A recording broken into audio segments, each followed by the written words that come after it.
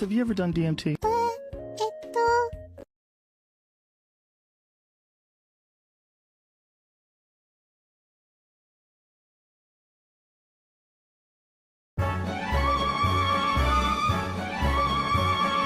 Who controls the feminists? Who calls gamers terrorists? We do.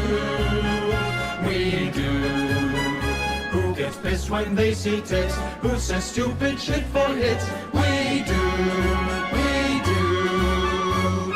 Who shills out for their friends' careers? Who praises Gone Home?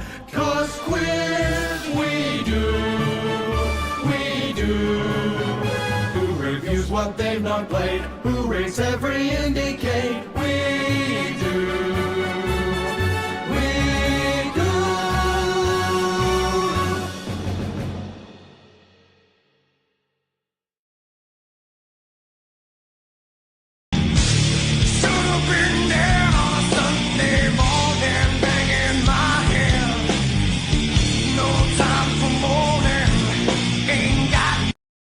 You look like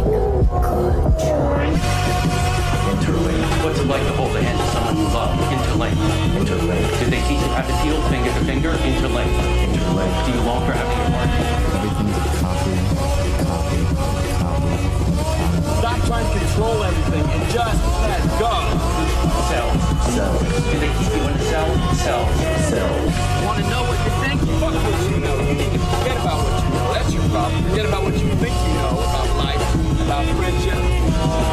Interlinked. If you were to die right now, how would you feel about your life? I don't know. I wouldn't feel anything good about my life. Look at you!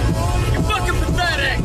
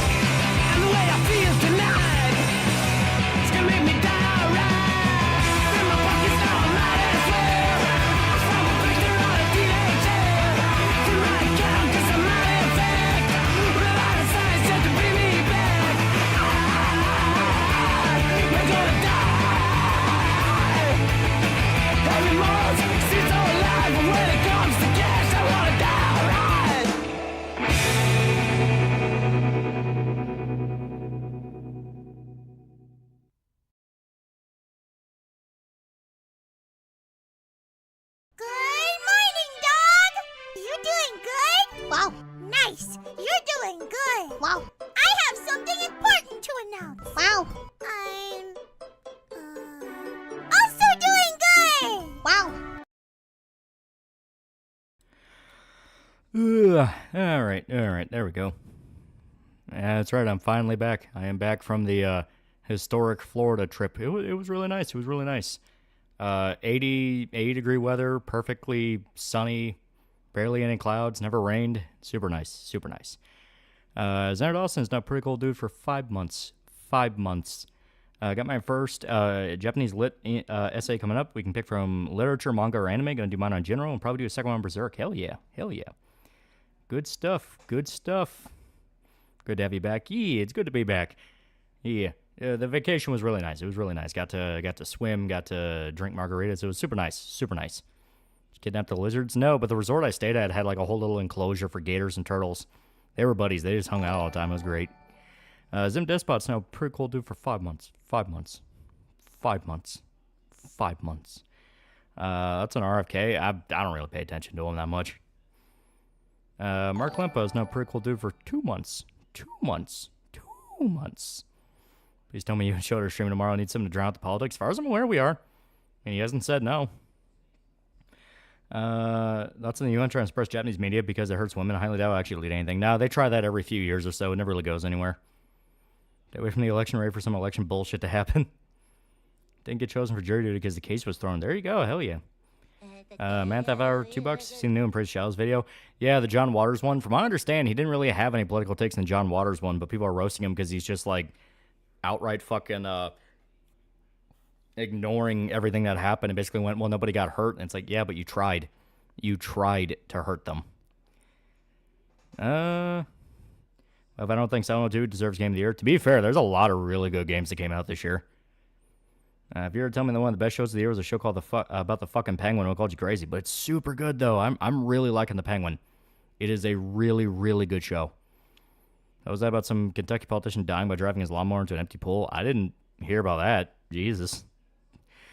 Big Buddha 88.94 for $100. Akasupa for Oshi. There you go. Akasupa for Oshi. Pretty good stuff. Pretty good stuff. You get a little heart. You get a little heart.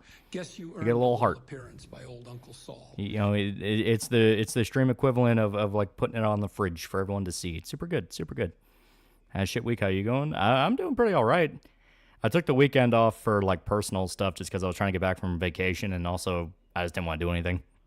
I just got back, so I'm like, eh. That's on Tulsi Gabbard. I don't pay attention to him. The only one I pay attention to is Trump. He's the only one I like. Back in his new anime mascot.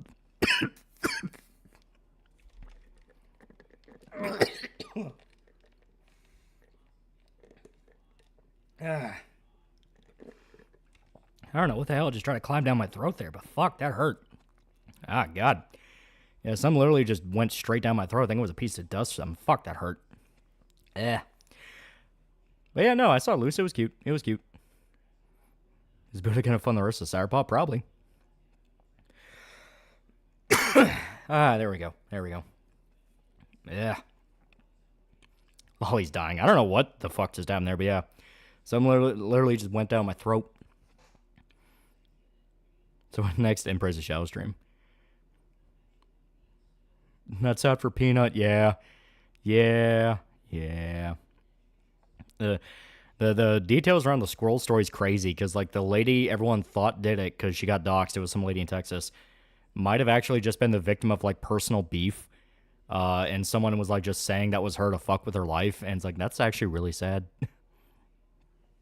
Godzilla just turned 70 and Yamazaki turned down Hollywood so he can make another Godzilla movie. Yeah, it's super good. Super good. Because they did announce it was greenlighted, so fuck yeah. Yeah, don't forget Fred the Raccoon. Yeah, the raccoon also died. Zim Despot, $5. Anyone here ever played Fire Emblem GBA? If so, what's a good way to beat Chapter 13? YouTube download sites are shitting themselves. I think YouTube's doing a routine crackdown. Yeah, every 6 or 7 months, I'd say, there's usually some new update that fucks with like every YouTube downloader. It sucks. Looking forward to the election fallout tomorrow. Oh god, I just wanted to be over. Rumor that Ron Paul might join Trump's administration. That'd be kind of cool. Big Booty at 88.94 is now pretty cool to do for a month. For a month. Oh no, I've been spotted. Chat. What do I do? New York killing Peanut and Freddy is a tragedy, but only ranks about 1,005 on a list of why the state sucks. Yeah, but still, it's an over-the-top story about police being dicks to animals. That usually breeds a lot of fucking insanity. I think squirrel waking more people in government overreach. My dad had pet woodchucks as a kid, and they destroyed one of them for the same bullshit rabies excuse. Yeah. Like, my personal theory is New York police have been dealing for a while with bad PR, where people are making fun of them, saying they're shit, they're ineffective, they don't do anything. So they essentially wanted to do, like, the strong-arm Waco tactic, because the guy they raided was not just some Randy. He actually was a pretty significant influencer, from what I understand. He owned, like, a animal rescue sanctuary type thing. So my theory is they would get him on some bullshit technicality, rush in there full force and be like, hey, we're still around, we're still doing our job. But they did it so badly that they ended up just having it blow up in their face because like all they look like are over the top assholes. I'm not a big fan of the government, Peanut, probably. NYPD remains as one of, if not the worst police force in the USA. One of them, yeah. Remember, Harambe was killed in 2016. Who won? Just saying. Yeah. So government being jackbook thugs again. What else is new? Good to see you again. Playing Metaphor right now on second chapter of the game so far. It's good, just like good SMT, bullshit. I remember it. Yeah. So literally just Waco again. I think it's the same circumstances that caused Waco, which is the police / law enforcement / agency need a W really fast. So they'll pull something out of the hat and respond to it in full force. And because they respond to it in full force for a situation that does not need that, they cause unnecessary tragedy.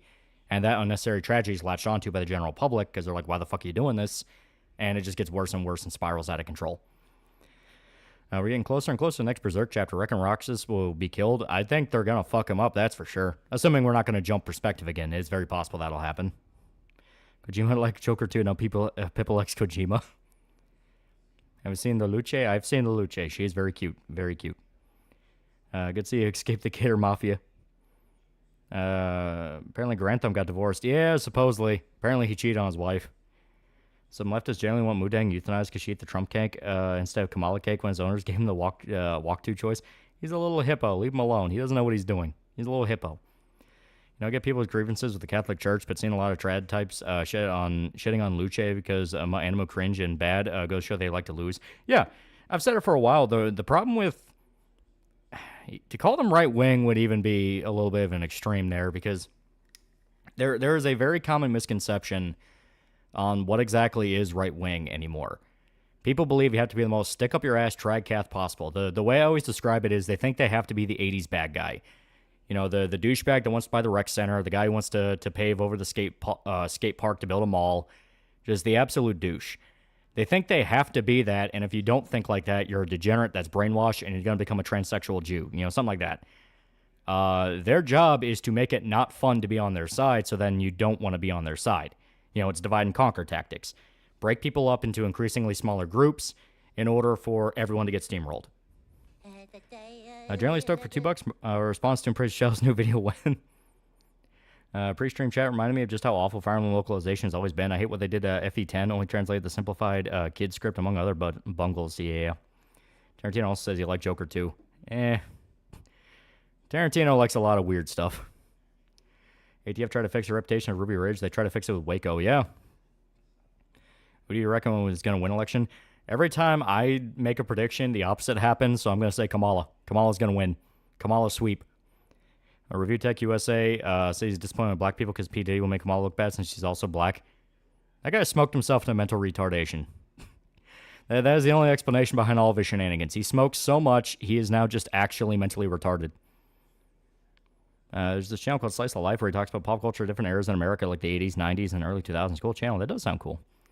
Having fun. That's for degenerates. Real men dig holes in the ground, beat their wives. And it's funny because a lot of the time when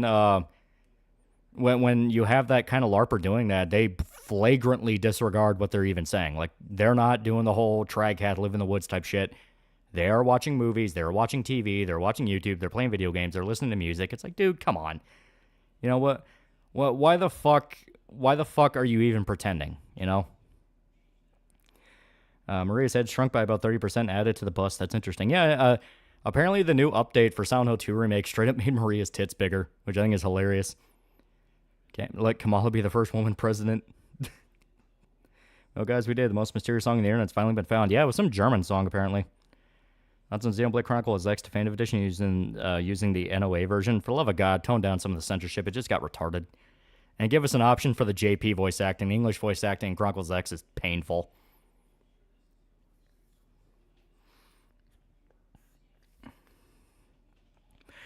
Start watching Berserk videos now. I get why people like the series. I'm only at part 4, and I sort of have the same feeling. Learn about 40k for the first time. It's nice. Or I'm going to bed. Politics. EU.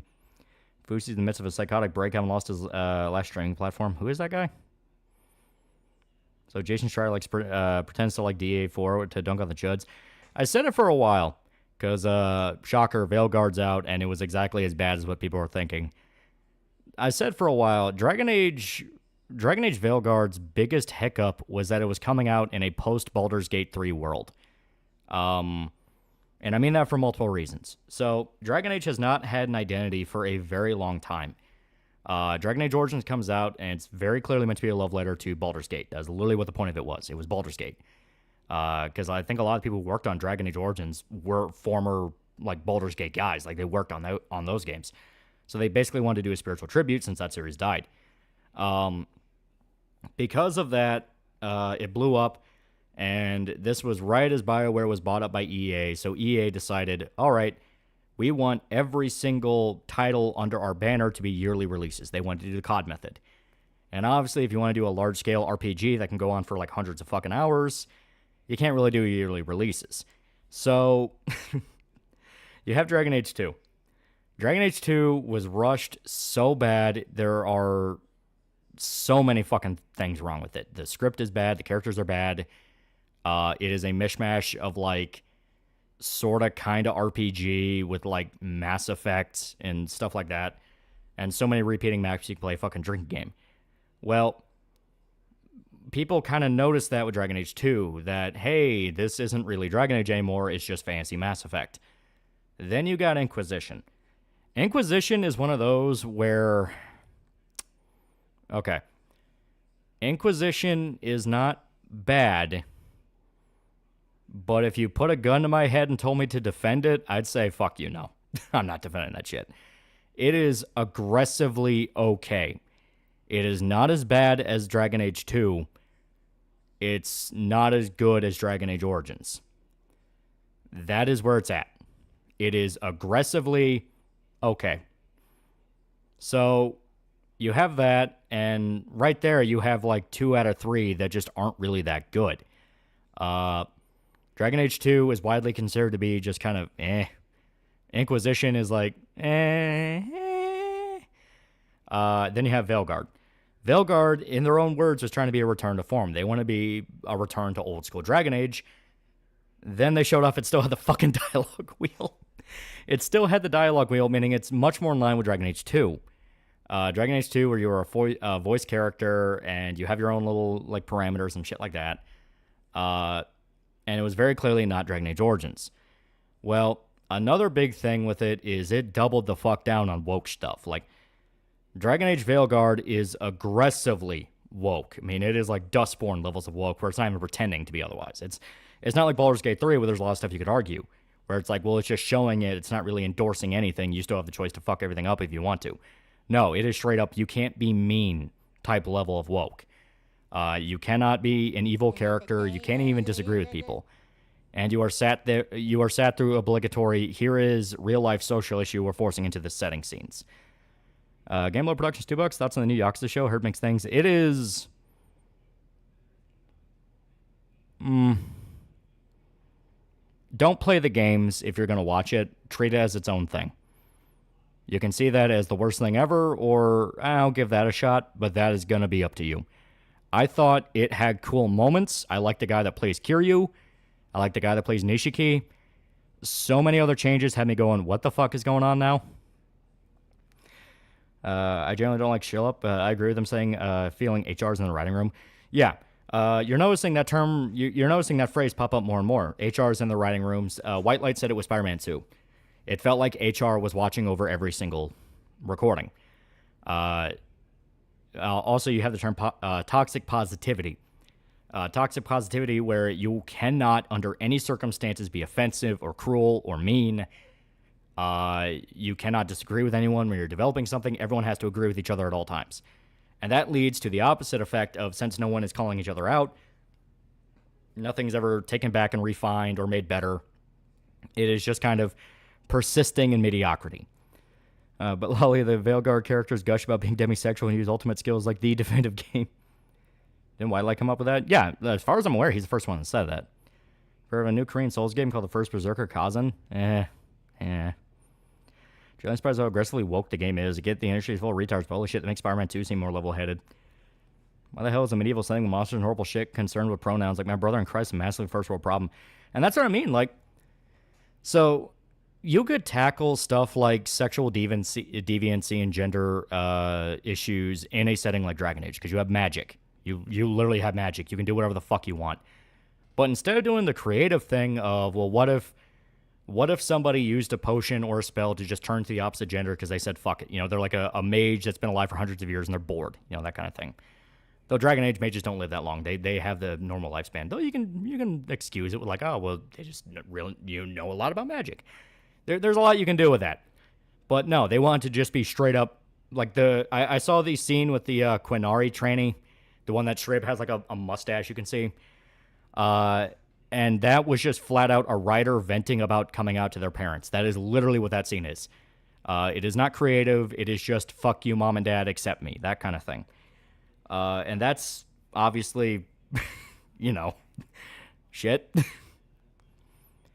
Yeah, you cannot tell me that Devinter mages don't get weird with it. Exactly. It's like, you can get creative with it. Yeah, Fable 2 did that shit.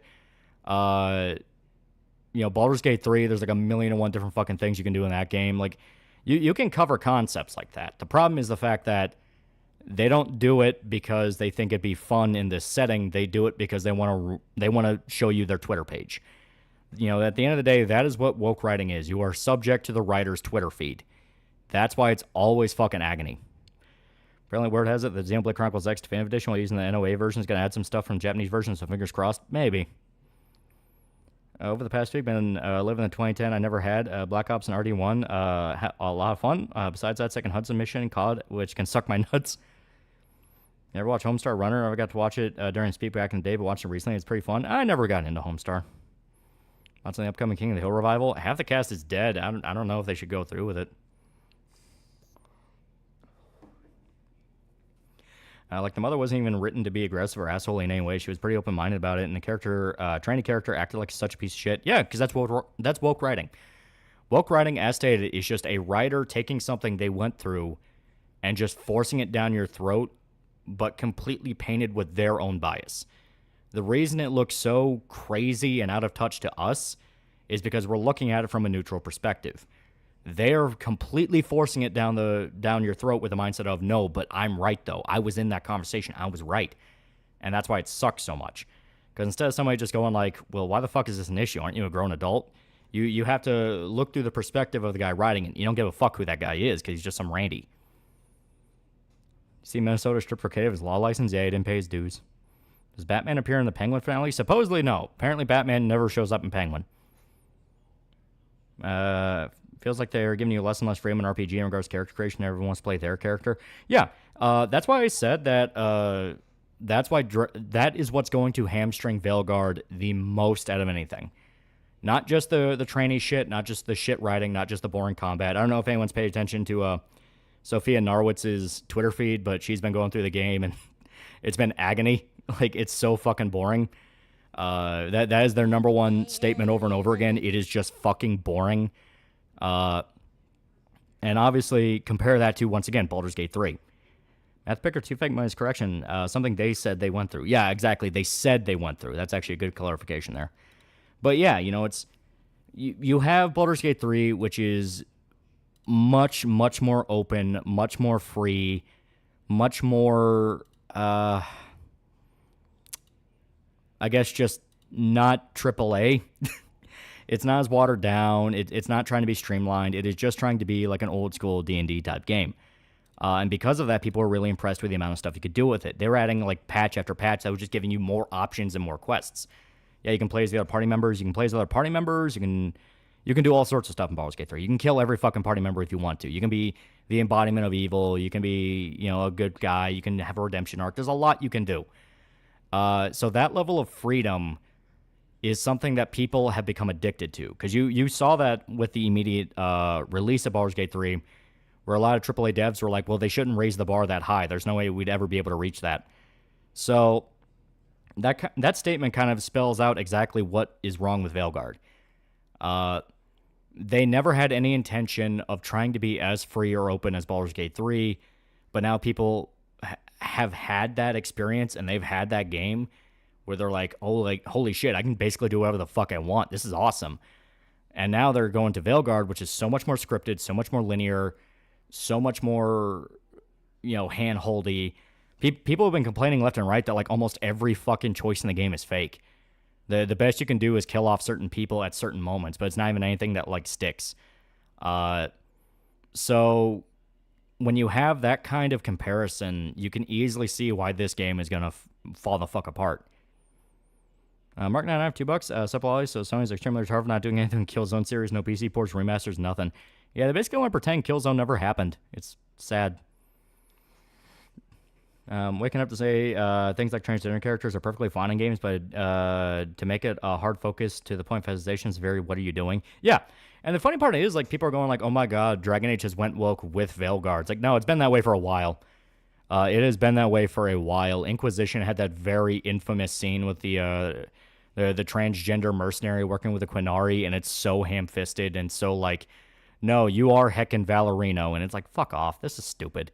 I don't like Inquisition that much. I say it's aggressively okay, but that doesn't mean I like it. I think it's very like, why the fuck are you here? Just play Origins. Hudson Space Dandy, it's great. Remember I saw those tweets by the devs, like, I can only look at my screen and say, fuck you, lazy piece of shit, your industry gone to shit. Yeah. 11 Dawn on so far, can't wait till they fight Predator and Xenomorphs. The only thing I know about Dragon Age is you can get Xbox 360 with another game, DA Origins among them, for 200 euros back in 2015. Fallout 4 had more choices than Veilguard. Yeah, and that says a lot. On Kojima liking Joker 2, he liked the Flash. Let the train mark to die to save the cool Kuhn Wallart ship. Ain't benefit living in a city. I don't live in a city. Also, man, Discord starring Veilguard's pretty funny, especially with some people like Mighty Keith tying themselves and not trying not to air the game with shit. That's the thing. It is shit. It's like, it is just not fun. Everything I'm seeing, people are going, you basically have to play the game out of obligation to like it. You have to immediately love the subject matter it's handling, which is all the training and LGBT shit. And only there are you going to have any fun, but you're not playing it because it's a fun game. You're playing it because it's talking about stuff you like. You know, the themes of the game are influencing your perception on it. Didn't someone find the source for the background sounds for the intro song of Donna from an old song of the 40s? Yeah, it's actually really cool. Veilguard's Defenders, but the Steam player account and positive reviews doesn't make the game a success. Well, it's like, congratulations. You sold just enough. Just enough to look like a success, but considering EA sales margins, nah. Fucking Dead Space Remake could sell millions. It sold a lot. And EA still shelved that because it didn't sell enough. RM1313, $5. Black Ops 2 had more and better endings than Veilguard. Yeah. How final polls look for Trump? They look pretty good. Actual RPG in which my choices have consequences and I can be evil too? Yeah. The man, the myth, the legendary young girl, the 20-year-old man's voice, TheAlmightyLoli Sama. And Mike Keefe doesn't want to give the quote-unquote anti-woke crowd the win, even though people in that sphere were cynical of the game first revealed. Yeah. Well, that's what more and more people are kind of seeing as this shit drags on, where, you know, like, kind of right now, the two faces of the culture war are Grums and Kate Bushhusband on Twitter. Kate Bushhusband is like the anti-Grums, where he's like super fucking woke, outright Antifa, got arrested for doing Antifa shit during the riots, you know, that kind of thing. And people are kind of saying the same thing. It's like, you guys are the exact same. You are fighting over shit you don't even care about. It's just about the bigger picture, you know, that kind of bullshit. It's just about the culture war. You don't care if these games are good. You don't care if these games are bad. You don't care if they sell well or sell terribly. You just want to bash your opponents. And you have that shit with Jason Schreier, where Jason Schreier's like, oh yeah, I'm going to just pretend to like it because it pisses off people I hate. And it's like, no one sees how that's really dumb. No one sees how that's incredibly stupid and just going to make people go right off the whole fucking thing and go, well, why the hell are we even here? Your thoughts on the Joe Rogan podcast for Trump and Vance? They were okay. I still don't like Vance. He's the vice president sitting in the fucking corner. Zim Despot, $5. Speaking of RPGs being limiting, the old school games have been doing that since Morrowind. Makes Skyrim unplayable to me. You're eating shit to own the chuds. Yeah, basically. I mean, the person who hid the abuse that Blizzard was doing is a corrupt piece of shit. Yeah. Remember, Starfield sold better and has more dialogue choice. That's how far we've fallen. Finish current login and start Ghost in the Shell Sandalwood Complex. Good shit. And GOP have been very proactive. They're fighting fortification, litigation, and winning. It's really hopeful. Yeah. See the Fetterman appearance on Rogan? Yeah. Jason No Force getting big for head Schreier. First Berserker, Kazan takes a lot of inspiration from Berserker, unsurprisingly. I'm probably not going to play it. I am so burned out on Souls-likes. It's like, I want to play literally any other game genre. Yeah, Skill Review did not like Veilguard in his review. Bro tore it up. Yeah, it's not fun. Like, that is the problem with it. It is not fun. I was seeing the thread that Sophia Narwood's made on it, and just every other tweet was, this is not fun. It is boring. There is nothing here. It feels like a cell phone game. It has the fucking Destiny UI. It has the fucking, pop your skills like a goddamn cell phone game. It does not have soul in it. This was a corporate product. Because I said about it after they announced that they were going to really push for the development of Veilguard. Shocker, once again, after Baldur's Gate 3 comes out. They were riding the coattails of Baldur's Gate 3, and that's why it like came out, within 2 years of that game? Because they were like, all right, we got to get this game out now to ride off the coattails of this game. But it's just not as detailed. It's not as fleshed out. It just doesn't feel like something people wanted to make. Speaking of Trump, JRE, the first topic was The View, aka Whoopi Goldberg and Friends Retardation Hour. The very night we suffered through Theodore Rex, how did they know? How long do you see game companies doing go woke for news and publicity? Well, they've been doing that for years now. The big question is, are they ever going to stop, or are they just going to rely on rage bait forever? As we have the Transformers YouTubers, they claim to like the new show Earthspark just because non-binary, a Transformer character, unsurprisingly, they're annoying. Curious no, but have to ask, are the past 2 Dragon Age games any good? Check out her mixed stuff on the 3rd entry, but I don't know. Just play Origins. You do not need to play the rest. 2 sucks ass. Inquisition is just barely okay. Veilguard's terrible. Just play Origins.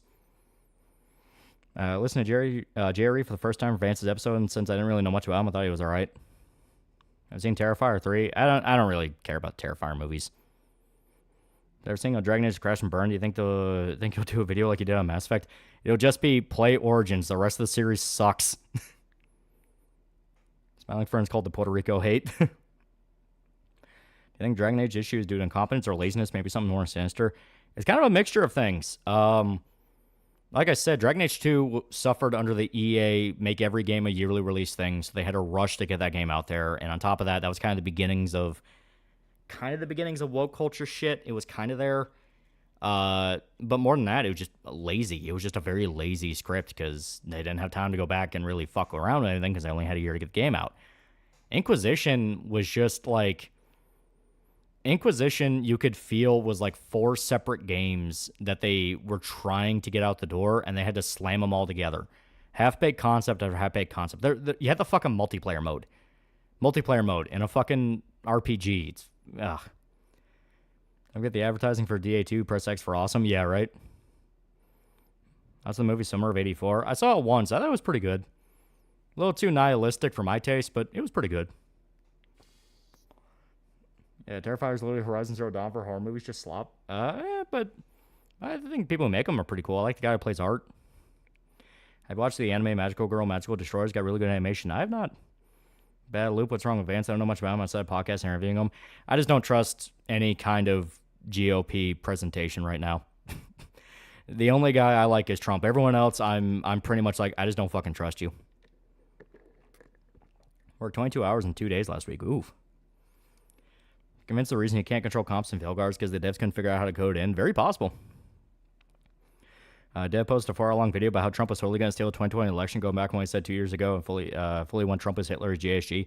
Well, the big thing with Short Fat Taco, because that's who Dev is he is desperate to get into not quite the establishment liberal club, but he really wants to be Destiny. He wants to be invited to speaking events. He wants to be invited to this and that. So he will whore the fuck out in whatever way he can. Because him suddenly going full-on pro-establishment was fucking retarded. Because, no. No. Is that with the anti-Shogun or pro-Shogun forces the rise of the Ronin? I did both. I played both sides. He just wants that DNC money? Yeah, as stated, he'll whore himself out. He wants to be part of that elite club because then that gives him access to the perks. You know, paid for speaking events, paid for appearances, stuff like that. And he's just kind of grifting off rage bait. It's the Destiny contrarianism thing. Just piss you off so bad, you'll sign in a super chat to call him an idiot. But he still has your money. Destiny at speaking events? Yeah. What games are you looking forward to? For me, it's Tales of Grace's F remake. I want Legacy of Kain remaster already. Take on GP politicians like your Hogwarts Legacy tile. You're all frauds. Yeah. Carlos Batista, $2. I am too. I'm tired of Souls. Like, what more DMC likes? Also, fuck, man, a lot of major Japanese animators dropped like flies recently. It does not bode well. Hope they'll have good successors. Yeah. He literally thinks the population of the U.S. In a resistance wouldn't stand a chance against the feds. Yeah, he is just an establishment whore. Dev does not have opinions. He has talking points he's fed to. That is what he is doing. He doesn't actually believe in anything he says. He is just going along with what the talking point is. My sister saw the name of your Twitch account and thinks it's funny. Yee.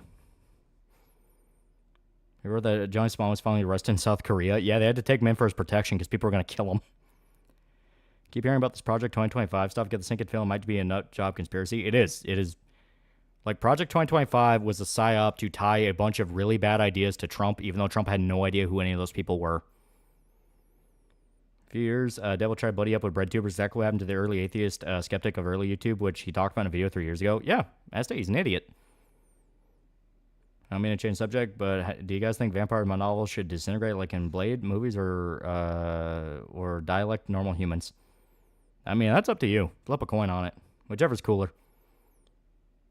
Destiny Dude with Elijah Safer. If anyone in chat remembers that I was copying that conservative guy, would change my mind. Some guy in a server I'm in are predicting that come tomorrow, Devil completes full-on transitions of breadtuber. Looking forward to P6? Yeah. I'm not looking forward to when everyone doesn't play it and then just uses the avatars to get into stupid takes on Twitter. Math picker 2 fake mines. At this rate, I hope Iron Liz is still based. Why do you think Dev is still with Arch? Money. They get money. When he says something retarded, people donate to call him an idiot. Change topic. Apparently, FBI is looking into Mr. Beast. Also, this neat little Silent Hill-inspired game called Late Homework, starring a schoolgirl cat who's been drugged up.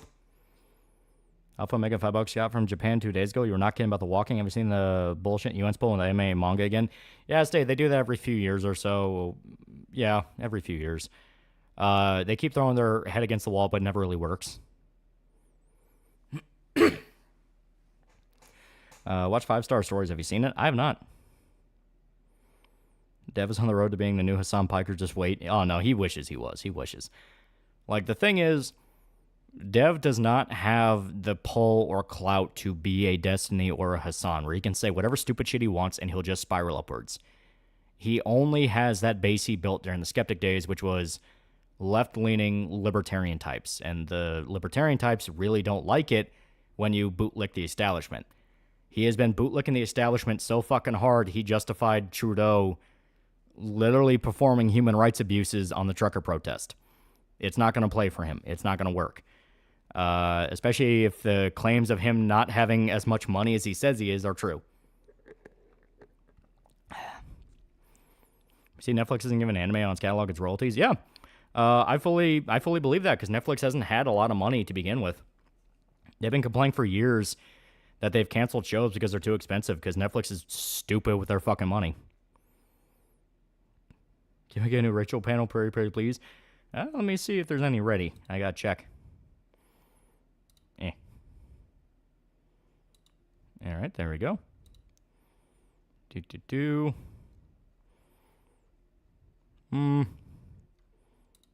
Here we go.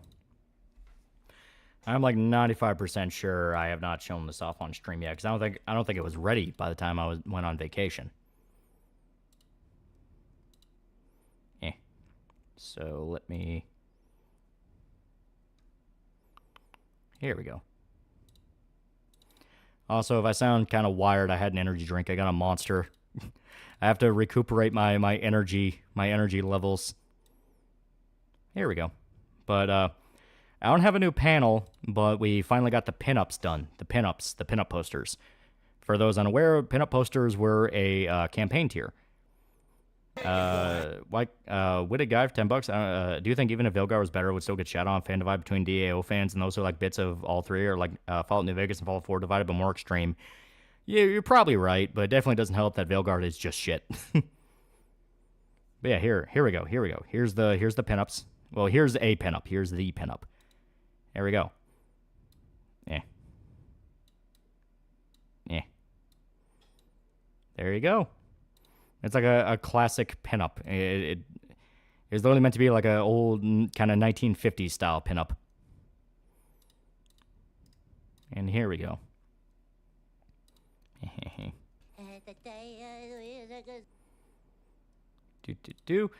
Gary is $5. Who's your favorite non-main cast character in Berserk? Do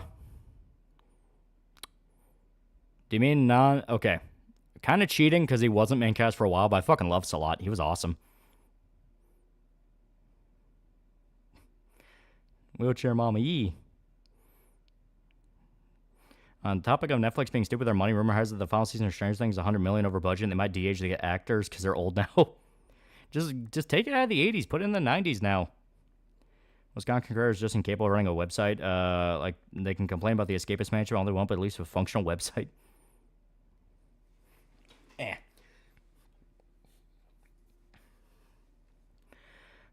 Give me the nipple variant, you coward. Aren't we already seeing return takes people who don't play the games or view it as superficial level of metaphor fantasio? No, some anti-woke guys are writing it off. Yeah. Well, that's a funny thing. The anti-woke guys are writing it off purely because of localization. Because, yeah, localization, from what I understand, does do a lot of stupid changes. But the woke people have once again repeated the Persona 4 effect of they're taking shit out of context and pushing it as the interpretation when the game immediately doubles back on the points they're showing and going, no, but these are bad things. The revolutionary chick who talks about, like, beheading the rich, her whole character arc is realizing that she's gone too far and the crowd she is, like, radicalized are just taking petty vengeance on people they don't like, and it's becoming something she can't control. Seeing what Johnny Smalley did has been doing in Korea. I kind of wish he wasn't being arrested so he could try the same shit in Auschwitz or Israel. He wouldn't be seen to get him. So, no, Korea's trying to kill him. They arrested him for his own protection. They're trying to kill him. He's been beaten 3 days in a row. That's not what happened in this 2024 election. Also, shit, Dragon Age gaslighting is something else. Hope you're doing well, except for next Berserk chapter. I just want the election to be over with. How's the story Fantasio? I might get it with my next paycheck, but I've heard the story itself is a bit meh. I heard it's good. I hear it's genuinely really fun. I do have it. I have it installed, but I haven't played it yet. She's responsible for those live lost too. Well, the whole thing about it is she was arguing for a legitimate problem. The problem is the fact that the people she was arguing with went too far. It's that classic thing of, the road to hell is paved with good intentions. Her arc literally ends with her telling that mob to get jobs. Yeah. Marquis Skirte, $5. Hey, Halo, mom's going to vote for the first time. Yee. James Rhodes, $5 over spooky season rewatch Skeleton Key. There are too few horror movies based around Deep South folklore. Also good PG-13 horror movie. Oh. I watched the original Scream. I love that movie. 6 Days in Fallujah gets the first 2 story missions and teammates on Thursday. Fuck yeah. Speaking of Stranger Things final season, one of my friends from high school has a really good shot at being cast in a flashback 50s episode. So cool for him. Oh, that is really cool. Glad I got a nice vacation. You listen to Slaughter Prevails. If so, did you hear their new single, Bail It? I'm going to make their Berserk-inspired shirt back patch. Hell yeah. One way his shenanigans are put to a stop because income line take his phone and camera. Oh, they've been, like I said, he had to be taken into protective custody by the police because Korea was going to kill him. They were beating his ass 3 days straight in a row and, like, doxing him and following him and stalking him.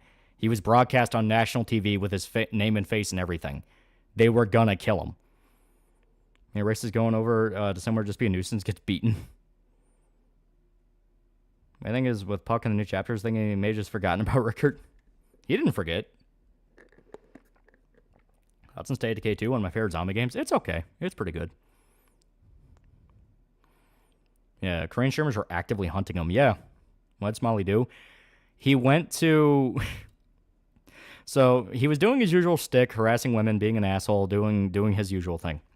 What tipped it into full-scale, we're gonna kill you violence was he went to a memorial specifically for women that were raped and murdered by the Imperial Japanese in World War II, started grinding his dick on it, and had a rising sun flag. That is explicitly the point where people went, we're gonna fucking kill you. I think it was in police custody because of him kissing the statues. No, it was because people were beating his ass. He was not in police custody for a while, and he was getting beaten in the streets so much he had to get protective custody from the police. Because you can see the videos of it. Yeah, he's dead. Yeah. Yeah, reminder, South Korea is mandatory military service for all young men. And they take their World War II history very seriously. Resistance fighters from, Korean resistance fighters from World War II are very much respected in Korea. Police are also beating them. They want a piece of them too. All right. So I'm gonna live on the edge a little bit here. Okay. I gotta be careful. Okay. Matthew Picker for 2 fake mice harassing women. Bro, stop stealing my moves. Did he get in trouble with the Yakuza in Japan? No, they just booed him out of Japan. He just got deported. Smiley's also being arrested for drug use and sexual abuse. He basically made on stream he fucked prostitutes. Oof, yeah, that's not good. Watched Transformers 1, even though I was never a huge Transformers fan, I liked it. Okay, so I showed you the pinup. I keep getting distracted because I'm trying to keep up with you guys, but I got to focus on here. I got to focus. So, as stated, I showed you the pinup. The pinup was really cool. Well, Envy, while he was working on the pinup, decided as a little treat to include an extra version. We didn't even ask him to do it. We can't even really print it because Indiegogo has weird shit about the content, but yeah. Alpha Mega $5. See the video of 2 guys holding Giant down so one of their girlfriends could get their licks in. Really funny. Oh yeah, they beat his ass. But yeah, here we go. So this is the alternate version Envy made. I'm living on the edge here. I am. We are running the tip of the blade, so I'll only show it for like a few seconds. At most, this will probably get age restricted, but that'll be fine. So there you go. Just for a few seconds. There we go.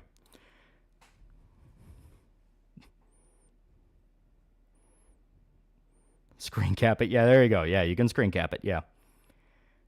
Seen TF1 yet? Legit good. Also, that marketing is negative PR.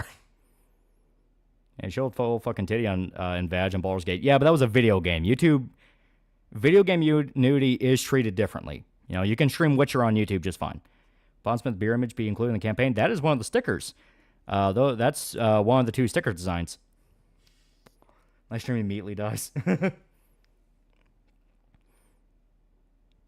Yeah, you may have noticed the booba was pretty big. That is canon. That is canon booba. Rip VOD.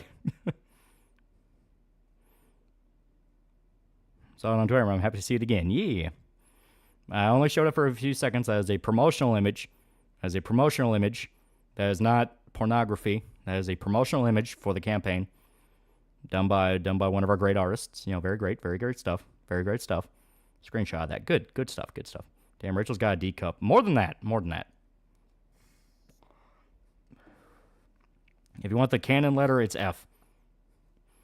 I require more ginormous cripple ass. Spent a weekend with grandparents. I woke up in the morning. Grandma was watching news about something about Trump. She said she voted Kamala. Regret it. I asked why she didn't vote Trump. She said Trump is mean. Which Korean woman got her licks in with me. Have you ever seen the FX show Feud? It's an anthology series about real life feuds. Huh. Gonna be a lost stream. Make stream educational. I think it actually is. I think I actually did make it. Yeah, it is. It is on our education category. All right. Here we go. Save the image as tall stream. Monka Tower Sojo. She's one of those gals who made bras explode, eh? Yes, because that's a fun part. Lawrence Fishburne effectively playing as Morpheus again. Talking about the matrix of leadership. The casting is pretty meta.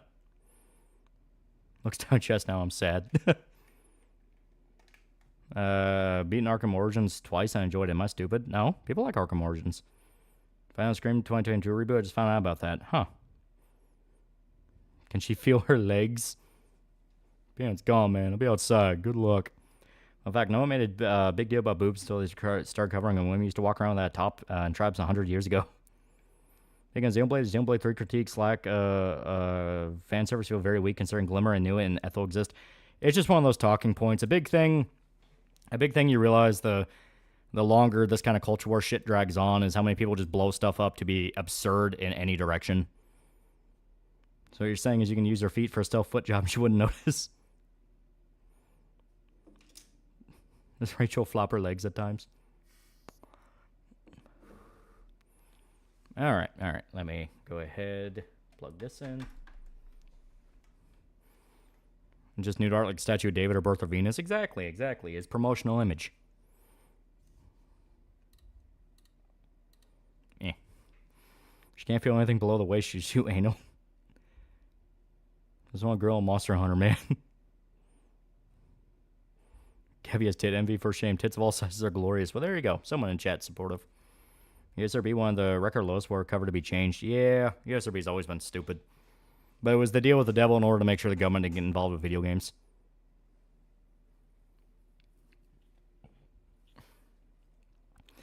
On the note of all games, I've been playing Mega Man Legends. Miss when games can be completely reasonably quick.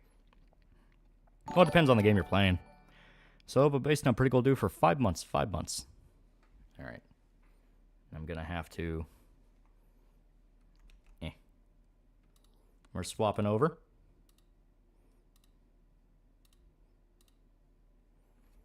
There we go. Support for the itty-bitty titty community. Not monster. What lolly really means that he's been drinking gamer subs you can use for code 12 10% off your order.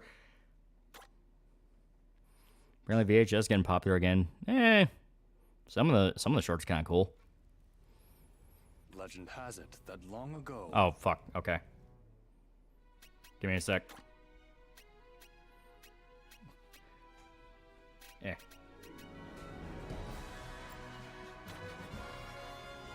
All right, give me 2 seconds.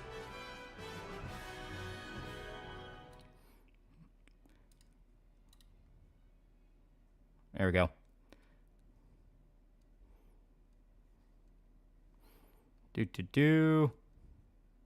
Gotta wait for it to completely close. I forgot it defaults to English, so.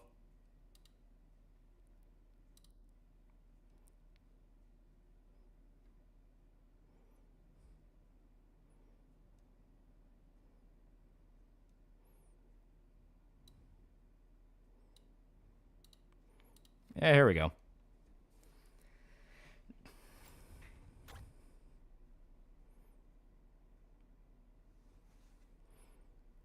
Okay.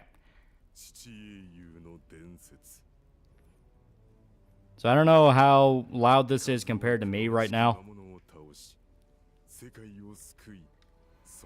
I'll let it play for a little bit.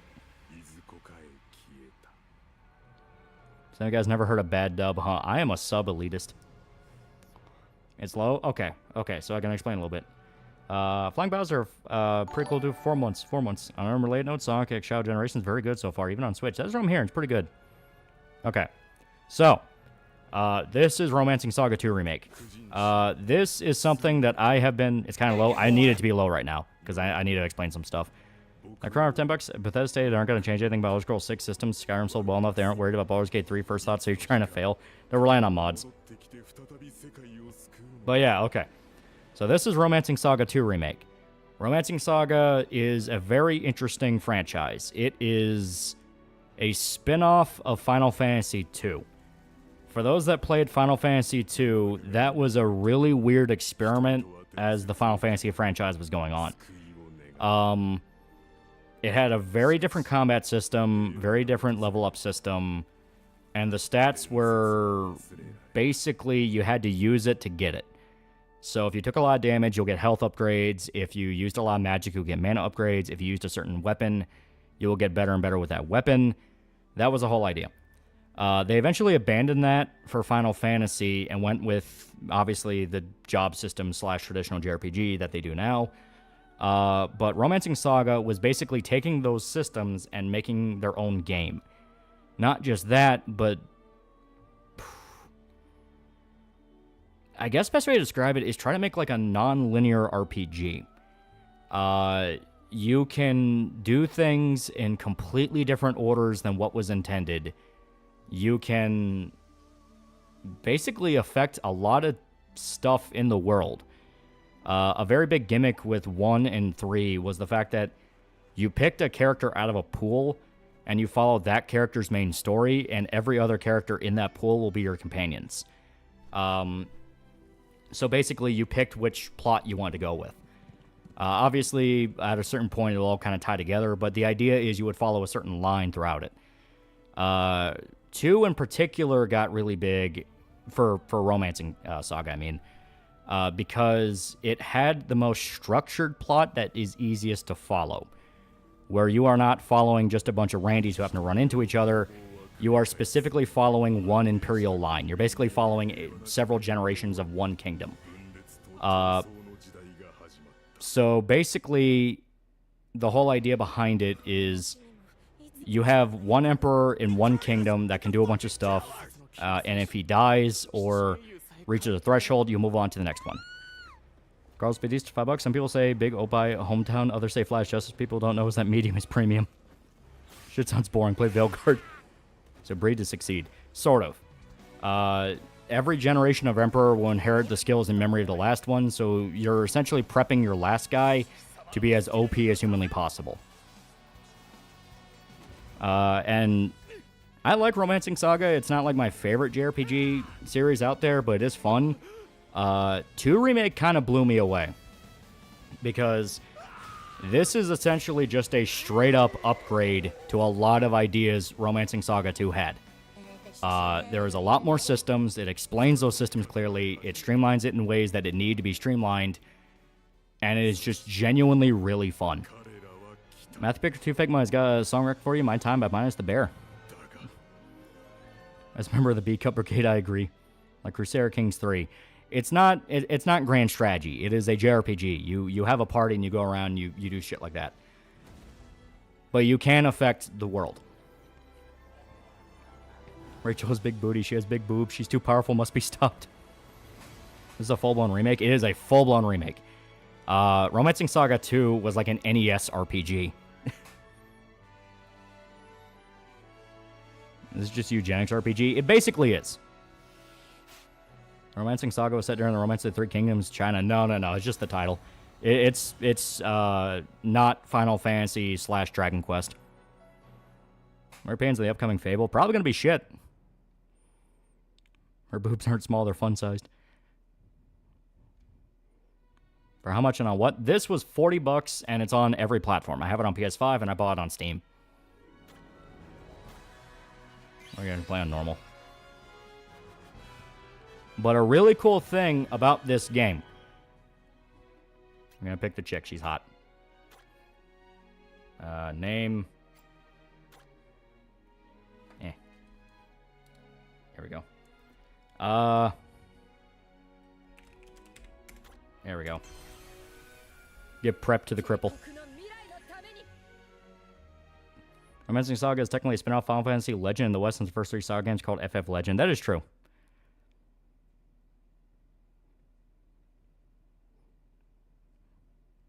Those are nice bazongas. She's only hot 'cause she got tits. It looks like Terra from FF6. As stated, there's a lot of Final Fantasy DNA in Romancing Saga. Sugar, $5. Word of advice to all those who play this: go to Cumberland first, or an old man named Boken will violate you. Oh yeah, Boken's mean. He is very fucking mean.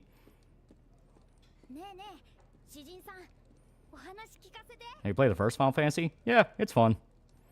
Those want the old experience. Experience the old OG Romancing Saga 2 is a remaster available for most systems. Same for Romancing Saga 3. Yes. I've watched another case of dark games having funny phantoms when the captain to be rescued. Someone could still live to tell the tale.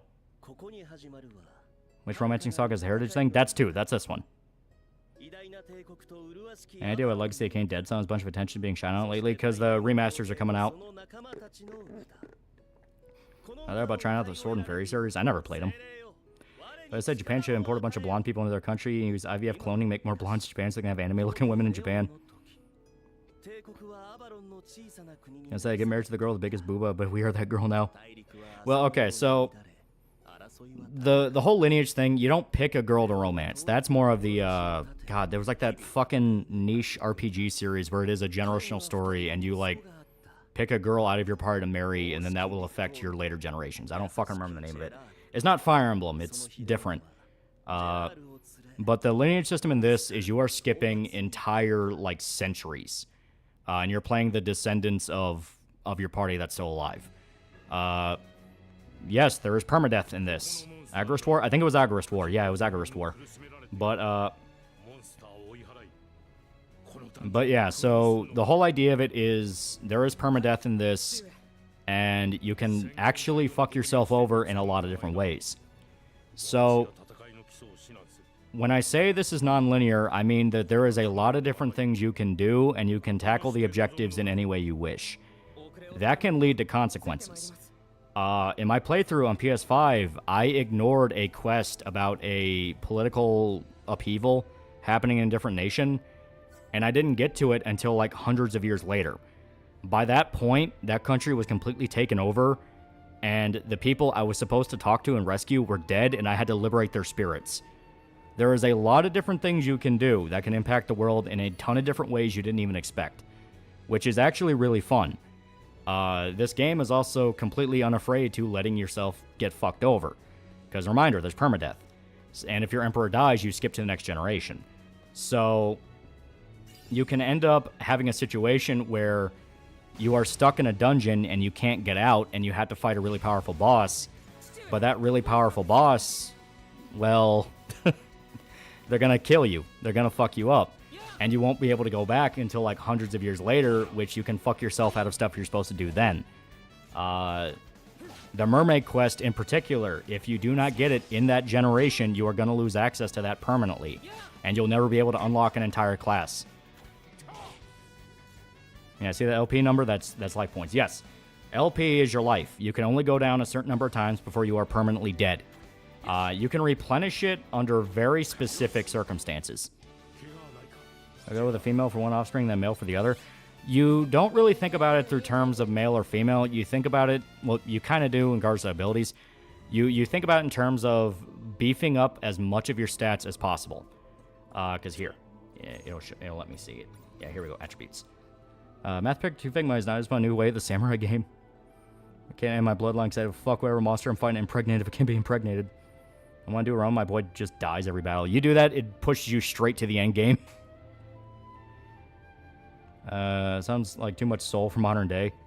I know what you're doing. You can farm LP, but keyword is know what you're doing. Exactly. But as you can see, the attributes, you have sword, great sword, axe, basically club, spear, rapier, bow and arrow, and martial arts. You also have your different schools of magic. There is fire, water, earth, wind, light. There's also darkness, but darkness is very context sensitive. It mainly just kind of appears as a buff for other attacks. And I don't remember if there are two more. I might just be going crazy. And PS5 sounds fun. Yes, it is on every platform. Yeah, there's no limit. We'll change the story and what you can do. Yeah, you can end up locking yourself out of a lot of stuff. Can you just farm? Is there an actual time limit? You can farm battles as much as you want, but if you do certain story things, you can end up kind of locking yourself out of a lot of stuff. Because there was a situation I ran into there where I did the pirate quest before I did the political upheaval quest, and that skipped me an entire generation, which once again led to that family dying.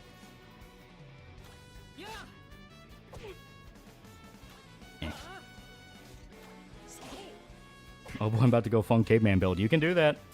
Because basically, the attributes, I'll show it again real quick. Yeah, as you can see, you level up. Slowly but surely, you level up. But yeah, the attributes, you can learn any weapon in the game. You can learn any spell in the game, depending on your character. It's just they'll have different affinities for different ones. The king that we're playing as right now, Leon, he's pretty OP because he's kind of meant to be OP for this period of the game. He is the current emperor, so he's very powerful. Compare that to his son, who... not bad, but he's not really good at anything yet. Because you're kind of supposed to grind him up a little bit, / a story thing will happen that'll make him significantly more powerful. The whole idea of it is, it's a lot like Let It Die, if anyone remembers that game, where you reach a threshold with one character, and then you kill them, and then you carry that threshold over to other characters.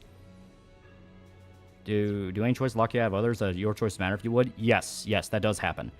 Yeah, you can lock yourself out of entire mechanics, entire quests, entire classes of characters. There is a lot you can miss, which once again is something I really like with this. So Leon set up Gerard for success? Yes. Because Gerard's his son, so he's trying to prep him to be a warrior. By the way, apparently they're working on a Let It Die re-release or sequel. Oh. My friend sent me AI foot fetish scat diaper torture furry lolly food porn. Do I kill her? So in summary, it's like a Soulsborne side quest, but the risk of failing that quest is greater. Game sounds very fun. I have been enjoying this a lot. It is one of those where the beginning is the worst part of it, and it's not even that bad. It's just the slowest. You don't get to the coolest stuff until you're a few generations in, because that's when you can start doing the actual kingdom development. You can start exploring the world more, and there's a lot more you can stumble into. As stated, the mermaid questline is something you just go to a random bar in the middle of some town, and you just see a woman dancing, and it's this whole fucking questline. But that questline is really fun because it's one of those cases where if you complete certain quests, you'll end up you will end up ending a generation early.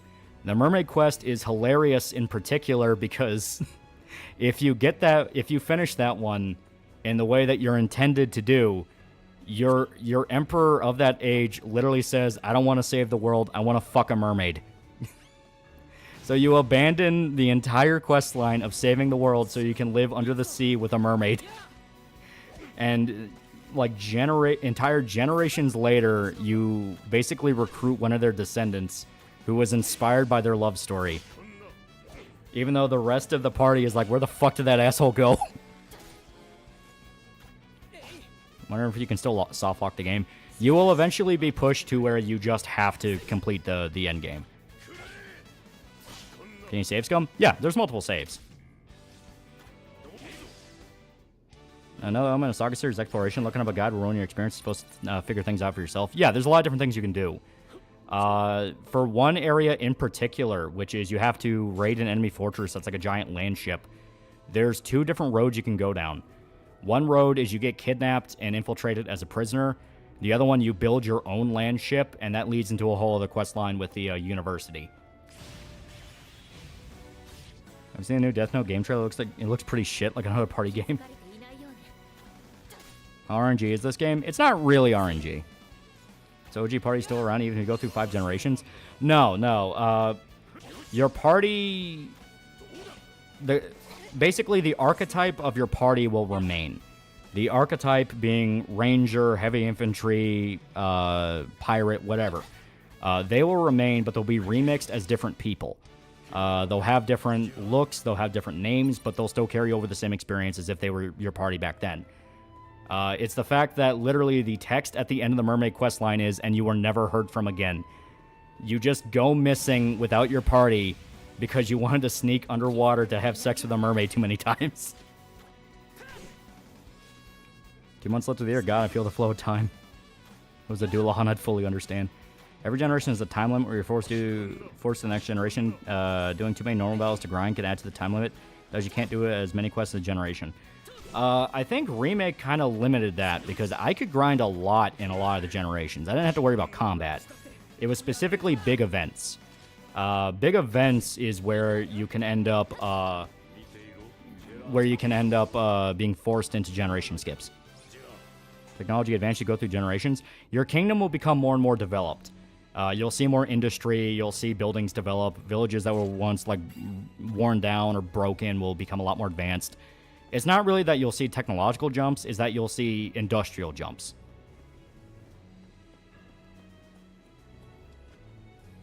All that time wasted for fish coochie. Arrow got grip that will suck the life out of you. He doesn't know any magic yet. And here you go, that's the ultimate attack. Ultimates will be your fucking lifeblood. Mermaid are super hot, though.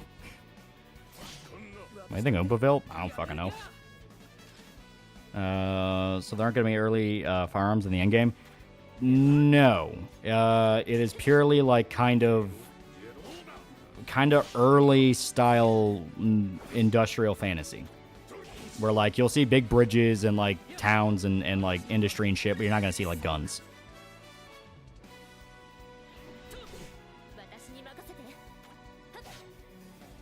Game looked good. It is a lot of fun. Like I said, I genuinely am surprised how much I found myself playing this.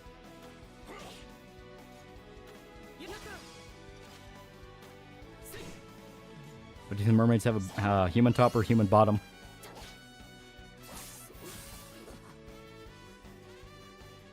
As you can see, the prince went down. I was Florida. It was very nice. Very nice. No black powder, but we can make a robot. That is true. You can make a robot. Do you see cannons? Yeah, you can see cannons and stuff. You're just not going to see muskets. Change from OG. Also, you need to actually have a good economy to develop technology. Your economy increases when you add territories to quests. Yep. He's got a protagonist enslaves villages and force industrialization upon savages. See how fancy doesn't interact with guns often enough? I mean, come on. Medieval guns were a fucking tuba and stick you put powder into. Say you want to meta the game. Could you exit out of the game if you're about to die and reload a checkpoint? Yeah. If you saved in the right spot, you'll easily be able to just quit out and avoid having to do a generation. You can save scum. Ever played Stella Glow? No. I finally got actual dip pens for drawing and G pens, and the first thing I drew with them is Meryl from Trigun Dojins, is Lilith from Darkstalkers, because Meryl with a fat ass is my truth. Can we do Spell Sword, or are we stuck to traditional RPG classes? Yeah, you can do Spell Sword. As stated, you'll have archetypes for what the characters are, but you can adjust the builds from there. You can have a heavy infantry dude that specializes in fucking range. It's not ideal. He'll never get as high as like a traditional ranger, but he can do it. See, they added guns to Kingdom Come 2? Huh. You're kind of legendary Florida man there.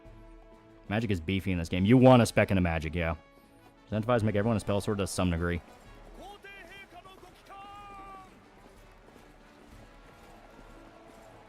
I'll still go the pregnant machine. By generation, you mean the same bloodline, or is it kind of inheritance of duties by familial ties?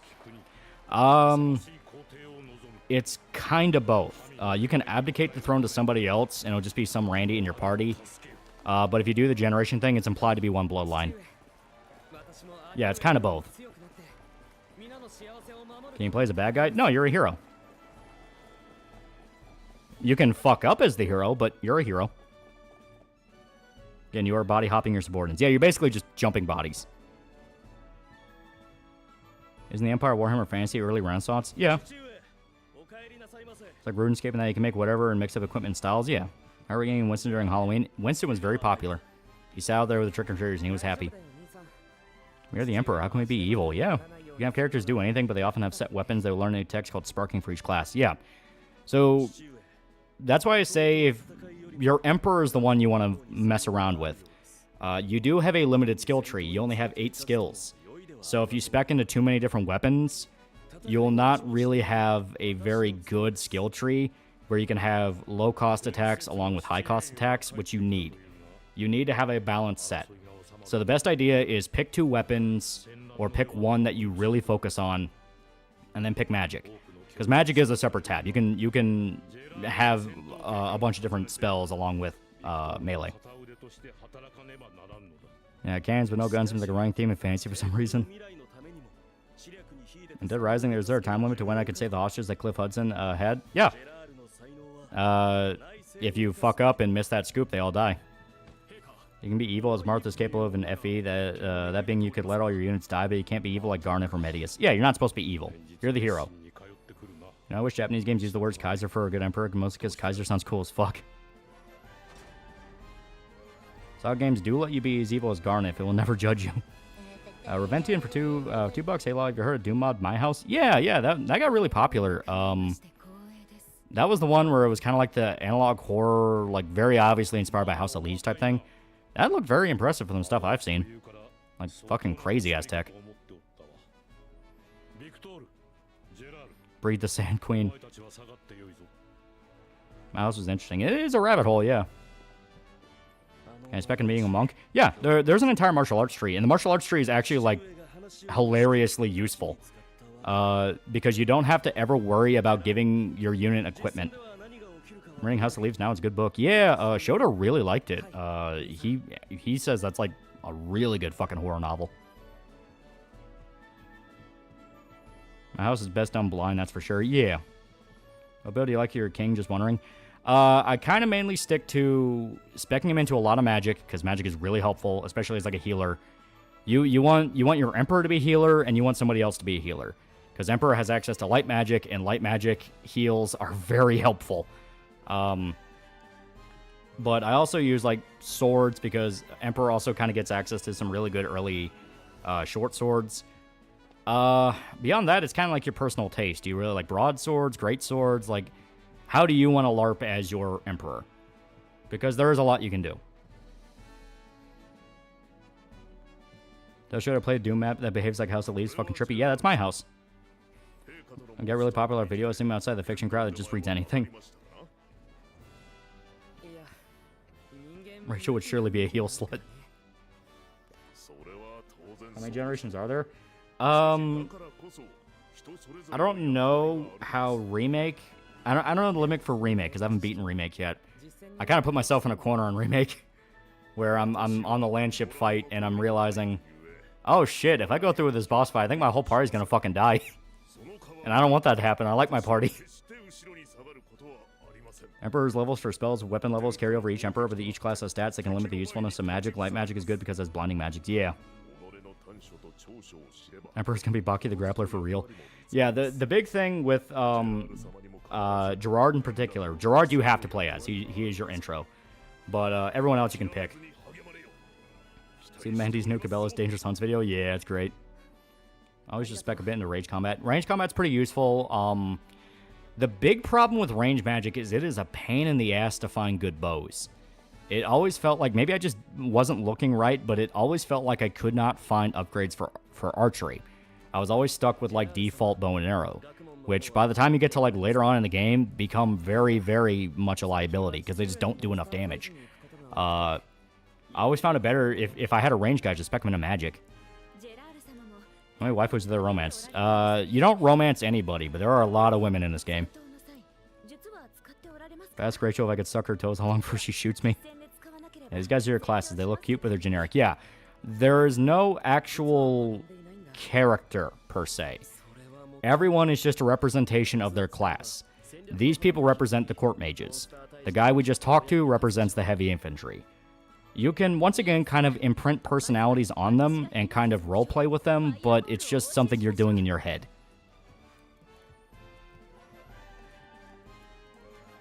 Art style is very easy on the eyes. Yeah, I like the remake a lot. Yeah, she teaches you Fireball.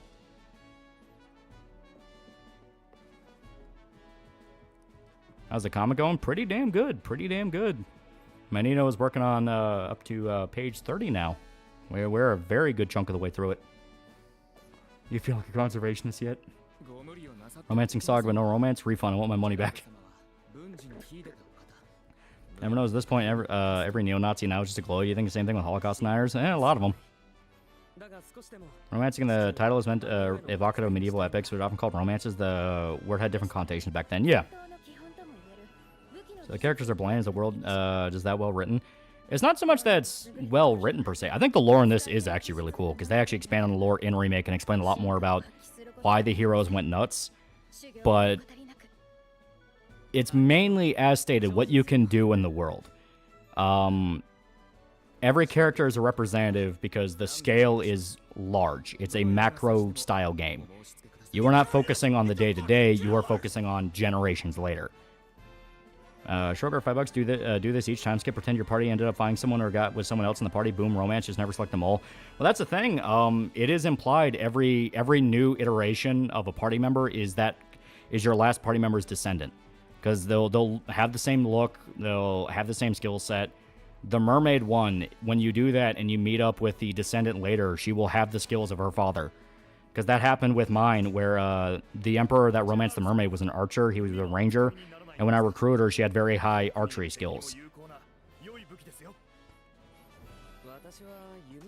Yeah, MC had kids off screen. Yeah, that's basically how you, unless they die, that's basically how you have to headcanon it. Actually, like a grand strategy game like that, where it's not really about a set narrative, but a string of events. Yeah.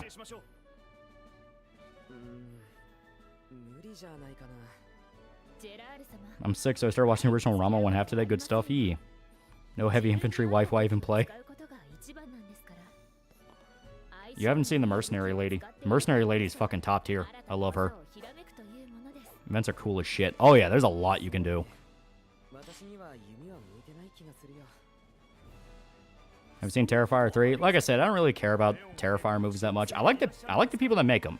The guy who plays Art seems genuinely cool to talk to. Girls in this game are cuties. Oh yeah. Mermaid is the way youngest incest family tree.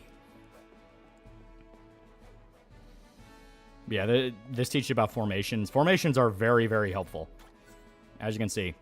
They affect different stats where obviously you want the heaviest guy in the front, the guys that you kind of need to keep alive in the back, and there's different ones you can get. Yeah, I'm going to save real quick. I don't know if there's a hard time limit before the final Emperor Empress, but after you kill 4 of the 7 heroes, you go to the final generation automatically. Yeah. Final generation around... When I played OG, it mainly popped for me around, like, after I killed the 5th. When I killed the 5th, that was kind of the reliable one. Also, this is the female mercenary I talked about. Get with only 1 boob armor, believe it or not, is very accurate archer armor. Technically a harder time, and that if you somehow manage to play and kill every single possible Emperor, the game pushes you to final Emperor. Yeah. Booba. As you can see, she has a beauty mark on her tit. I love her. Where's my World War RPGs? Valkyria Chronicles doesn't count. That's basically XCOM, but I love them. Are there matchlock guns in this game? No, but there's cannons. She's got a fancy hat. That's a succubus, not a mercenary. If I pay you, will you marry me?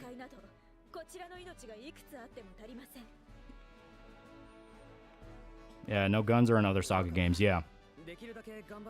Her descendants can have bob cuts. You can get a Colt 44 in the first game. That's right, you can. Know which character I'm building an entire tribe with? Yeah, there's a lot you can do. As stated, the Mermaid quest line, there is a lot of steps to get that done, and it involves you liberating multiple regions and genociding an entire race of bug people. Because you have to get a comb. You have to get a comb in order to help a mermaid out so you can get water to make a potion so you can be with the mermaid you want to be with. And to do that, you have to kill an entire hive of termites and save the mole tribe. So all for mermaid pussy, you have to basically liberate half an entire continent and then exterminate an entire race of people. First game was also weirdly experimental, where each race played wildly different and unique level up mechanics. Yeah, they were very, as stated, Saga games are always very different. They, like, trying to describe a Saga game in terms of, like, normal RPG is very fucking hard. Was it worth it? I'd say so. That's just a side quest? Yeah. When do you start the quest? You have to get to Atlantica. When you get to Atlantica, which is a little coastal village, you hear rumors about a dancer. So you just stay the night there, and then you go to the pub. And that starts the quest line. But you have to complete that quest line with that generation. If you skip a generation or die, you lose access to that. But that's how you get 2 classes. You get the mermaid class, and then you get the dancer class. I'd say it's hard to win this game. It's not hard to win. It's hard to see everything. If you want to see every single event, you have got to know exactly what you're doing and when. To the point that you have to speedrun certain bosses. You have to avoid getting in too many fights. Yeah, keep in mind this is the second Saga game released this year. That is right, yeah.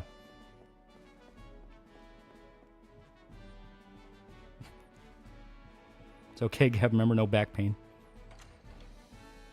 Bug people had it coming. They actually did. They were a bunch of assholes. They're directly the reason why the world goes to shit in the first place.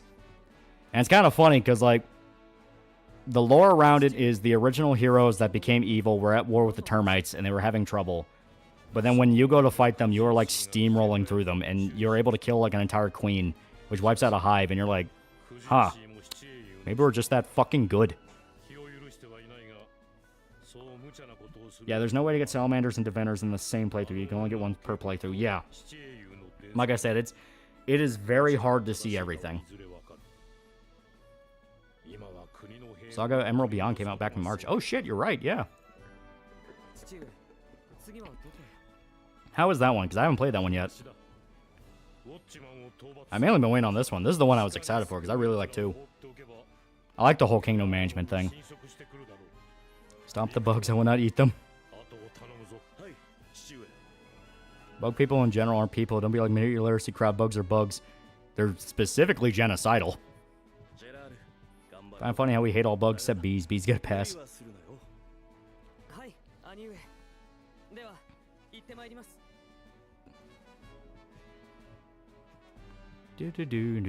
Do. Alright.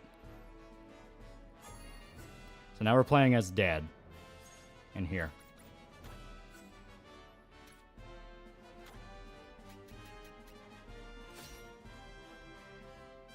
Gerard has anger issues. He needs to hit things. We'll auto-equip for attack, but no. He will punch. Played Saga Emerald Beyond. It's designed around doing replays. There's exploration and management elements, and it's more what order do you want to do things now. Ah, okay. That kind of makes me sad because I like the management aspect. I like the whole kingdom aspect in 2. Bees are necessary for the world to exist. Gerard gonna cry chop the fuck out of bugs. Yeah, we gotta go to Watchman's Nest. PP smack build. You like I said, if you level up martial arts, you can actually get a lot of shit done.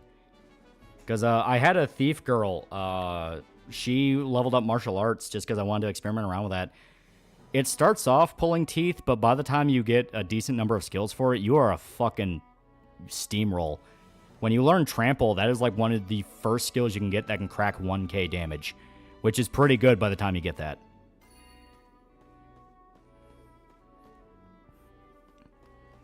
Yeah, Unarmed was insane in Saga Frontier.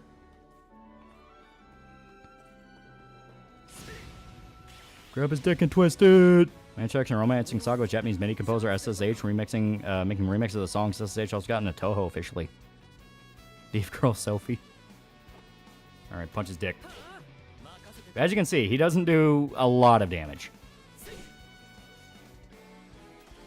He needs to upgrade our archery. We need him to level up his light magic. Also, in general, you're going to take a lot of damage. Because, remember, you have multiple revives. So, you can go down for a certain number before they die, and the game is kind of anticipating that. So, you can run into bosses that can just straight up just one-shot your party no matter what. But it'll only ever be to one party member. So it'll try to like focus down one party member and hit them over and over again, which is why you want a tank with a lot of LP. And you're able to kind of plan around that, where it's like, all right, he'll go down. With that tank going down, we can then buff everybody else. If you die, normal healing spells and items will get you back up. Yeah. It very much anticipates you're probably going to have some party members go down in combat. Any plans to FF9 tonight, or are we rolling the dice and having fate for an election? Oh, we're going to play FF9. But I wanted to show this off. We're at least going to get to where you actually get to swap a generation. And who knows, maybe I'll make this a running one as well. Because like I said, I really like 2. I am really liking 2 Remake. One thing you either love or hate is Saga Emerald Beyond brings back racial gimmick of each character having different playstyles. That is kind of cool.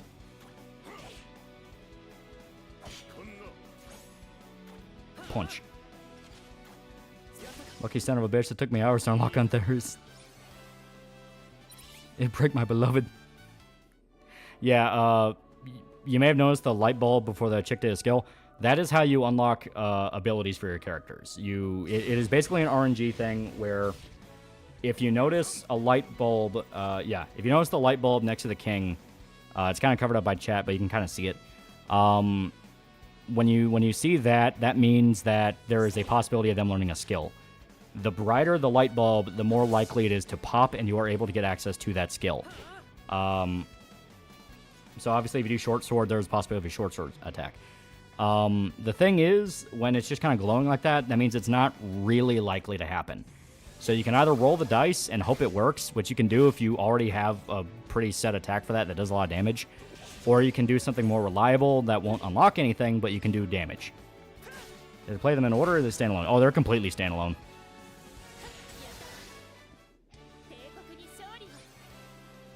One example, one race is basically Mokujin from Tekken, and they can learn by copying other teammates. One PC is also designed around buffing in unconventional ways. Oh. Also, there's not really any random encounters. The dungeon will have their spawned monsters that you can see and sneak up behind, and so long as you don't leave the dungeon and come back, the monsters will stay dead. So you'll be able to kind of explore around as you want.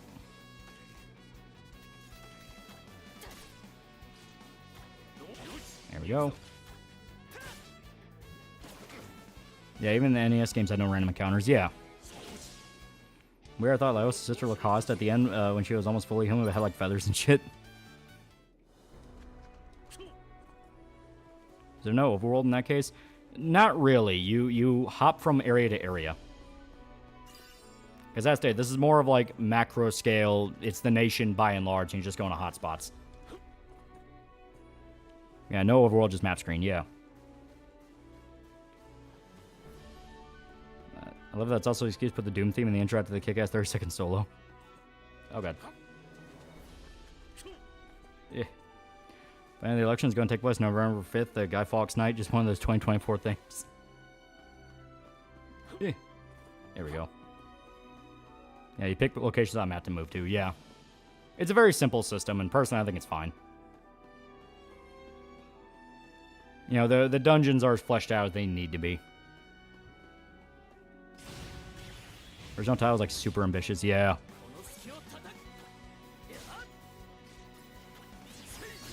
Which all around is what you can really describe is a Saga game. It is a very ambitious game.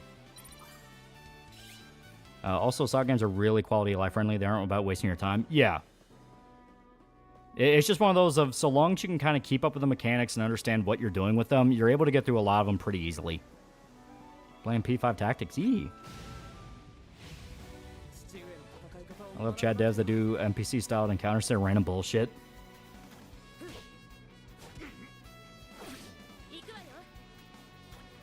There we go.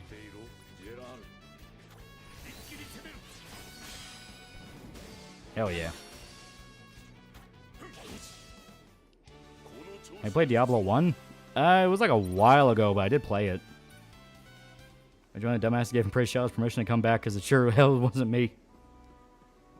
But yeah, another thing to note is, after every combat encounter, you heal. You will heal, you'll drop every status effect, you'll be fine after every single one. The thing is, you will not restore stamina, and that is kind of your lifeline, because stamina is how you do fucking everything. It's how you get skills, it's how you use spells. You really don't want your stamina running out. So it becomes about managing your stamina and kind of understanding when to grind and when to rush past stuff. Iris from Hololive is playing DMC3. Good. It's a good game. Would you say the series held back by technology then? Like in the future could be fully realized Final Fantasy style RPG, Lost in Kingdom Legacy building shit? I think that was kind of the idea behind 2 Remake, kind of taking all those concepts and fleshing it out in like modern hardware. And I frankly think they did it really well.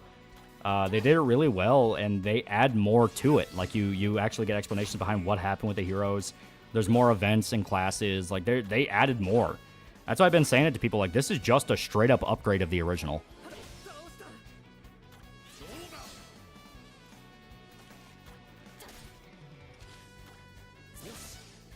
Playing P5 Tactica leaves Game Pass in 10 days. Had to pay €40 to have, even low on month. Even though I'm on monthly as is, Xbox not worth it anymore. Basically, treats you a treated dungeon crawler. Yee. His Remake kind of fucks up in quality of life deal, removing saving at any time, being able to New Game Plus whenever you want from 2017 remaster. I think it works the way it does it. You still have plenty of save spots, and it's not too forgiving. You can lock yourself in a corner, which frankly I think is a good thing. I think being able to put yourself in a corner of like, oh shit, what do I do to get out of this, is a good thing for this type of series. Where the whole idea of it is you can focus on the next generation, but you also have the immediate stuff to worry about, and you have to balance the two.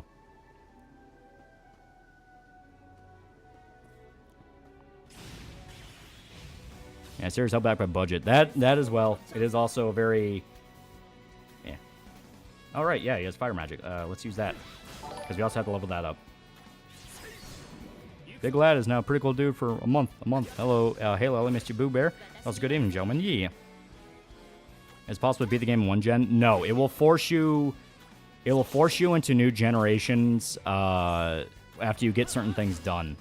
Because it relies on the passage of time for certain elements to happen. The character you pick in the beginning of the game is your final generation. That will be your final emperor or empress that you will beat the game with. Imagine if Saga wasn't the redhead stepchild of Square and actually had a big budget title. It being niche, though, allows it to be as loyal as it is. Like it being able to fly under the radar means it's able to get all the crazy ideas at once done, and it's not subject to being fucked with or messed with localization-wise. Like, this is just a straight-up upgrade of the original. This is... When people talk about game remakes, this is the best possible idea you want. Will the chick you selected to be the final Empress? Yes. She will be the final Empress that you beat the game with. Or you fuck up and die.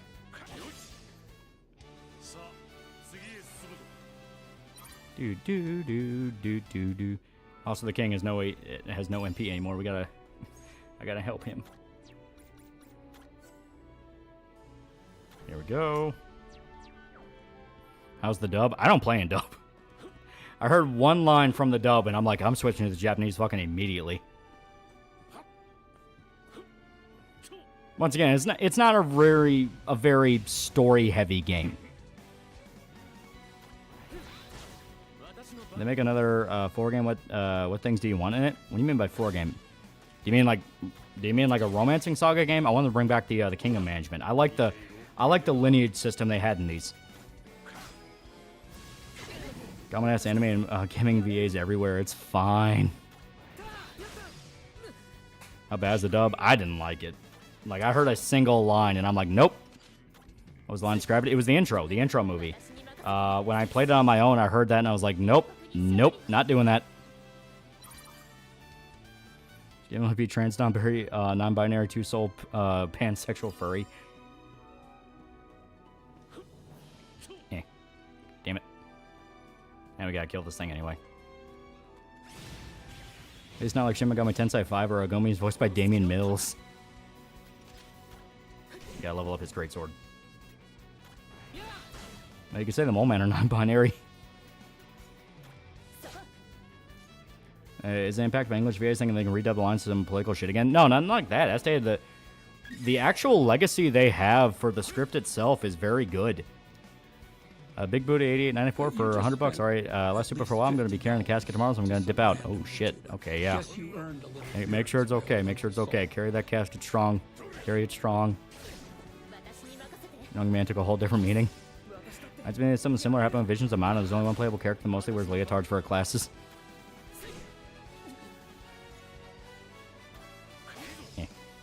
How the fuck are you getting all this money? Assume you haven't watched the Dandanon's dub. What are your thoughts on it? I hate how there's only like the same 5 people in every damn dub.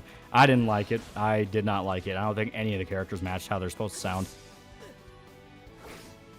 This is the game where they started pushing English AI voice dubs. No, I didn't hear that. I just heard basic ass fucking, bad JRPG English dub. Every character sounded too monotone and like they were completely off rhythm to what they're supposed to be saying. Yeah, all the VAs are human, unfortunately. I want that.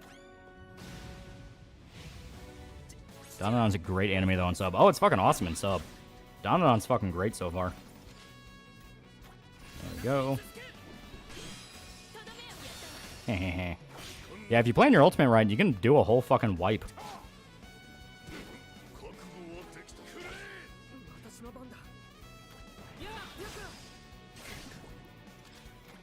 Nope. Night attack, yeah. That's when you want to target weaknesses, because they charge your ultimate attack. And once you charge the ultimate attack, you'll be able to basically, once again, either do a lot of damage to one really strong enemy or wipe an entire field of enemies. It depends on what skill, because it combines 2 different character skills and massively buffs them. So once again, if you're not paying attention to what skills you're leveling up or what... if you're not paying attention to how you're building a character, you can end up having an ultimate attack, even for a very high-level character, that can do like 25 damage, because it's using a skill set you haven't been really prepping for. A king throwing hands? 2 combo attacks together make a hilarious combo name. Oh, yeah. Shit. Hit it. Nope. MC looks like Jesus in that comedy manga with Buddha. I know who else smashed Mermaid Puss? My mom. Later, grandmas.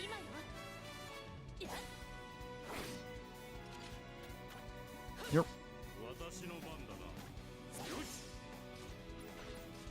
Hit it. Yeah, it's what Emperor Leon does. Just goes out and murders animals for fun. To be fair, he's taking care of his kingdom.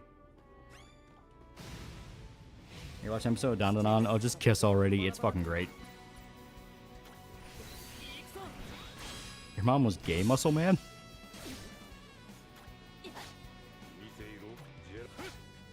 Thanks, guys. I'm going to cry like a bitch, but nobody got proof I cried, so we're good. Yeah.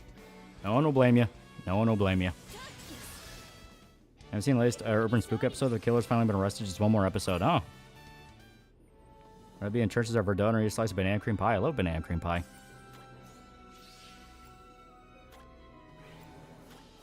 I think Sue got Buddha in the divorce. Alrighty. And usually if they give you an option to boost up your mana and you get a save spot, it's because you're about to fight a boss.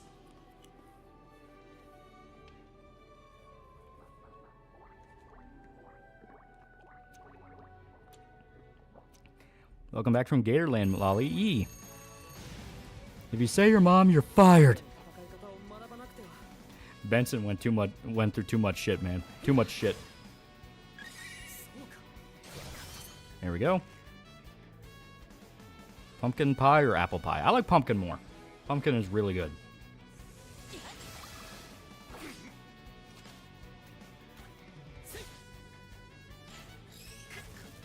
Benson is the GOAT.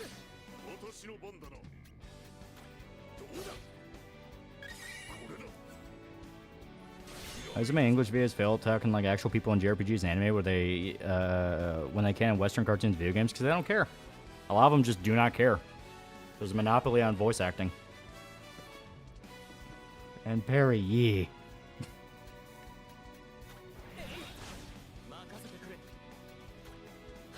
There we go. They make carrot pie like carrot cake? I can imagine that exists. That has to exist somewhere. Oh, he still attacked us. Okay.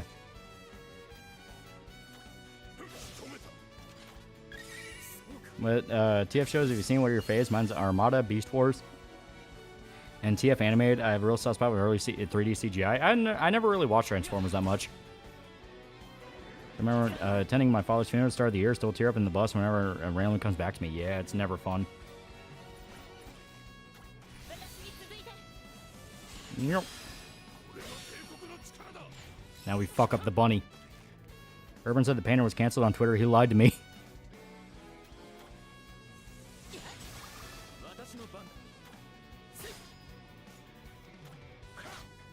Alright.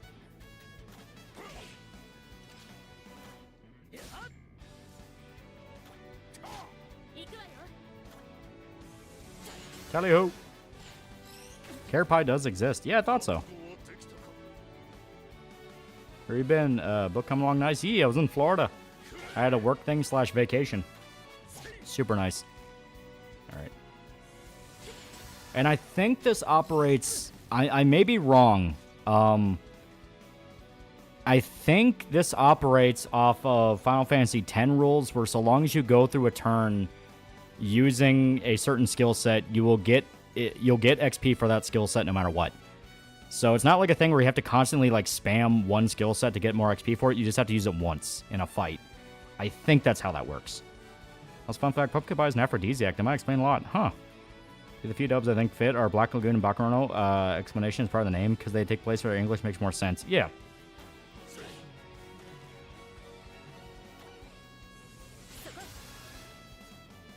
Okay, I want him to use... Here we go. Heal him.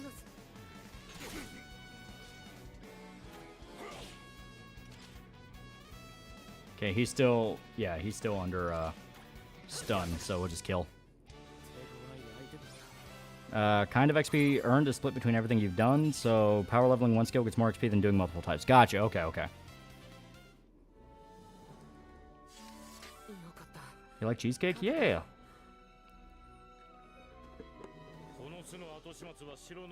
Are you an apple pie person? I like apple pie, but I prefer cherry or pumpkin.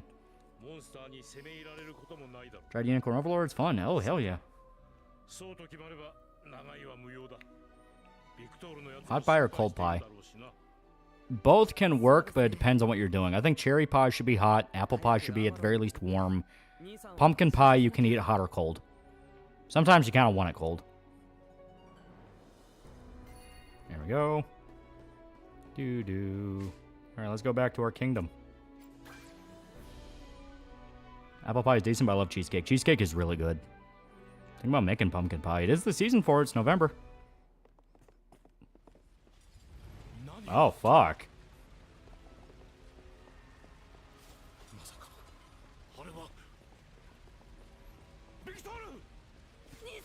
Oh boy, I'm sure nothing bad happened to the kingdom. Oh my god. So our son / brother is dead.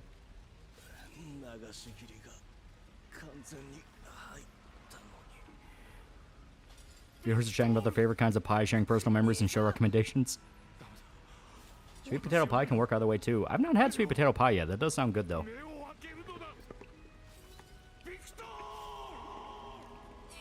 No more series working out. My gut barely received, but at least my arms are now weak. Can you imagine One Piece Season 2 gonna be the most censored? It's fat chick turned skinny and the whole Alabasta arc, the Arabic country. Pumpkin pie cold, apple and cherry hot, and served with ice cream.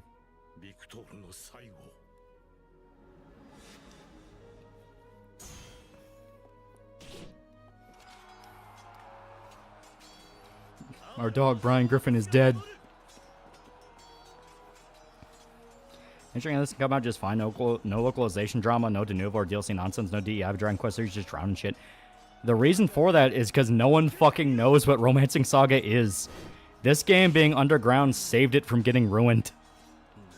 It's like the episode of Community when Troy gets back after getting pizzas in his timeline. The Jetfire toy, but mine was green star red. Troy was crying out Nissan, but the sub said don't go. Yeah. It does have de novo. It does. But no one made a big stink about it. There was no big controversy with this game. I do like the detail you were the spare. Yeah, it's like... Gerard was the spare. He was the younger brother, but he wasn't treated like shit by his family. Like, his brother really did care about him. His father really cared about him. It's just the fact that this was a really bad situation. It's so low budget, you're not going to find a performance drop. Yeah. LP0 instantly. Holy shit. Yeah, he just straight up ate his soul. Man, the half hour, $10. Finally completed Dragon Quest 7 after 5 months of playtime. It's a fun classic JRPG, and it's actually surprisingly dark for a DQ game. Recommended, but be prepared for how insanely long it is. That's Dragon Quest games in general. They are hilariously long. Are people online trying to drum up for One Piece Season 2 saying Christian Bale was going to be a crocodile? Like, you really think you can afford that? Niche franchise, stay winning. Finally, the throne is mine. Yeah, some context on the actual plot. Centuries ago, the world was at stake of being destroyed, but it was saved by the 7 heroes. The 7 heroes vanished after saving the world, and no one knows whatever happened to them. They returned when the world was also at the brink again, and people thought, oh shit, they're here to save us. Turns out they were corrupted and evil, and are now helping trying to conquer the world. So your kingdom is trying to figure out what the fuck is going on, and you have to kill the 7 heroes. Because they are now, like, fucked up monster demons. Leon's a really good father, not treat his second son like shit just because he wasn't the original one to inherit the throne. Yeah, the whole reason you were with, the whole reason Gerard was with Leon is because he's trying to train him. And be like, I need you to be ready to protect your brother. Context chat, this is a high budget entry in the series. This remake specifically, yeah. It's just Myth the Fallen Lords. Hooray, it's a 7 heroes. Oh no, it's 7 heroes. Quite literally, yeah. Fallen heroes, to be precise, yeah. So this is 7 deadly sins. They're not based off any kind of sin. It's not like that. It's just, they're evil now. Just Myth the Fallen Lords all circles back to Marathon again. Imagine Dante and Soundho, but it's different for each Dante. As king, I decree I can plap each and every woman in the kingdom. Save the kingdom and defeat the 7 deadly sins. Become legends. Sounds like a fun JRPG. Last day, they can be attached to the sins, but not really. Yeah, they don't really have that. It's more of the personality they had as a hero is now warped and they're evil.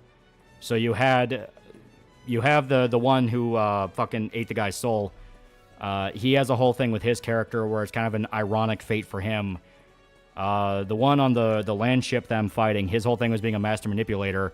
So his skill set as he is evil is he can take control of your party members and puppet them. Stuff like that. He'll also try to trick you when you first talk to him.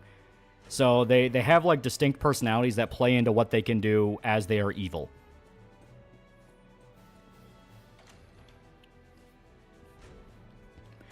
Which of the romantic games you like the most? I like 2 the most. That's why I was really hyped for the remake. And so far, the remake is like really good. I like 2 the most, but each one's fun in their own way. Yeah, they're all very different. They're very experimental games. Okay. We shall go to Solman. Non-zero chance we can get DMC, Devil May Cry 2. Are the 7 heroes mirrors of your own parties? No, they have distinct personalities. Like, they're distinct people. 7 heroes isn't really symbolic, just arbitrary headcount for boss that need to be killed. Not too many, not too few. Yeah. Absolutely not, because your party's entirely generic. Yeah, I stated, the party are representations of classes. They're not characters. Gerard and Leon are about the only ones with actual distinct history and personalities. The image of Singless King with his massive king spring around the palace is really funny. He's a warrior king. Finally discovered Kolos. He does make Kino shit. Come on, fight me.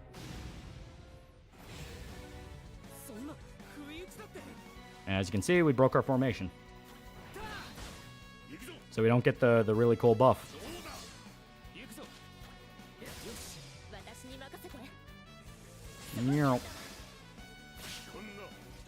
Leon ain't no Conan the Conqueror. Did you ever DMC Devil May Cry 2? We know Ninja Theory isn't making it. Oh yeah, formations. Yeah, they're helpful. They are helpful. Formations are big in every Saga game, starting with ROM 2. Yeah. Here we go. Here we go. You kind of fit the 7 deadly sins: Wagnus, Wrath, Kinsey, Zinsi, Greed, Dantar, Gluttony, Vulcan, Sloth, Rockabet, Lust, Subir, I guess Envy. Yeah, but it's not a stated thing. It's not meant to be a thing of like, oh, they're like the 7 deadly sins. It's just a coincidental thing. As stated, it plays much more into the personalities they had as heroes are now warped and the opposite of who they used to be. The only exception is Boken, because they kind of imply he was always an asshole. Also, Boken being Sloth, I don't really see that one. Best day, that's because they're not explicitly meant to be the sins.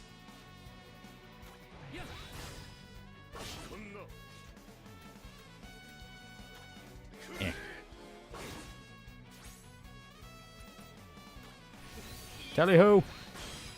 Boken and Zinsi were definitely assholes before. Yeah. Hell, it was kind of their fault all this happened in the first place.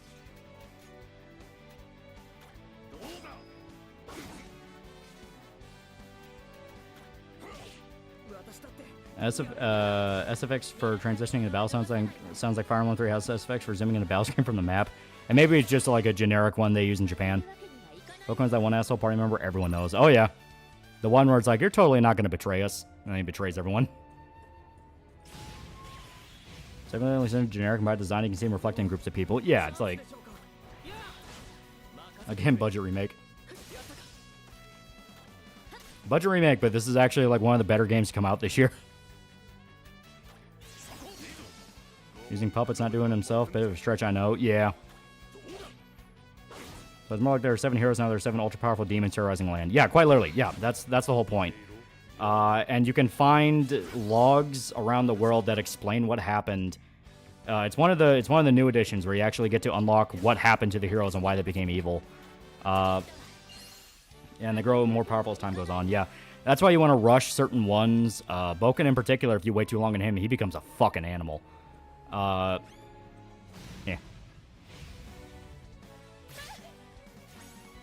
You missed sexy Cirrus. Yeah. Wait, did I? I thought you got that one later. Because, like, her whole cutscene comes into play later. Budget remake with more budget than the mainline entry that came out this year. We need to bankrupt China to save gaming. Yeah, like I said, I have really been enjoying this one a lot. This is really good. A little later, but she showed up earlier. Oh, okay, yeah. Oh, well, I mean, if you're talking about, like, her role in things, you can't really spoil that yet. It's like, all you have to know is she is important. Healer Hero became a villain to rape his enemies. 7, because people just like the number 7. Well, it's also an easy number to pace. It's like, yeah, not too many, not too little. Why do you smack Gator? Because we're trying to level up Gerard's melee. There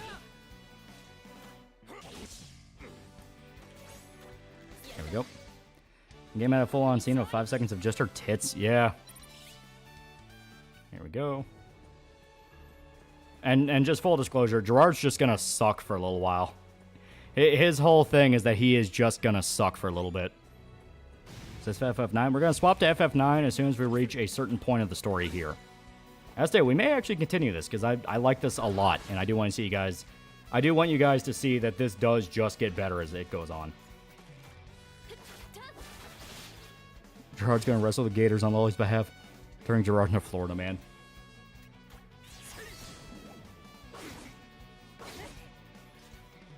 What's your lucky number? Every time I say it, it becomes my unlucky number. Alligator seems strangely has the US DL camouflage pattern from the 70s. Yeah. What do you think of the YouTuber Super Savior in the series of Booty Wars? I have no idea. Punch it. Ollie loves Romancing Saga 2 Remake and wants to share it with us. Yeah, this is really good. Like, especially compared to, once again, fucking Dragon Age Veilguard taking all the spotlight with people shitting on it and making fun of it because it's, bad game. This is a really good game you can pick up for, like, almost half the price of that. And it's a lot more fun. There's more stuff you can do in it. Yeah, you don't have heckin' developed characters and in-depth story, but it's not really about that. It's meant to be a macro-sized story about a kingdom and what you can do within that kingdom.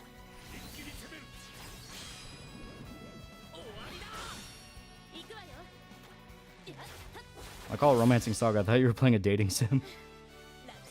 It's only $40? It is only $40, yes. So this game or Metaphor. Very different experiences. I've not played Metaphor yet, but everything I've seen of Metaphor is more of like an SMT-like game. It's like Shin Megami Tensei. Very different story. Obviously focusing more on like a cast of characters and stuff like that. This is more for fans of Romancing Saga. I mean, it's technically a dating sim. Pretty cheap for Remake. This is a very, very niche series. Super Savior basically makes shorts where characters like Kratos, Yujiro, etc. go like Fleece Johnson, bad guys, Yujiro, Hama, clapping Aaron's cheeks. Ah, okay. Metaphor's really good. I'd say my game of the year. And then right after that, Metaphor sucks.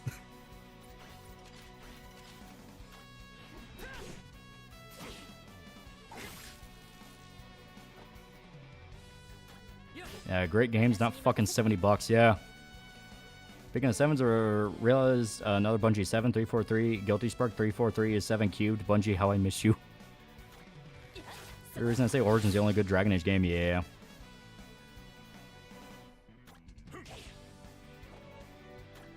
Yeah. So we actually want to punch the evil dragon.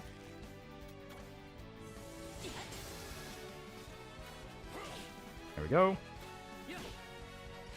It's actually 50, but you can find some sales drop 10 bucks off. On Steam, it was 40. When I bought it, it was 40. So maybe that's just a PC thing. What's the best Romancing Saga game? Estate, I like 2 the most. I love a lot of 2's ideas. The kingdom management thing, the lineage system, I think 2 is the best. And I really like what they did with 2 Remake. It's a metaphor, and I highly recommend it.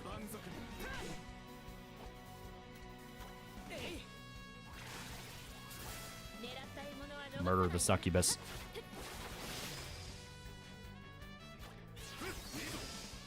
There we go. Metaphor's gameplay is fun. The front and back section mechanic's a fun one. You're asking what's the best Saga game in general? Tough question. Yeah, it depends on what you're looking for. They're all very different from each other. Collect figurines, so what's your favorite you have? I mainly have Elizabeth Bathory figs. I have a lot of Berserk statues. I love my Berserk statues. Romance the succubus, bratty succubus. So knowing you like Yakuza games a lot, might want to look at Twilight of the Warriors Walled In movie that released a couple months ago. Basically, Wuxia, Yakuza, and Kowloon. Oh. I mean, that sounds like basically just a martial arts movie, which I'm not against. I like martial arts movies. Wasn't 3 like a mobile cash grab, or is that 4? Another series that sounds like Romance Saga. Maybe? I remember a lot of people like 3, so I don't think that's the one you're thinking of. Plan on playing DRDR, was that just one-time thing for you? I just played it on stream, and I have not touched it since. I didn't really have a desire to. There we go. Berserk Statue is beautiful. Some of the $400 plus ones are works of art. Oh, yeah. Yeah, Romance Saga 3 is great.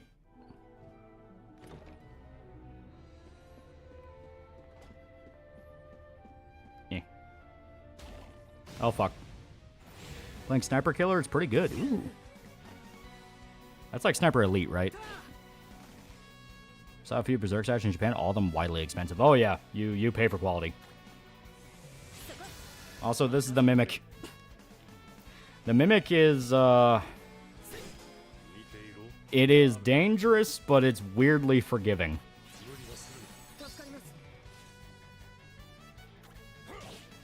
I find it funny, Kamala made an officially endorsed Fortnite map despite majority of the player base being unable to vote. Then again, they did this shit with BLM back in 2020. Have you seen the trailer for Showa American Story? Yeah, I'm gonna wait on that. It's Chinese, so immediately I'm like, I'm fucking suspicious. Sniper Killer is a horror game by Puppet Combo. Oh, okay. Eh. Oh, we're silenced. Okay, that's interesting. We'll do Short Sword. Romance Saga 3 is not a mobile cash grab. Played it and it's good. There's Romancing Saga Gotcha, but I forget the name because it's longer than it needs to be. Ah. Well, that's probably what he's thinking of then.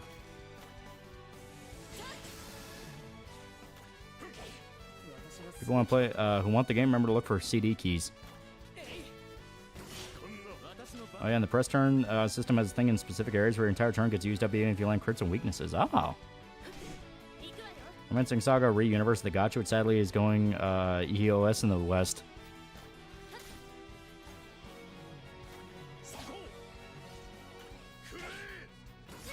Oh, fuck. Eh.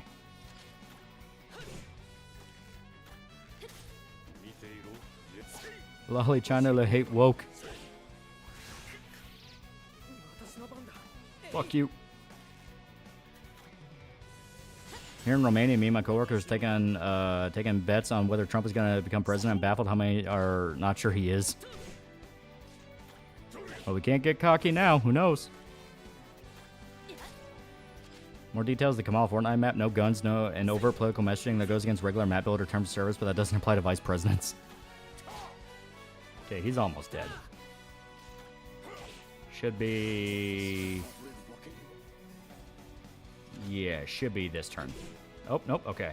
Oh, that's right, because he 8 health. So, yeah, just a little bit more. You like Pizza Tower? It's fun. Yeah, it's really fun. Music's great, too. Speaking of elections, did you see the fail of a speech done by Cardi B? Her teleprompter got cut, so she just stuck and had to read from her phone.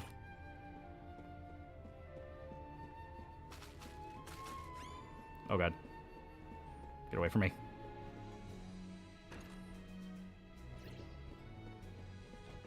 Here we go. I got a word for tomorrow, but I hope we're going to win. Yeah. Be confident, but be prepared for surprises. Here we go. Mimics in this game are always a pain in the ass, way too much health for when you first encounter them. And it's weird, because like I said, they're really not that dangerous compared to normal enemies. Like, you would think, like, oh, it's a Mimic, it'll do a lot of damage, and then try to run away or something like that, but not really. You and your family voting? Yeah, my parents already voted. They did early voting. I'm waiting day of to vote, because less chance of shenanigans.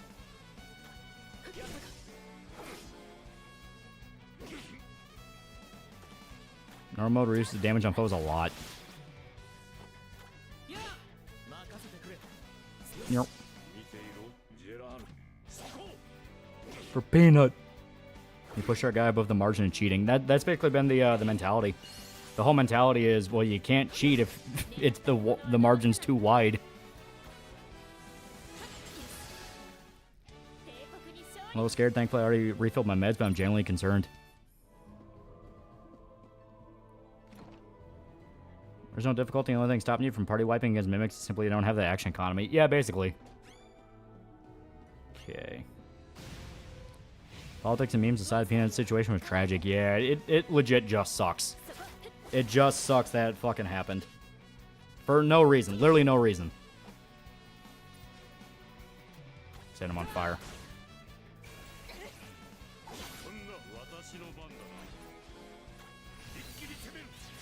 Also, no anxiety, screw you up, do something fun, enjoy yourself. Yeah! Speaking of mimics, you're a barbarian, so perspective is the only one who can detect disguised mimics. You're talking about, like, my D&D guy. No, that was pure luck. That was completely unintentional. Someone's poisoning Peanuts? No, Peanut the squirrel. Guy who runs an animal sanctuary had a pet squirrel named Peanut. Someone lodged a complaint with the NYPD, and they barged in and had the squirrel euthanized. Is that my ballot 2 weeks ago? I'm amazed I got it all Cali, but I'm worried they'll toss it out. Like I said, that's why I'm doing in-person voting day of, because no way they'll be able to fuck with it there.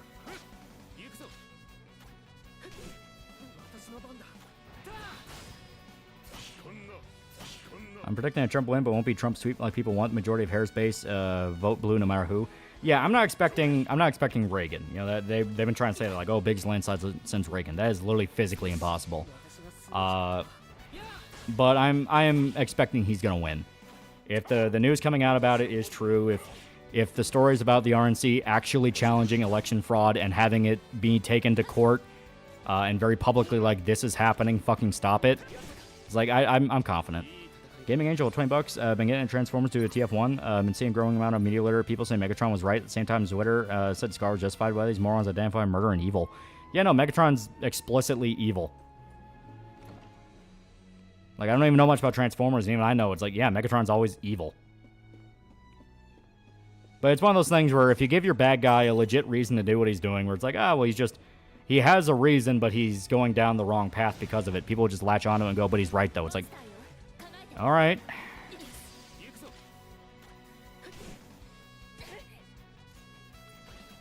Burn.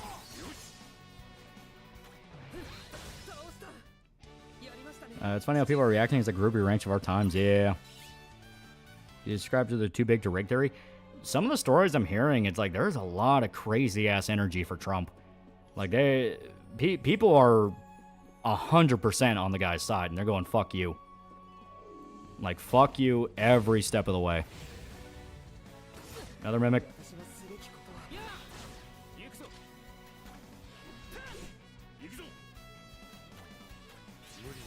There we go. I've heard the last 48 hours, Dems are depends on over 50% female turnout to win key swing states. Even then, Georgia just announced it will not accept votes that come in after Election Day. So if there are votes that come in after Election Day, you know, they mysteriously find them at 3 a.m., they are not going to be counted. That is a very massive thing, because that means they cannot force the election to be 2 straight weeks.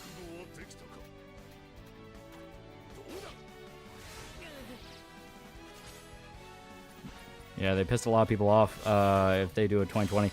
More than that, it's just physically impossible for them to do a 2020. Meg's always a bad guy, no matter what the reasoning for doing what he does. It's never justified and leads to the endless civil war that destroys Cybertron.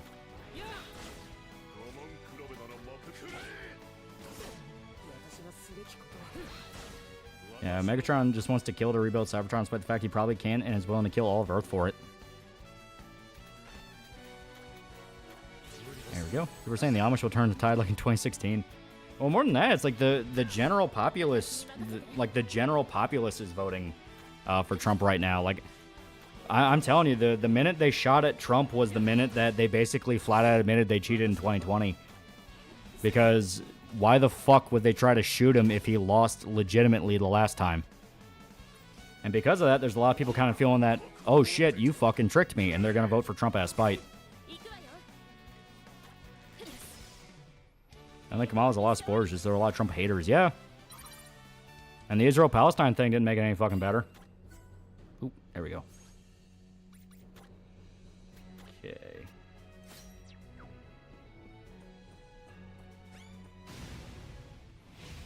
You have to hand to modern politics, got people involved in measurable consequences for the methods used, but they did it, people are active. Yeah. Yeah, we don't want to use the weapon breaking tech.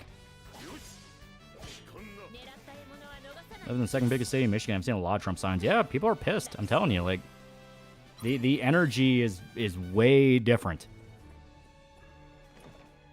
Megatron does have a cool design, though. Yeah, he looks cool. Okay. Kamal also told the Muslim community she liked pork today in Michigan. Ooh, boy. One thing after another with that woman. He one who was the funniest, makes you start being an asshole in public, and Optimus was a decent dude. Tell him to shut up and escalate from there.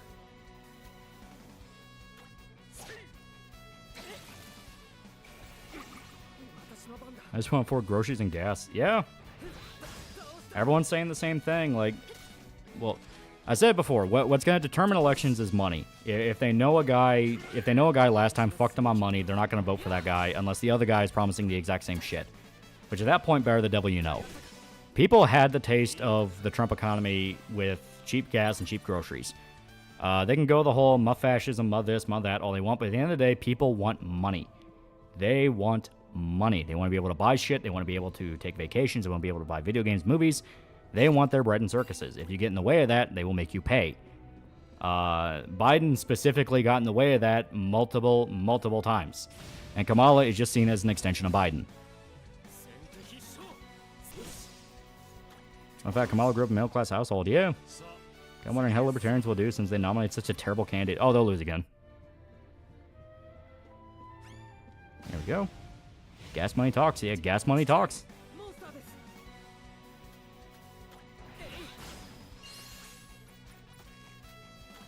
There we go.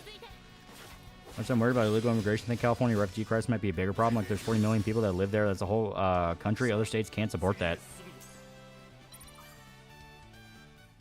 There we go. As you can see, Gerard's starting to buff up with his spells, because level 0 is the hardest one to level, because that's them having to completely learn a new skill.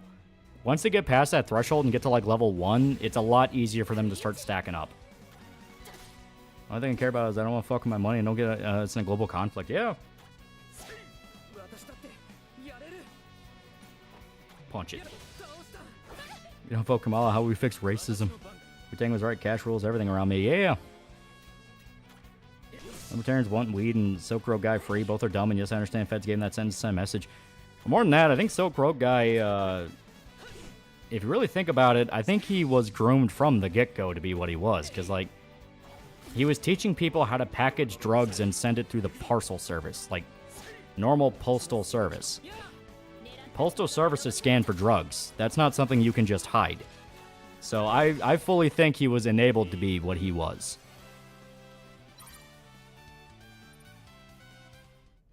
No, and skills. Well, the Emperor does get to send down stats. Your retainers also pass down learn text. Yeah, that's one of the reasons you kind of want a diverse pool of Emperors, because you'll be able to learn a whole bunch of stuff and kind of refine from there what you want. So you'll be able to kind of switch on the fly. Not really on the fly, because you have to go back and, like, specifically set skills, but, you know. You can completely change builds within generations if you want to. Hello, Kamala managed to piss off both Christians and Muslims and also Jews. Oh my god, she pissed off all Abrahamic religions. Got a text in Viet tell me to vote for Trump. Viet's for Trump. Should they survive generational members pass down their texts into a pool? Yeah. That's one of the reasons you don't really want to let party members die. We're saying 2016 here with how the polls are trying to say she's way ahead. I got people on Discord saying she's already won. Very lefty people and the servers are infrequent. Every other piece of news is saying the exact opposite. Trump is leading by entire points ahead. Anyone saying Kamala is winning is some dude who already voted for her 3 times. Deck level of Avalon will increase the base stats for all retainers. Yeah.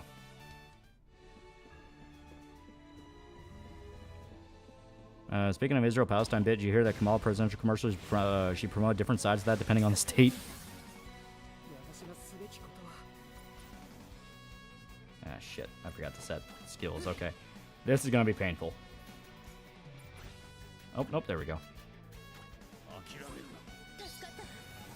It's fascinating seeing Redder is sinking deeper and deeper. Oh, is sinking deeper and deeper in their fantasy, trumping Antichrist and Kamala being glide of progress. But you gotta remember, a lot of those people are probably literally paid to post for Kamala.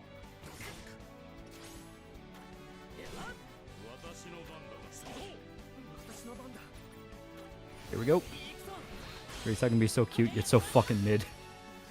Rangers in general, as stated, like, it's hard to find decent bows for them, and at that point, they're kind of locked damage-wise. How about that leak? Same thing happened to Carry Lake. The result's already out. We lost. Oh, fuck that, no.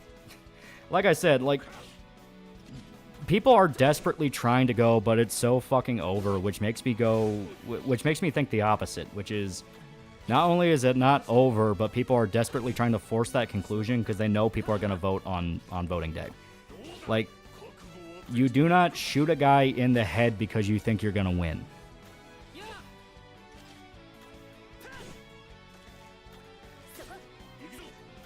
I voted to keep the price of wire hangers down. Trauma is that half the girls in my boutique because they don't care about my abortion. I just saying, honey, no.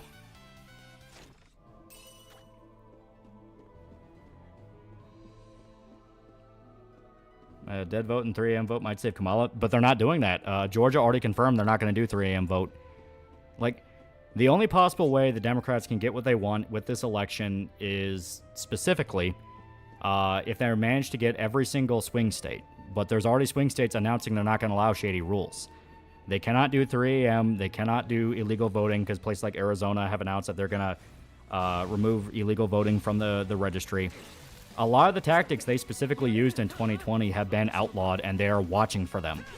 Pennsylvania, you had that fucking super PAC owned by the trainee that was texting people saying, oh, you already voted. Don't worry about coming to the election. RNC immediately marched down there and said, fucking explain that. Like, the RNC has been very active in making sure they cannot do the zombie vote shit. That's why I'm very confident in saying, like, no, pay attention to what's going on with the responses to all this. Not just they're doing it, but their responses to it. Yeah, we also don't have COVID. Exactly. Georgia fixed their elections and called 2020 embarrassment to their state. Also, they got caught in Pennsylvania. They got caught multiple times in Pennsylvania. They had to extend their early voting specifically because the Democrats were trying to shut that down and prevent Republicans from coming in. Georgia got caught trying to do votes without Republican poll watchers, but they didn't tell them. And once again, they got dragged into a courtroom. It's not just it's happening, it's that it's being documented as it's happening. It is a lot more than just... Because 2020, we saw video of it, but nobody really talked about it. Media avoided talking about it, and the RNC never really wanted to handle it. They are specifically saying, we are addressing this right now and dragging people to court over it. And making it on record that this fucking happened. So, I repeat, once again, anyone that tries to say 2020 was not stolen, you can point to this election and go, well, what about this one? He says North Carolina's a toss-up, but Trump is going to take it due to last hurricane. Yeah, Trump wins PA. He wins the erection. RNC took the court ruling of you need to handle it as it's happening from 2020 and running miles with it. Yeah. Level 2 fists. RNC is loyal to Trump and didn't want him gone like 2020 and 2022. Exactly. They have been handling it very, very well, where they are dragging it in and saying this is fucking happening. They're not letting it slide. Gaming Angel, $10. Woman here, I can't stand abortion talking points. The more the left pushed it, the more it pissed me off. But your woman rights, those aren't my rights. Also, you don't care about my rights. Define woman. Yeah. The fucking boxer, what was it, Iranian boxer, the one that everyone kept saying was a trainee. Yeah, he just got outed as being a dude. A dude from Iran was sent to just beat the shit out of women.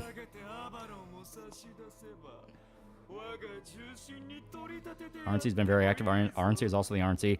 Yeah, but they're actually dragging people into a courtroom for it. The ballot box caught fire. Yeah, that was in Oregon. The far left states are going to have their shenanigans. The problem... Oh, Algeria. Yeah, that's right. It was Algerian. The far left states are going to be the far left states, but that's the thing. That's just far left states they already secured footholds in. Everyone already knew they were going to be blue anyway. Holy shit, there's an actual woman here. I can believe in a lot of lucrative things, but you never convinced me Biden got a higher black population vote than peak Obama in 2018. Yeah, 2008. Yeah. Actually, wait, but this finally makes women's sports entertaining.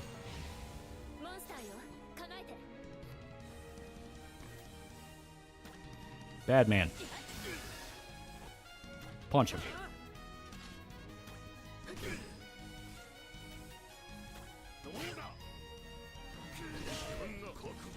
Yeah, titties and everything. South Park episode with douche for stirred sandwich, new meaning now, and douche is at least sometimes useful. Alright, hard slash. Say Amish gonna turn the North Carolina red. Do you think it's possible? I think in general, Trump's gonna take it. Like, I have been dead certain on this. Like, ever since they tried to shoot Trump, that sealed it. He's gonna win.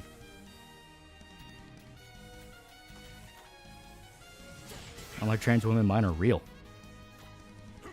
Burn the ballot so Trump does not win the state. The state of Oregon, very blue state, yes. The nice thing, game now warns you, big attacks are coming. Yeah.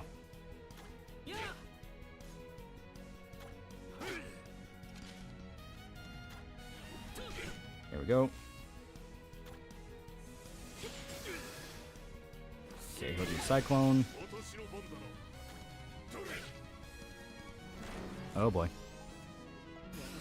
Rayman was sent to beat women. Why would they do that? Algerian, but yeah. It was so they could cheat at the Olympics. Ready for shenanigans tomorrow? Like I said earlier, Lawman's diversifying his base. At least now there's like 3 women in chat. Liberals also love the Constitution, except for the Electoral College, except for free speech, except for bear arms, except for fair trial. You have like 2 women here that understands this is stupid. It really says a lot. Entirely new segments and field effects. Yee! Like I said, this is just a straight up upgrade of the original.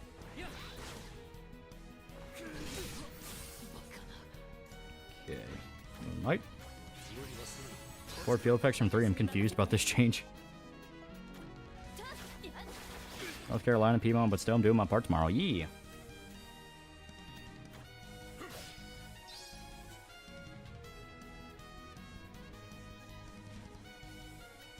Okay, burn him.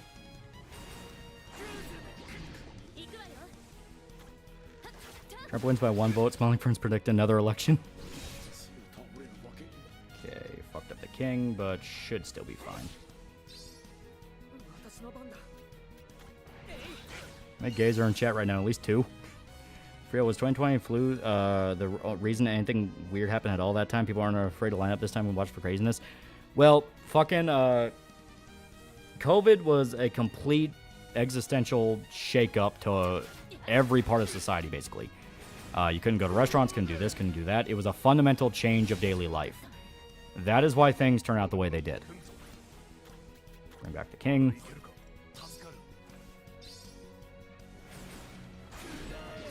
Dickhead. Alright, Moonlights. Bring back my boy. If we break the sword, he'll be a lot better. Or easier, I mean. Here we go. Because, yeah, now he can't use his text. Didn't need to be that at all. It didn't need to, but that's how they were able to push it. They were explicitly able to push it and were able to essentially trick people into going along with this fundamental change that really didn't need to happen. But it did happen.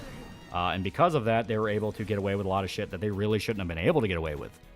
But they don't have that anymore, and if anything, there is now the bitterness from it.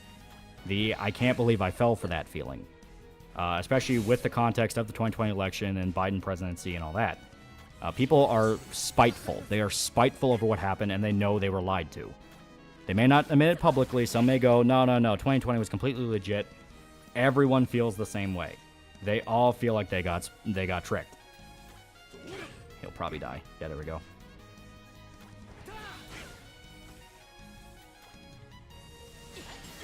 There we go. Moonlight, bring back my boy. Gerard, get up, son. Okay, Papa. They posted that one guy that threatened to turn male Kamala voters into his concubines. That was one of the dudes that killed Osama bin Laden. Lois probably mentioned that. Just take our Trump and justify putting Nikki Haley in so neocons can run things for the elites for a while. Yeah, probably. Okay, here we go.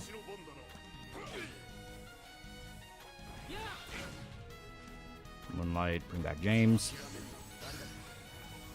I mean, B-Man appealing to people in 2020 anyway. Well, for one, he wasn't. He wasn't appealing to people.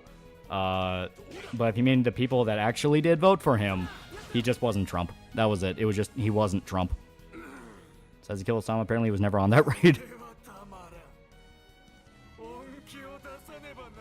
At least RNC under Laura Trump is doing something unlike 2020. Yeah, I stated that them dragging all these organizations and all these different states into a courtroom and saying, explain why this is happening, is very good. Because they keep using the same excuse over and over again. It was just a glitch. It was just a glitch. And people are starting to say that. People are starting to ask. It's like, you know, people are starting to ask, like, how the fuck are there this many glitches that are this one-sided? So anyone that wants to say, oh, no, there was no cheating in 2024, it's like, fuck you, there wasn't. There was tons of it. Papa, no.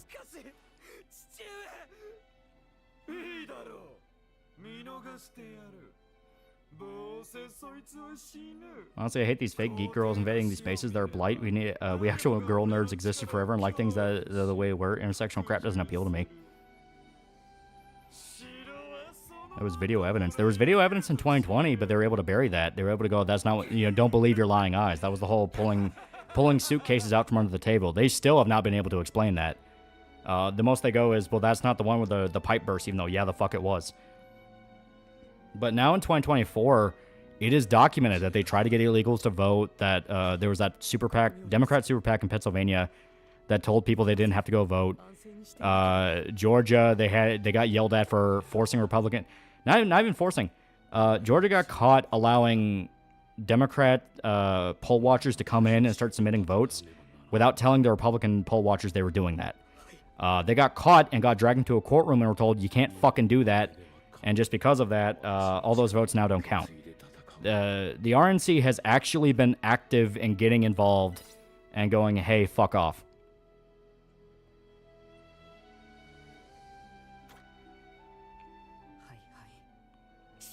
Have you watched video by a Sora AI channel? I've not. Dude, you gotta watch it. It's so good. I've not. No.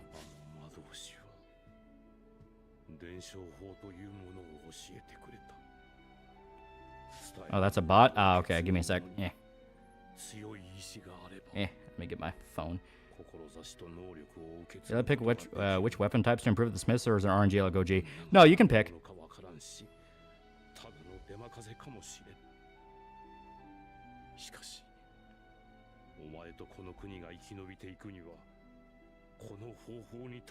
I don't know if this is a bot. I think he may just be spamming for the sake of it. But I will put him in timeout. You're going to be in timeout for a little bit.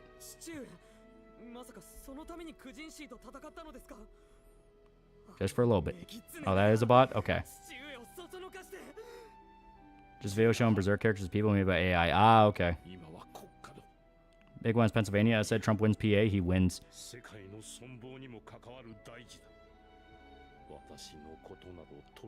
Yeah, he's being identified as a bot and prosed pronouns bad bot. I think what happened next Berserk chapter, it's either going to be them getting into a fight with Roxas or it's a perspective switch. Because we are more than due for a perspective switch. Lou, $4 or $5 to vote today in Georgia. I want to see Trump take Biden's only redeeming accomplishment in his political career, oldest president-elect. Yeah, the man chose to get murdered by Zensi so he can teach his son to dodge.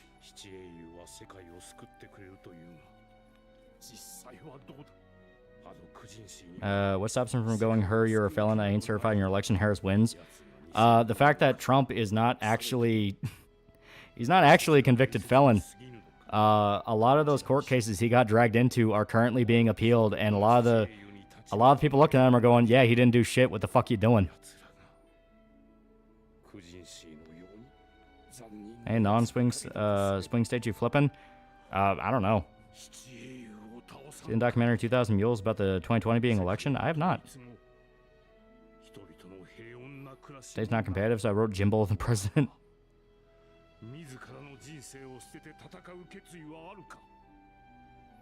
And Necroner $5 saw a great meme. Oh my god, the kill peanut. Lily was being housed illegally. Picture of first guy head tilting and squinting at the dem.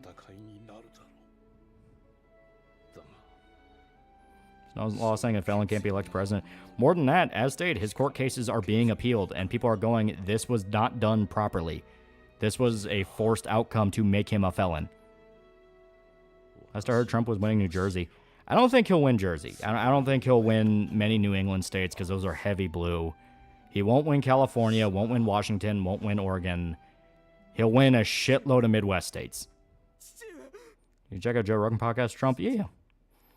Tried to open that can of worms already in Colorado, and they almost immediately regret it. By the way, the person in charge of CEO's elections won Trump off. Yeah. And yeah, our dad died. but he will live on. So as you can see, we now get his skills.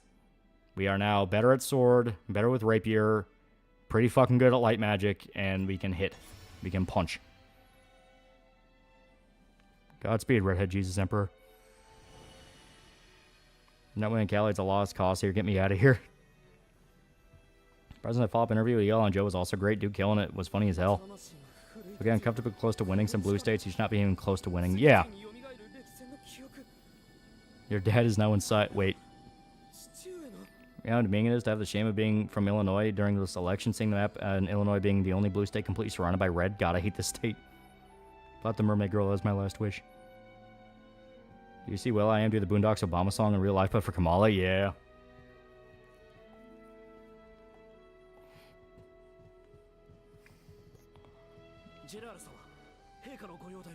I do the father-son Kamehameha.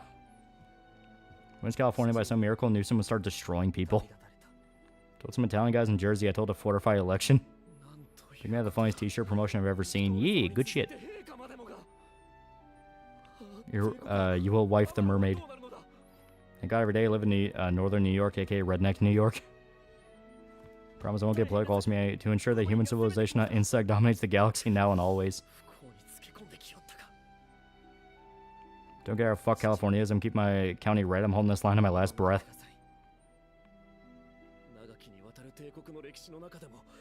This priest is blackpilled. To be fair, the king and the first prince are dead.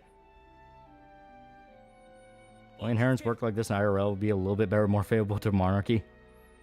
There's one thing I'm sort of interested in. The JFK files Trump once put out publicly if he gets an officer in his Joe Rogan podcast. I live in a very left-leaning part of Nassau County. All of us voted for Trump. I'm telling you, the energy is different. The energy is completely different. Talking a lot of shit with Gerard's right there. Did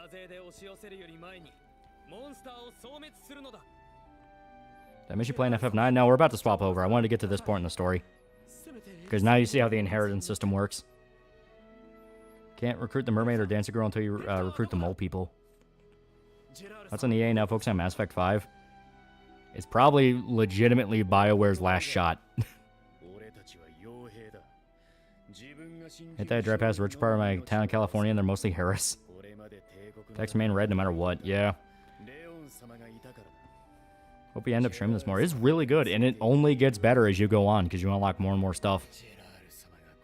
9 is underrated, 1 a remake. Good sirs, thanks for playing this one. Knew nothing about it and doesn't look bad. May give him a shot. Yeah! Those small campaigns being held together by 5 people and duct tape life gets a lot easier. Should make this series like every other week. Yeah, I say there's a lot you can do. There is a lot you can do in this. No, Callie won't turn red, but there's a lot of support for him in California. Are we sure Gerard's dad didn't hijack his body? No, the new emperor inherits the memories and experience of the old one. So it's still that person and their personality and their skill set, but they also have access to the memories and personality and skill set of the last one. So I guess if you need like a zoomer way to put it, it's like Avatar.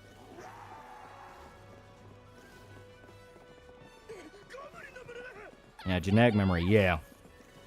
That time of year again, remember the 5th of November. Yeah, new BioWare hired Laura Kate Dale for Veilguard, and want to cut their losses now. It's why I legitimately believe the game pauses and tells you to apologize for misgendering. Avatar? Yeah, the whole thing in Avatar The Last Airbender is each avatar has access to the memories of the old ones, and they're able to kind of tap into the entire line. It's sort of like that. Also, we gotta kill all these goblins. Once we do this, I'll swap over to FF9. First thing finished Metaphor demo and convinced me to pick up the full game. Time management system really hooked me. You seen the one crazy poll saying she wins Iowa, even if he did terrible, that would never happen. Yeah, no. It's not going to happen. There is going to be a shitload of fake polls out there explicitly to get people doom-pilled and go, well, why would I even fucking vote? And they're basically all bullshit. I mean, you've had polls saying Trump is going to win in a Reagan-style landslide. You've had some that say Kamala's going to do that. The big thing to remember is all of them are full of shit. Okay, left ambiguous. Each avatar is a different person, or they're all just one.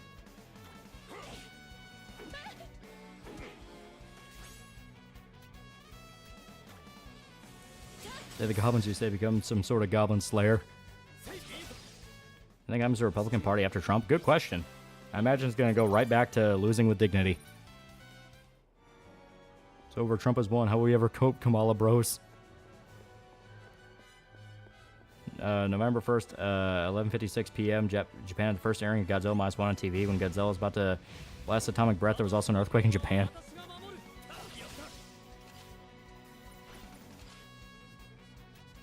There we go. Trump wins, we get lower ammo prices.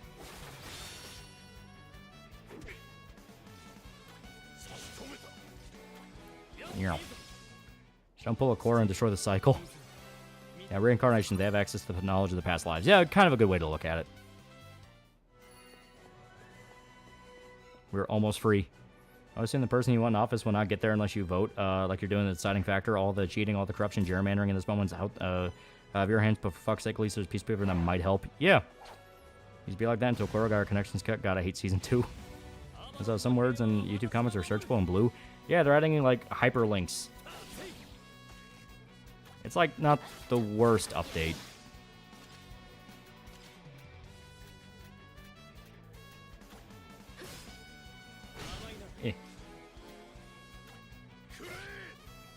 Saying Anna, because Perrin realizing she's in Lefty Cole has been kind of funny to watch, even if she's still nuts. Just some Lefty side and having some self-awareness is funny. As stated, the Israel-Palestine thing burned them a lot harder than they ever thought it would.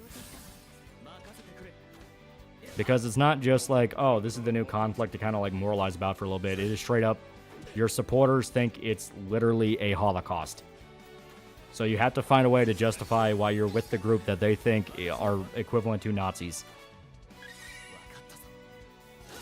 There we go. Don't believe any polls. Vote for who you want, and in that town, that means Trump-y.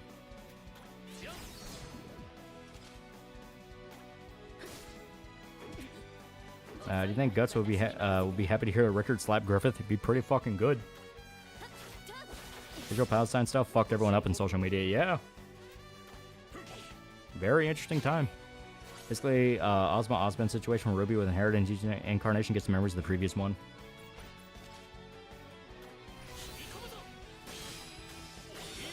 There we go. Got a good chunk of Muslim support this time somehow. Important that your chosen party makes it to the end of a generation, otherwise any skills they learn are lost, not to be rediscovered. If they survive, you can relearn those skills. Oh yeah. You really don't want to let party members die.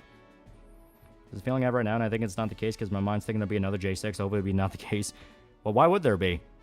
Because, like, Trump is gonna win. Trump is gonna win. And if they want to pull, like, a J6 on the opposite, where it's a bunch of Dems try to storm the Capitol, that'd be a really bad fucking idea. If they try to force a bunch of Republicans to do it again, at that point, everyone would know it's feds, because why would they raid the Capitol when Trump fucking won? Like, there's so much about it where it's like, it wouldn't make sense to pull that same card twice. How fitting we elect a man who will end Tomboy genocide at Tomboy Tuesday. Seeing Destiny dig his hole deeper and deeper has been hilarious. He's basically left-wing Alex Jones. I'm noticing it more and more with the more he shows up. Every time Destiny shows up somewhere now, he's being ambushed with the fire statements, and he'll double down on the fire statements. But the place he's being ambushed is like normie sphere media. Stuff like the, one Democrat versus 20 Trump supporter type shit and all that. Going on like Piers Morgan. Normally people watch that. So when they hear a guy who's clearly on amphetamines talk about, man, fuck that firefighter, he looks insane. He looks batshit nuts, and they're going like, who the fuck is this guy? For the short term, Destiny thinks he's winning and he gets to like tout how superior he is. And the long term, he's being treated like Alex Jones. Wonder why I fell off hard and got shit on so hard after that. Yeah, we gotta go with the Goblin Hideaway. Alex Jones' good relationship with his granddaughter. Yee. Like how Gerard gets on his level, just talk to. Yee. Okay, so there you go. That's the intro of Romancing Saga. I'm gonna go ahead and swap us over real quick if I can. If I can exit out from here. Oh, here we go. Yeah, turn tile screen. Destiny got really scared on Jubilee. They cornered him bad. Also, Hassan betrayed Ethan Klein and cut ties. Damn it. Oh. There we go. Okay, give me one quick second. I'm going to grab a drink, then we're going to start FF9. Also, I got to check Streamlabs. But 2 seconds. 2 seconds. I'll swap over to the other screen. There we go. Ugh. Yeah. Yeah. Here, I'll put the headset down there. Yeah.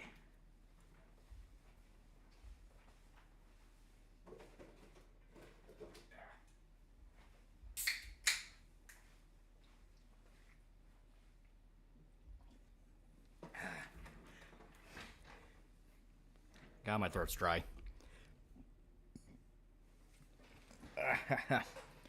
Wonder how a Canadian fencer will be handling himself if Trump wins. He'll probably like double down on calling him a fascist or he shouldn't have won or some bullshit like that. All right.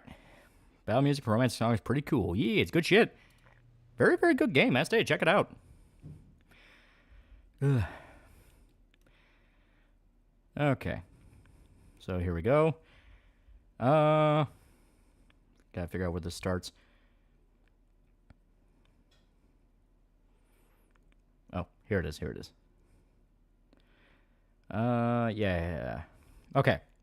Bigfoot spent Shiro for $1. You can tell Prague did the mocap and direction for the pirate lady because that bitch was not doing a proper push-up, ass down. Also, I can only assume the writers think they're Star Trek DS9 when they ain't even Discovery. Not sure what that's in reference to. Eco for $1. Hail Lalio and Jesus Christ, the UN served its purpose when the Soviets collapsed and should have disbanded years ago. Also, like I said before, Dragon Age is the rotting corpse of One Trick Pony. Didn't need to be a series. Crashman the Coop for $3.50. Quick Lolly says some education will justify the titties. No for $1. Got back so I can send a chat, but about Grums, he's been developing a game for about as long as Star Citizen, but unlike Star Citizen, there is nothing to play and he's even admitted spending 2 years of that development doing nothing while getting subscriptions. Yeah. No for $1. What kind of mermaids are we talking about? Because if they're monster consuming ones, I understand running off with one. It is anime woman that can develop her like fishtail legs in water. Here we go. Oh, that was in reference to Veilguard. Ah, okay. Heard WebMD reading Berserk. Yeah, Berserk Grandpa. Here we go. Gave Star Citizen all kinds of shit, but I mean, I cannot deny at least its junky alpha is and it's been playable for years and years. Israel-Palestine exposed a lot of bad people who, while calling everyone else Nazis, have slung the most vicious insult towards Jews I've ever seen. Interesting. Yeah. Here we go.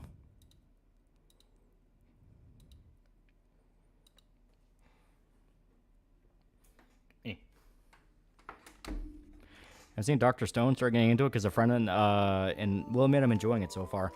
I never got super into Dr. Stone, no. Which will come out first, Grum's Game or EVS's Rainbow comic? Remember the only way to get incest family tree? Hey. Damn it, gotta fix the fucking... There we go. Screw the elections, new Berserk chapter coming. Yee, good shit. Making the real points. Instant nostalgic hit, that music. Oh, yeah. Get to the bottom of the ocean to get mermaid poo tang. Now skeet on my eggs like salmon. Better do the same here, too. Rest easy, guys. Stay positive, everyone. Good luck. Yee. Indian principal in Japan complaining about there being too many Japanese students. Oh, yeah, and a lot of people have noticed he seems to be a literal plant for WEF shit. Steiner Simulator and Sad Rat Girl game.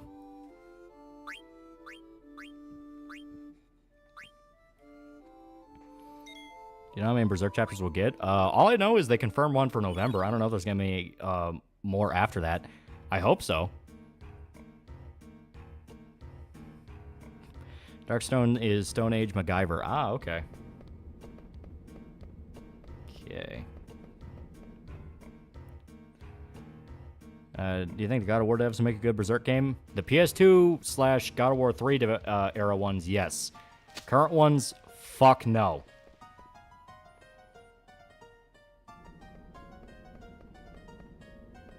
Oh, that's right. Yeah, you can't really...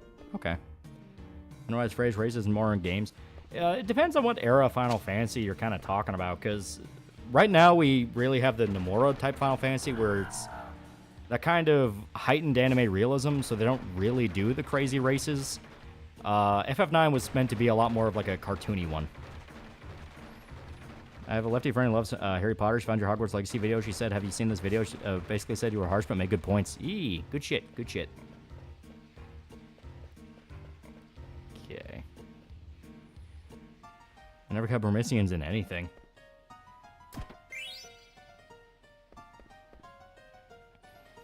Isn't the OG career God of War kind of crazy nowadays? Yeah, he's kind of nuts. He also can't play video games for shit. Yeah, come on. There we go. You ever make a video on God of War not complaining about the new ones, just talking about the OG? Yeah, the OG ones are fucking awesome. FF is better when your party isn't all anime characters, in my opinion. It depends on the game. I think FF10 has a really good system with its party. 10-2 is fucking weird. Because, like, it's basically a Sailor Moon game, and it both kind of works and kind of feels like a fucking mess. I don't know. 10-2 is fucking weird. Of course, you have 7 and 8, and those are fucking great. It really depends on, like, what system is the anime people in. Because if it's something like 13, people are like, oh god, this is the fucking worst. I hate everyone here. If it's a little bit more gimmicky, a little bit more of like, no, there's something you can exploit here, it's easier. Let's Play Our House is shell for now. I don't want Bandai Namco to touch it. Man, that for $5. Wish Tagashi broke it out. Do you like more Gon or Yusuke? I kind of prefer Yusuke. I think he's generally more fun than Gon, but I love Gon. He is great. The problem is Gon is just outshined by better characters. Because you have like Killua and Leorio and guys like that. 10-2 and 13-2 have the same problem. They should have been original games, not sequels. You're not wrong. Remake describes it: boyfriend dead, religion fake, fuck it, lesbian road trip. To be fair, she's trying to save her boyfriend. And Hisoka. Hisoka's not really... Hisoka's scary. Be cool if Burmisian brought back for the next 14 expansion. That'd be fun. 14 does do the weird races. That could work. This guy's cool, but Kuwabara cooler. Hey.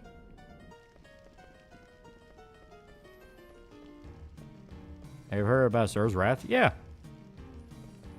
Gon's not been in his own manga for like 10 years. It's all Ging and Kurapika's manga now. There we go. Remember not to walk in front of Hisoka. David Jaffe's legacy on the internet will be sucks at Metroidvanias and cried at Nintendo fans making fun of him rather than create a God of War. And fucking Twisted Metal, too. He didn't just make God of War, he also made Twisted Metal. But granted, Twisted Metal's been dead for a while now. Only Oreo get his doctorate's degree. Yeah, Gon's been studying in his room for the past decade. Free my boy. Heard the game Tokyo Clanpool got banned by Steam, but will be released worldwide on GOG. Oh. I swear to God, if it's another fucking gacha game. I am way, way past my point of patience with gacha slop. I am so fucking tired of a decent little game with cool anime design in it coming out and it's fucking gacha slop. I do not want to roll dailies. I am fucking tired of that.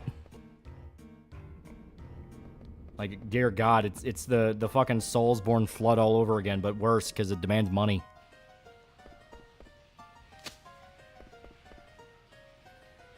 Hey, Soka, I heard you like them young. We need an anti-gacha game. That's basically fucking Xenoblade 2. Where it's explicitly all in-game.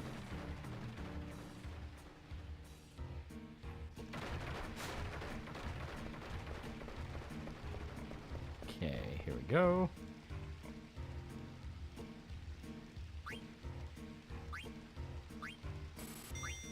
Yeah, we got the money, may as well.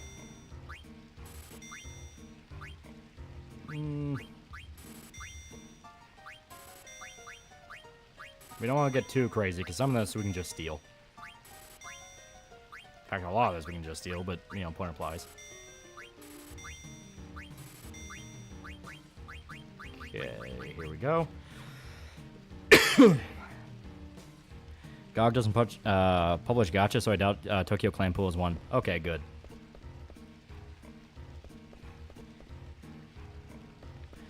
Which is going to happen first, ending a Berserk or a Hollow Knight Silk song? At least Berserk is getting chapters.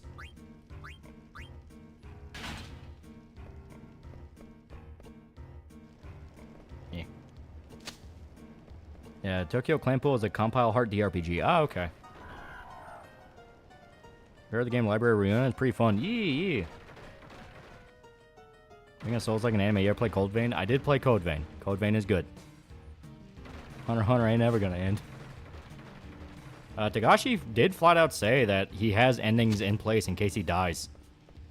So if he ever dies, they'll just publish the notes of that ending. If you could revive to smell it, developer do you think deserves it? I don't know, because, like, we haven't really had dedicated car combat games in so long that who would you even think of to do it?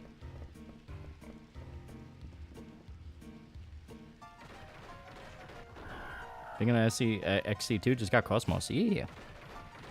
Covan being a God Eater side story is wild.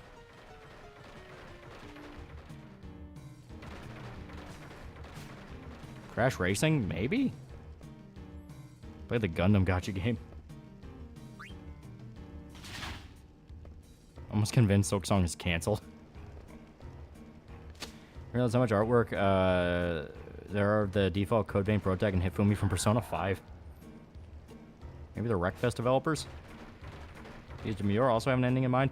Yeah, people thought he didn't for a while, but then Koji Mori revealed that he did have a bunch of notes and would, like, talk to other manga artists about what the ending was gonna be.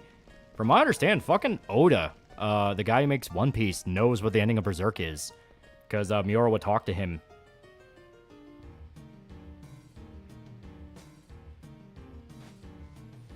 They'll make an anime, the rest of the manga is just politics and dialogue.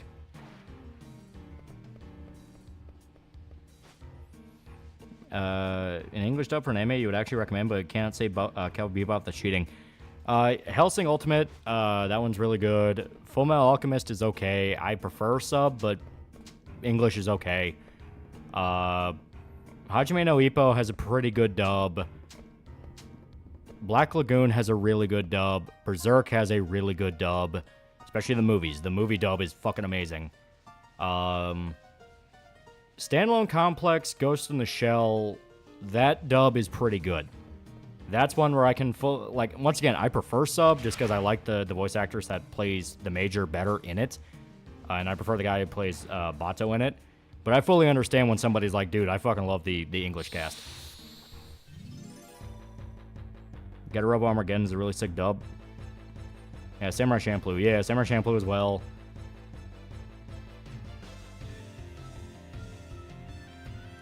Once again, one of those where Samurai Champloo, I prefer sub, but I understand when somebody says they like dub.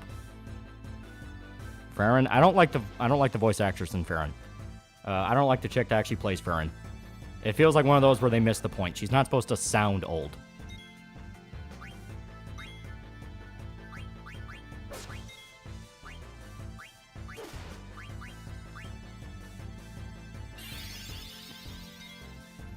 Mushishi dub is good. DBZ? I mean, DBZ is an easy one. The current $5 Project Moon makes a new game. I'd like to see him do an RPG in this vein of Digital, Devil Saga, or Golden Sun. Use the anomalies as power-ups.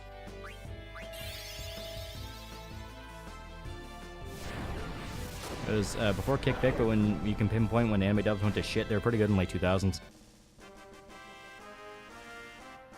Death Note was a pretty good dub.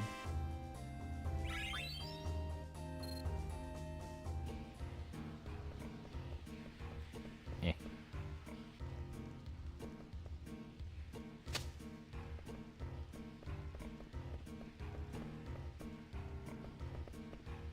Here we go.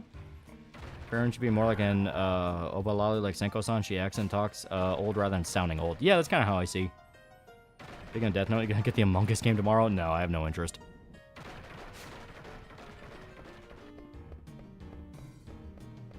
Bakano is set in the 1930s USA. Can't watch it in Japanese. Lod Rosso's actor is brilliant. You know, has an awful irredeemable dub, Demon Slayer.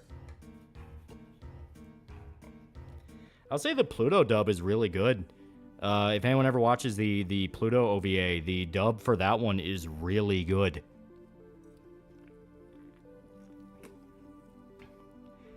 What's the name of the anime where a dude goes to a delinquent school and a dude ate his pencils?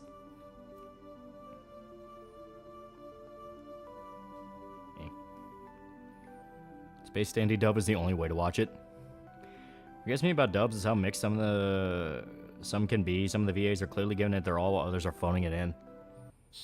You're paying on Hollow Knight. It's pretty good. Cromarty High. Ah, okay. You Aksho, I enjoyed the dub. Sucks the Funimation turned out the way they did. Makes it hard for me to enjoy in hindsight. I don't know about you, but Southern Accent Goku sounds unwatchable. Yeah, Freddie Mercury is also in that one. Yeah. I think we already have White Wind, so...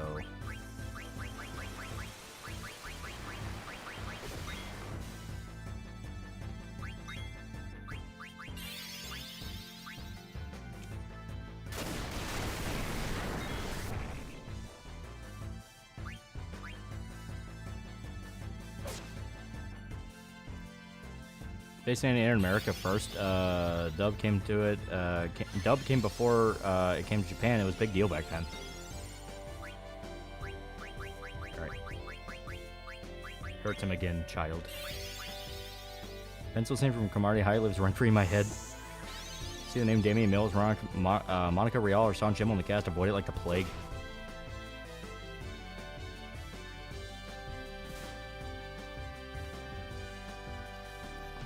I don't think most dub voice actors care. There are a few that do, but not many. Yeah, it is kind of sad.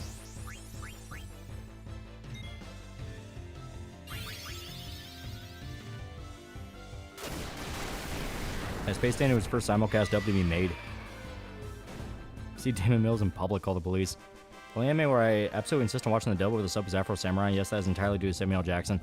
Well, Afro Samurai was intended to be watched in dub. That was another case of the dub was kind of more in line with what they wanted to do. Hell, if I remember right, you can barely even find versions with the sub.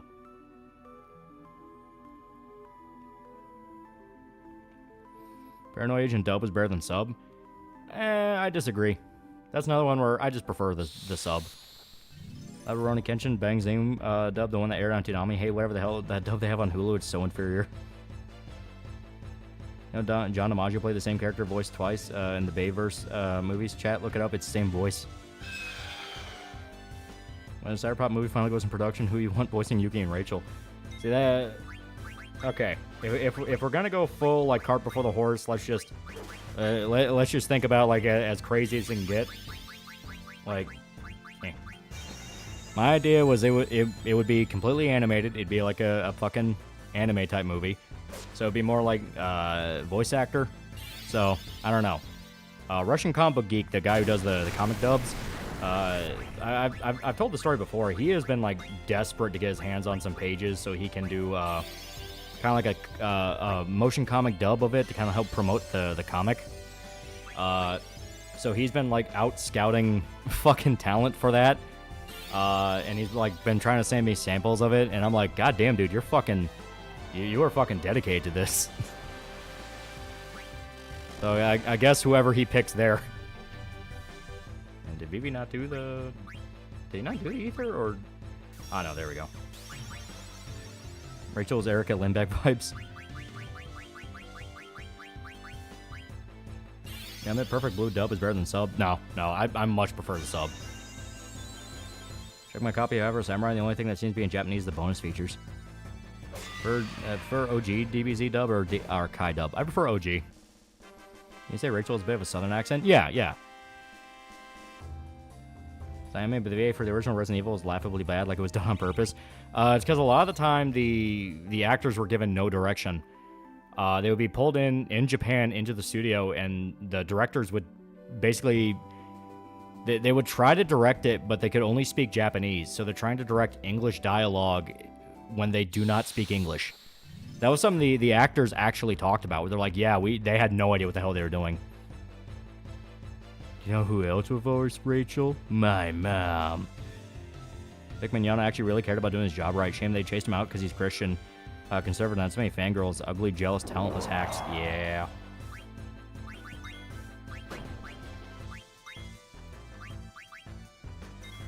Every dub of Trigun is good, especially the movie and Stampede. The anime takes place in Japan, and watching the sub is a far more immersive experience. None of them had any idea they were so popular until recent years. Oh yeah. Some dub actors give out the air they're too good for the anime scene, but they can't break through the Western animation scene. Karen Strassman, Katana and Milena's VA from MK9, and I guess from OG Persona 3 be a good match for Yuki. I don't think it should be a bad one. The big thing is, and I've explained this to people before, the idea with how she would talk is it'd be kind of like a digital effect. It'd be like she'd be talking on auto-tune all the time. So you would have to find a good voice actress for her, but at the same time, be aware that the audio would be kind of fucked with. So someone who can kind of work with that. Vic was so dedicated, he even did the English cover for DBZ Kai opening Dragon Soul. Pretty good English cover, too. Yuri Lowenthal sounds exactly the same in every role he's in. Yuri cares when he cares. It's just one of those, he has so many roles.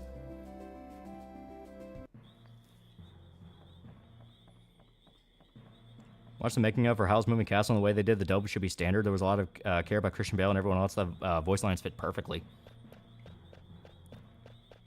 Yeah. Yuki sounds like a Vocaloid all the time. Yeah.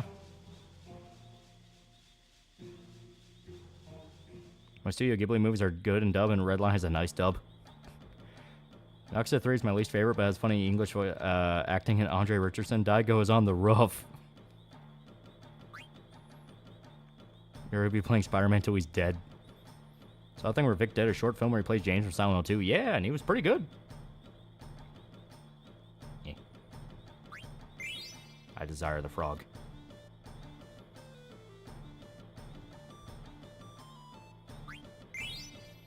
Yeah.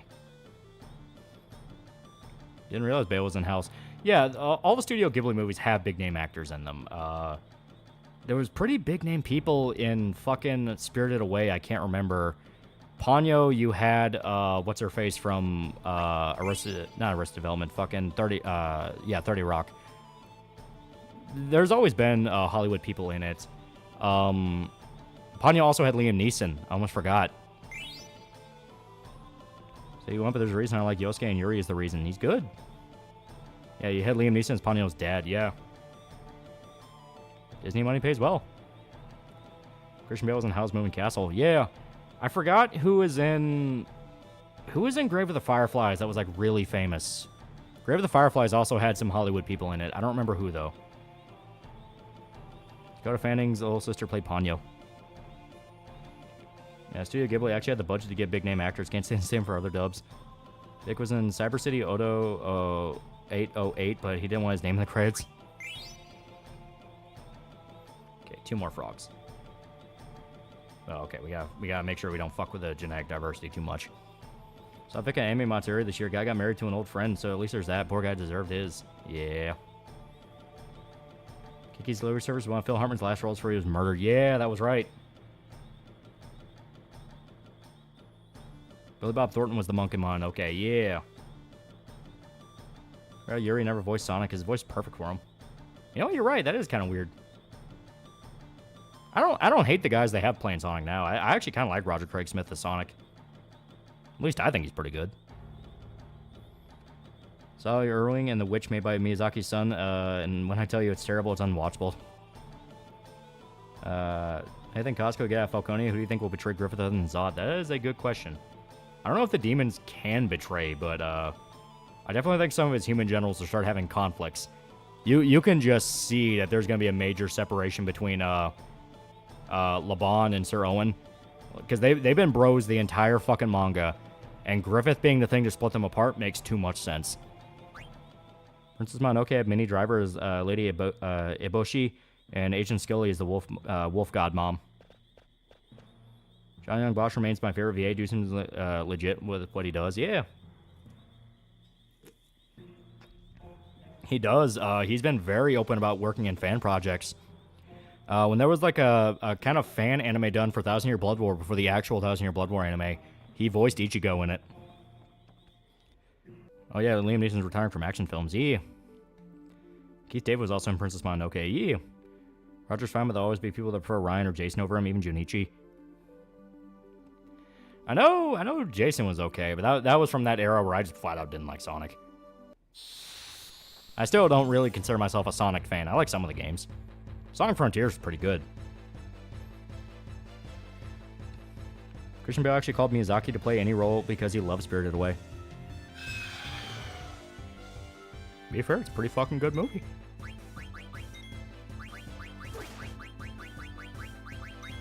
zap his nuts. Oh, Johnny voiced Ichigo in Naruto versus Ichigo Death Battle. Yeah.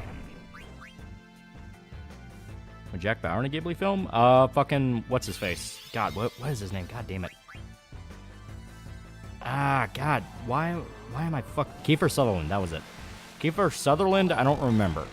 He was in Metal Gear Solid 5. If you want to count that. Punish Luna is now pretty cool dude for 5 months. 5 months now. 5 months. Which video game series do you think should get a Halo Legends treatment, aka multi-studio anthology? I don't know.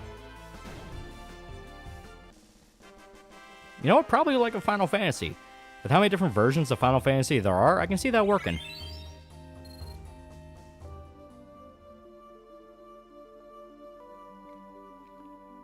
Okay, now we go talk to the dwarves. Bob Thornton was in Princess Mononoke. Yeah. Isn't the guy behind Spirited Away kind of an asshole? Miyazaki? Yeah, he's infamously a massive asshole. There we go, Dragon Maximum Motion Comic. Johnny voices Vash in that. Funny, I've never seen a Ghibli film. You should. They're really, really good. Netflix, Castlevania should get that treatment by someone not Netflix. Yeah, you're not wrong. Have Iga supervise it, because clearly he's the only one that's actually keeping that fucking thing alive. Cyberpunk? Cyberpunk also would not be bad. Which decade is best for fall-feeling movies? Probably like 70s. 70s had kind of a good little vibe with a lot of autumn-type movies. FF9 episode would be like a heist movie. I recommend Ponyo even if it's mainly for kids. Yeah, it's good. Grave of the Fireflies for a legit harrowing fucking war story. Howl's Moving Castle for... Howl's Moving Castle is complicated, because you would think it's almost like a fairy tale romance, but it's a lot more than that. Spirited Away is like a very classic fantasy story. I mean, that is... Spirited Away is like mandatory watching for anyone getting into Ghibli shit. There you go. And I've heard very good things about Boy and the Heron, but it's different. Grave wasn't Miyazaki. Wait, he was talking about Ghibli in general, not just Miyazaki. Spirited Away for the girl working in a soap house. Play Castlevania DLC for Vampire Survivors. It's so fun. I have not yet. I didn't realize it was out. Watch Grave of the Fireflies in high school as part of World War II class. It was an experience. I'd like to see Arasaka raid in animation. That'd be cool. I want to get into Warhammer lore, but it's so massive I have no idea where to start. Any tips? Just play Total Warhammer. Auto-tuning voice actors in new all Transformer voice actors, OG cartoon, and some form of auto-tuning on their voices. In Gundam Requiem for Vengeance, very much the horrors of war, like Iglo. Dig and Grave the Firefly. Check out the song by Raven Age, same title. Have you heard the story about Grave the Fireflies? They asked the man who the story's based on if the ending change was okay, and he said this ending is better. It makes you cry. Secret of the Heart and The Cat Returns are both great. The thing you get into entertaining debates on Twitter with Castlevania. How much do we need to pay to get to make a video ripping a Netflixvania? It's gonna happen eventually. Just one of those where I've been playing catch up on a lot of stuff that's been on the back burner for a bit. And of course, as soon as I'm like, all right, I'm gonna get through a bunch of horror stuff I've been meaning to do, meaning I'm that much closer to Castlevania, we have new Berserk chapters, which push things back. It's like, damn it. It is absolutely happening though. Especially since we are entering that age where people are discovering all the stupid shit that was in Castlevania, the anime, and they're going, oh my god, really? This was in this fucking show? And I'm sitting there like, yeah, I fucking told you it was. I played the game Library of Ruina. It's pretty fun. Yeah, you asked that. It's pretty good. Ready for Election Day? See, Lara Croft's in Dead by Daylight now. Poor Lara can't get anything good nowadays. They're just whoring her out. How do you feel about Sage saying Grave was just designed to make Japanese punks feel bad? No. It's a horror of war story. You know, it is reminding you of this event in history and telling it in a dramatic way to make you understand the impact it had.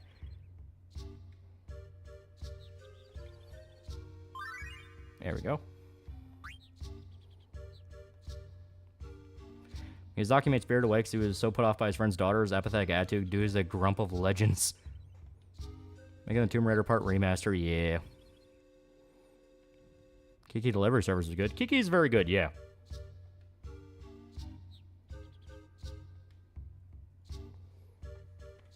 Voting for Trump to make sure I don't get put in a crystal.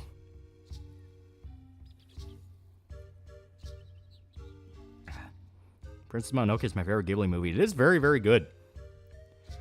Card of Vampire Brain gets confused by geometric shapes became the staple of what made the show bad. Yeah. But in fact, for you, Noli uses Grave of the Fireflies proof of why anime is terrible because it has upskirt shot of a little girl, so yeah. Yeah, just absolute... There's missing the forest for the trees, and then there's just screaming nigger at the tree. It's like, how do you miss the point of this so fucking bad?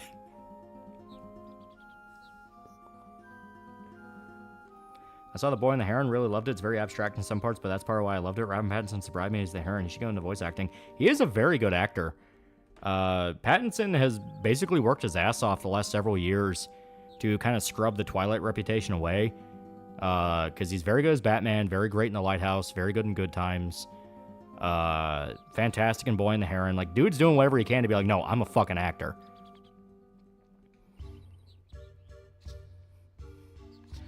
My favorite Miyazaki story is him sending Harvey Weinstein a katana with a note that said no cuts. Heard that now? I've not heard that analogy. Missing the forest for the tree and opting for something else so colorful. Geometry fucking with vampires so clever. Just ignore all the times it doesn't fuck with them. Well, that's the thing. People pointed out because for those that don't know, Castlevania season 4. Yeah, it was season 4. Confirmed that crosses do not ward off vampires because it's holy. It's because they are a geometric shape, 90-degree angles, because, you know, it's a cross.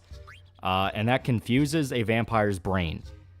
Very stupid explanation in a series explicitly about how vampires are supernatural and magic, and stuff like God and hell exist. As it turns out, that was just straight up plagiarized from a book. It is a book called, what was it? Late Day, Daylight, something like that. It's a sci-fi book. It's a sci-fi book that kind of poked fun at the concept of vampires by making them essentially turbo autists. I'm not even kidding. They were hyper autistic, could name like every prime number between 1 and a billion. They are like literally autistic. So whenever there was like a 90-degree angle, since they don't appear in nature, the vampires would have like panic attacks and can't handle it. And it is a literal plot point in that book that the vampires went extinct when human development happened because we started building buildings in 90-degree angles. And the whole concept in the book is they bring the vampires back through like basically like Jurassic Park style fucking genetic experiments. So their autism can be used for humanity as basically slaves. And it's a thing of like, you hear the idea, it's like, oh no, that came from a book. And it's like, what the fuck are you talking about? That sounds stupid. Then they explain the logic in the book and it's like, oh, this knows it's dumb. That's actually kind of funny, but why would you copy that? Yeah, exactly. It's like the book, it makes sense because it's poking fun at the idea of vampires. The idea is it's dumb and they're taking it so seriously. Castlevania, it's literally just pulled out so they don't have to explain that God exists.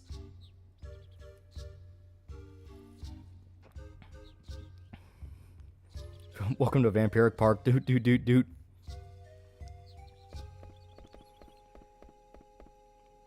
Get in the fucking computer, bloodsucker. Warren Ellis is an atheist. Not only is he just an atheist, he is an obnoxious atheist. A lot of people speculate that, well, not even speculate, it basically is rumored, that Iga kept going round and round with him during the writing of the Castlevania 3 script. Because obviously that's what Season 1 and 2 are based off of, an unfinished Castlevania 3 script. He kept going round and round with him because fucking Ellis kept trying to change lore and remove the religion aspect. And Iga will come in and go, it's based off old Hammer movies. Old Hammer movies used fucking religion shit. Now, Robert Rodriguez understood that holy stuff worked in From Dusk Till Dawn. Never understand the impact shitbirds on r/atheism had on culture. Kramer just gave the likely win to Kamala. It's pretty much over now. Inverse Kramer index has been right for the past 5 years. So basically, because they gave the win to Kamala, Trump is going to win. Gotcha.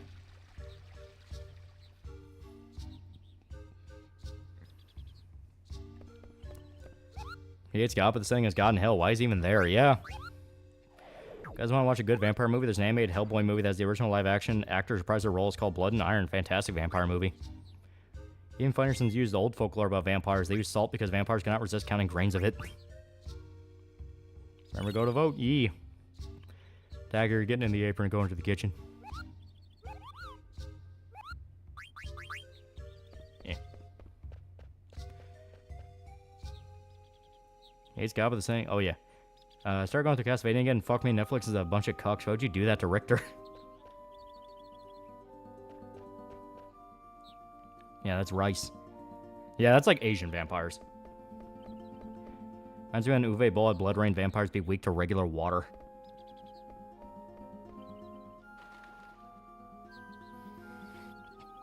Have you seen the anime about Jesus and Buddha coming back to Earth? Jesus gets confused as the son of a high-ranking Yakuza. Shit's hilarious. There's no longer debate. All Doomers, Black Pillars, and co-posters getting put in crystals.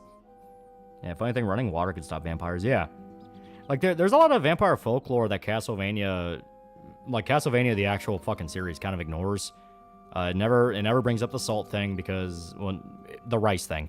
Because that was specifically a Japanese vampire thing, and Castlevania has always been about, like, Hammer film-style Dracula movies.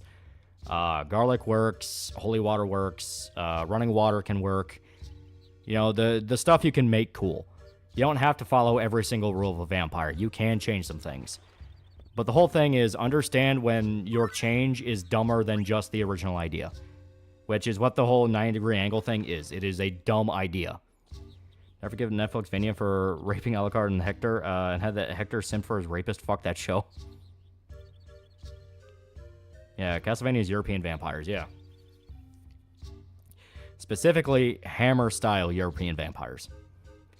Vampires are weakened by running water because they were symbols of life and believed to have their own guardian spirit, similar to why sun kills them. Yeah. Also, Richter and Just getting stupidly snuck up on, like, what? Must count rice. Get in the fucking computer. I think vampires can't cross moving water, but Legacy of Kain also had the water weakness. I think that's because of the purity of water. Yeah, water is a symbol of life. It, once again, can be purified, made holy. Yeah. And yeah, running water in particular is seen as kind of like, well, running water... Water in general has always been linked to kind of the connection between life and death.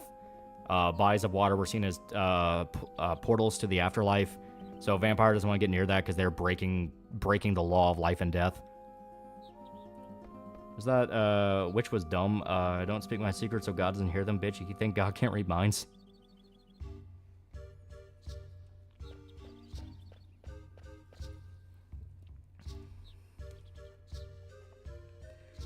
Yeah, Netflix Mania Season 1, Bishop is evil and God abandoned him so demons can hurt him. Yeah. Water turned Raziel into a blue raisin. Well, he was a specific case. Broke out and cackling every time the completely random and unnecessary Black Opera rag singer Twink started belting one out. I like a unique magical power system built around religion to fight demonic forces based on human soul and will. Yeah, they literally have a demon confront a priest asking where God is. Yeah.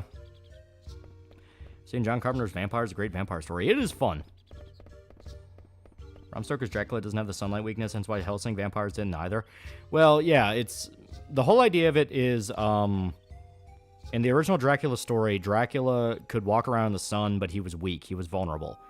That's why the end of the book is them trying to kill him before nightfall. But his thralls, like people he turns, they would be affected by the sun. They would be hurt by it. It wouldn't kill them, but it would hurt them. Netflix Vania Season 2 said Bishop gets revived by black magic and can use holy water to hurt vampires for Camilla. Completely called him getting forged demoned and having a music number to convert other demons to his fabulous voice. Yeah, vampires weaken the sun, but it wouldn't kill him. Yeah. Yeah, sunlight works if he's decrepit, but if he drinks blood, makes him more resistant. Yeah. Carmella was a strong, independent vampire, didn't know man. I'm kind of pissed they didn't have Alucard kill her. Yeah, usually the underworld has a river in most mythologies. Yeah.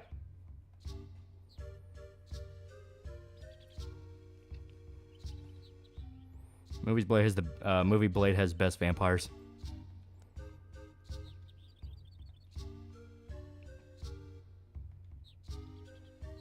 Funny thing about Dracula in mainland Vania is that he's effectively meant to be Lucifer, as referred to as the Demon King in the Japanese version. Yeah, he is meant to be an agent of chaos, and chaos is God's complete and total opposite.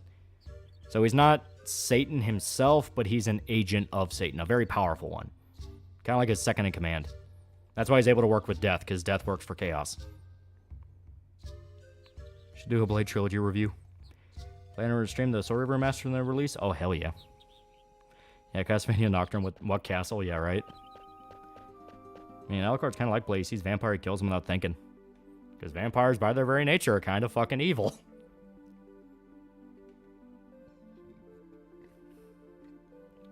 Yeah, they tried so hard to make her cool, instead she's just a bitch. Yeah. Well, yeah, the problem I had with a lot of Netflix Vania is it fell into an issue where... This is going to sound really gay. I fully admit, it sounds incredibly gay, but it is an important concept to nail down. And that is... It had no respect for the sanctity of life. Basically, whenever a character killed somebody in the show, it never really treated that as a big deal. Like, you just fucking killed somebody. It always acted as if it just was just a thing. You know what I mean? Now, obviously, early seasons when you have the demons running around slaughtering the entire fucking city, that's treated as a very big thing. Like, holy shit, these demons are going around murdering everything. You know, ripping babies apart and doing shit like this. Like, oh, fuck. It's scary. But come Season 2, where I wanted to flesh out the vampire politics, it had a serious problem where it would still try to make you sympathize with the vampires that are running around eating people, while still allowing them to run around rampaging and eating people. The most obvious example I can point to is when they do the redemption arc for Dracula at the very end. When they do that, it's supposed to be seen as like a good thing. It's like, oh my god, Dracula got to get out of hell. He gets to be with his wife. Even though it's like, homie, you are a fucking genocidal madman. You are basically Hitler. You are a complete fucking monster that should be dead and burning in hell. Like, why are you here? You know, that kind of thing. And that's been a very big issue with Castlevania, where it's trying so hard to make all the vampires cool and, like, likable in a fucking weird-ass way, while not understanding that they're supposed to be the bad guys. They are evil. You can't do gray morality with a faction that explicitly murders people for fun. Because that's what they do. You know, you have the scene of, like, the Viking vampire in Season 2 raiding a village and just murdering everyone for fun because he got bored. You know, you can't suddenly turn around and go, but what about their perspective on the matter? What are their thoughts? You know, they just see it as killing cattle. It's like, no, they're fucking assholes. It's like they are just pieces of shit. They deserve to die. You know, they are the bad guys victimizing innocent people because they just view them as better. You know, they view themselves as better, and it's like, well, why would I ever respect the fact that you also get to live? Yeah, vampires aren't the Guardians of the Galaxy, they're Hitler, yeah. Yeah, God would send the angel Michael down to send Dracula back to hell personally, yeah. That's kind of gay, but you're not wrong, yeah. Writers like the mystery and sex appeal of vampires, not the horrifying, brutal reality. Well, it's like I said, they take the concept of dark fantasy too far, to the point they just have everyone be like a crazy murderer, to a degree where it does start impacting the story.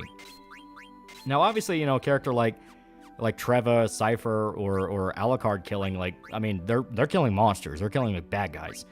You know, like, evil priests and shit like that. But they wanted you to feel sympathy and be interested in following the vampires when all the vampires do is go around murdering people. You know, all they do is, like, kill people for fun and butcher villagers and shit like that. Yeah, it's grimderp, yeah. A really good example of that is not just the Alucard, not just the Dracula being resurrected thing. If anyone remembers the Berserk couple from Season 4, the two lesbian vampires, the one that's basically Guts and Casca, they explicitly get wrapped into the plot with Carmilla and murder a bunch of farmers. And their whole character arc is going, oh, we shouldn't just murder a bunch of farmers. And it's like, you really had to be fucking told that? It's like, what the fuck? And they get to ride off into the sunset. Like, the fact there are a bunch of murderers that killed a bunch of innocent people is not fucking brought up at all. Yeah, it sounds like Rebecca Sugar shit. Exactly. It's like it is to a degree of, like, really, you have no respect for, like, I guess just stakes?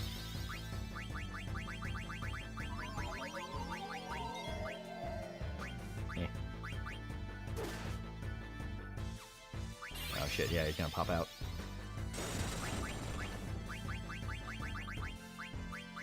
Yeah. I'm buying that. Sounds stupid. Game's getting better, humanizing Dracula in Symphony of the Night, where Alucard begs his father to stop and remember the wish of his mother. Yeah.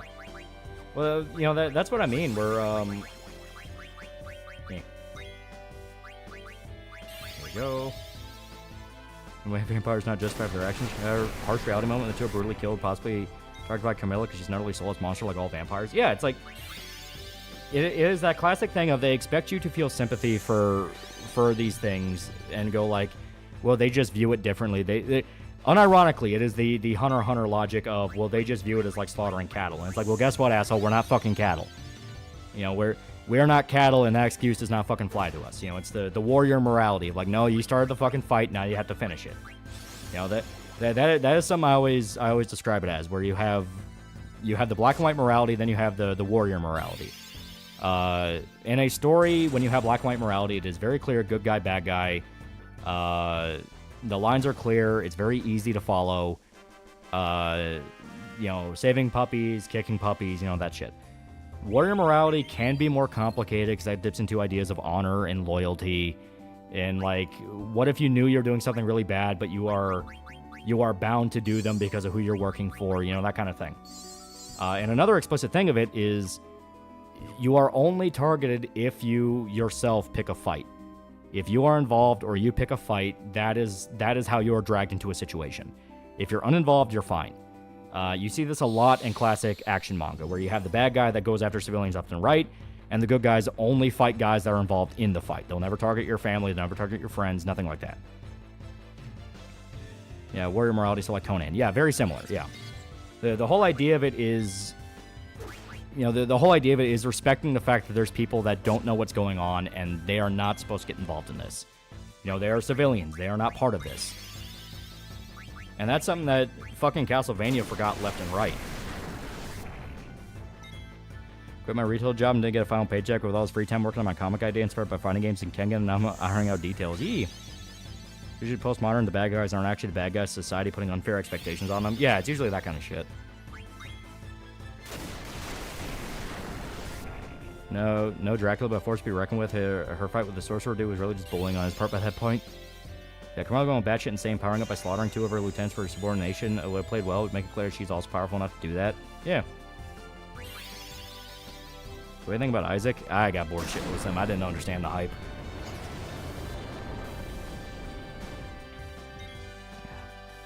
When you don't follow that type of morality, you start having generational feuds like in India. At least in Hunter x Hunter, Miriam had to die. Well, yeah, they made it clear Miriam was insane.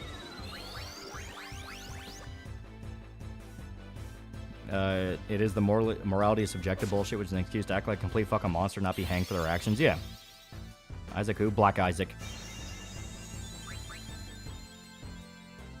Because his company is desperate to be the next Game of Thrones, ignoring that fat died. You are not Game of Thrones, you are Castlevania. Yeah. The only thing I remember Isaac doing is fighting the massive meatball they copied from Symphony of the Night. Hey, Shankar looks like he took one look at Matthew Patel from Scott Pilgrim and said he's literally me. Except if you're Denji and there's women or children. If you're a regular Joe, you're fucked. Have you ever bought anime for the Blu-ray before? Just curious. I've bought, like, Berserk Blu-rays, yeah. Did you see the Silent Hill 2 remake confirmed loop theory? Yeah, he's been there for 22 years. So basically ever since the original. That's why I'm writing my villain group, is you can understand why they became evil and make clear the villain group are complete monsters. Yeah. It's like I said, you know, the big problem with Castlevania was it wanted to be Game of Thrones. It wanted to do this thing of, like, in-depth vampire politics and shit like that. Not understanding that Game of Thrones by itself was basically not quite riding a trend, but it was able to do what it did because it was its own deal. It was its own thing. And it made it clear from the get-go that, you know, this is not really a story about good and evil. And even then, you know, they kind of fucked up with that as it went on. It just kept doubling down on the same bad ideas over and over again. Yeah, especially with the show. I really do feel like the show ending fucked with the book, because the show ending was gonna be the book's ending. But the whole idea around it is Game of Thrones fleshing out every fucking character to have their own story and their own subplots and their own possibility of being the protagonist only worked because from the get-go, Game of Thrones was an ensemble. You followed multiple families. It wasn't just multiple people, it was multiple entire families. Castlevania is about basically just set individuals from different generations of a family. You know, it's a lot like JoJo. You have your JoJo groups, but it's still just this one little group of people. And they're all usually working together and fighting a set bad guy. Dracula's Court, with the exception of the Forge Masters, Boat Guy, and Obvious Betrayer, were all entirely cardboard cutouts. None of them really mattered. Yeah, and that's what I mean. When you do the Game of Thrones shit, okay. When you do the Game of Thrones shit, where everyone has their subplots, everyone has their moment to shine, you run into that issue of, well, when they die, what did you really accomplish with them? What actually got done when you actually fucking killed them off? A lot of the time when Game of Thrones killed somebody off, it was literally just for shock value. It was purely for shock value. It was purely just to be like, oh, haha, I didn't see that coming. Infamously, that's why Ned Stark died, because it was just a subversion of an expectation. When you do that to, like, every series ever, you run into that problem of nothing really mattering. Because Walking Dead fell into the exact same problem. You run into this issue of why the fuck would you care about anyone, because at any point they could die, and you basically wasted massive amounts of time.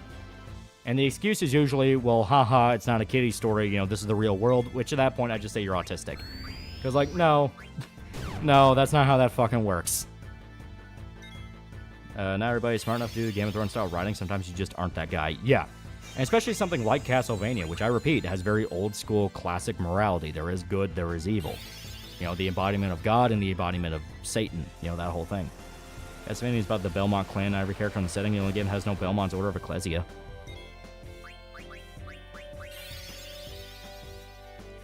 Yeah. Amazon tried to do the same thing with Rings of Power. Netflix again with the Avatar. They should have said they were inspired by Game of Thrones. Your Avatar. Yeah. Trying to flesh out every single person to have their own subplots. And it's funny because Avatar itself has a lot of subplots. I mean, you have Zuko's redemption, Uncle Iroh teaching him, Aang and his group. Like, it had its own style.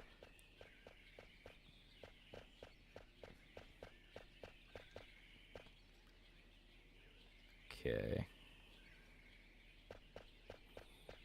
Playing movies, you're doing something you can't in real life. Yeah. And start dying, at least serve the plot to set up the conflict. Definitely a sign of what to come. Yeah. It worked as a subversion explicitly because it was used to set up other events.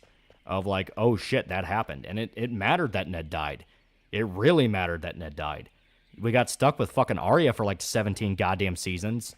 But,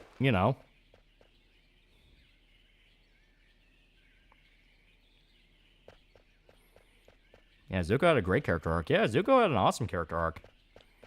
Netflix Vania better not touch Arya or Dawn of Sorrow. Some of his games are my favorite. I don't touch my favorite Castlevania character. So you guys open your present on Christmas Day or Eve. One on Eve, and then later on Christmas Day.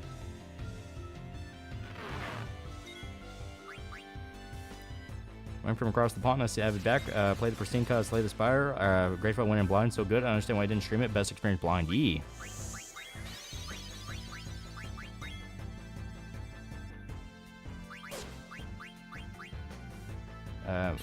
It mattered why Ned, Rob, Catelyn, and Tywin died. Yeah. Embarrassing that One Piece of the Bear Game of Thrones writing the Netflix Vania. Which him and Saga have had a sword training arc too, but Zuko was low-key a weapons master. Embarrassing that one... Oh, yeah. What's your favorite Castlevania game? I love Symphony of the Night. It is so fucking good. Now, Showa could die tomorrow, but if he did, you wouldn't say you wasted your time with him. You grieve and miss what could have been. We're talking about, like, media.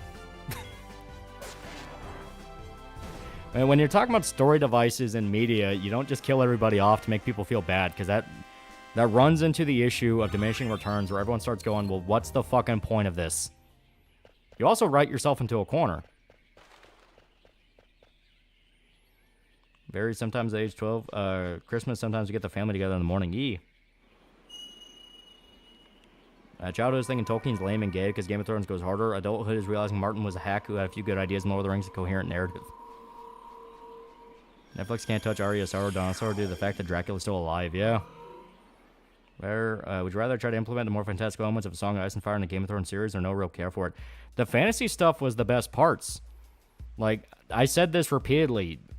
Them treating the White Walkers as like a background detail was one of the biggest signs that it was losing focus on what it was supposed to be.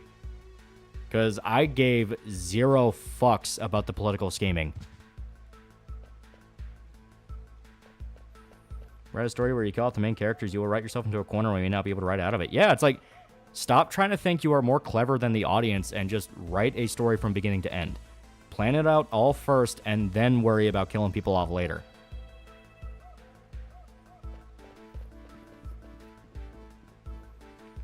Growing up is realizing George stole the concept of a Game of Thrones from Wheel of Time. Pretty sure George R. R. Martin admitted he realized he killed off a character he needed and bro himself into a corner. Yeah. Yeah, putting out the White Walkers exactly what got us into the ending mess, while the goofy as fuck final counter with them, how base and utterly wasting of time. If Martin wasn't a hack, he would have had the actual twist be everyone thought they were in a period piece drama instead of high fantasy apocalypse. I like this series' music. It is very good. And yeah, all these gripes I'm talking about is not just beholden to Game of Thrones. As stated, a lot of things took influence from Game of Thrones for the worse. Where they were trying to give like every goddamn character their own dedicated subplots and episodes to a degree where you don't need to do that. You don't need to do that. You need to focus on a central figure that ties everything together. Whether it be your protagonist or a group, it needs to have a solid focus. You can't get unfocused and start focusing on every other fucking person. That's exactly the trap that Castlevania ran into. It was trying to flesh out the vampires to a degree where it didn't even make sense. Like, what is the point of the vampire court? You had Dracula sit in a chair just going like, hey, I want to kill all humans. And they're like, well, how do we do that? And that was like 5 goddamn episodes. Every side character in the whole story background. Hello, Walking Dead. Yeah, right?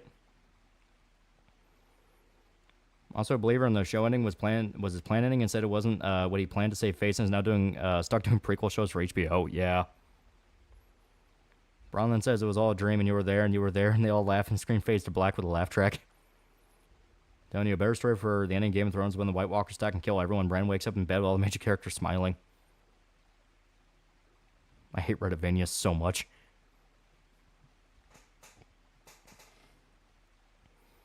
If you're trying to write a story like No Country for Old Men, who do you write like that?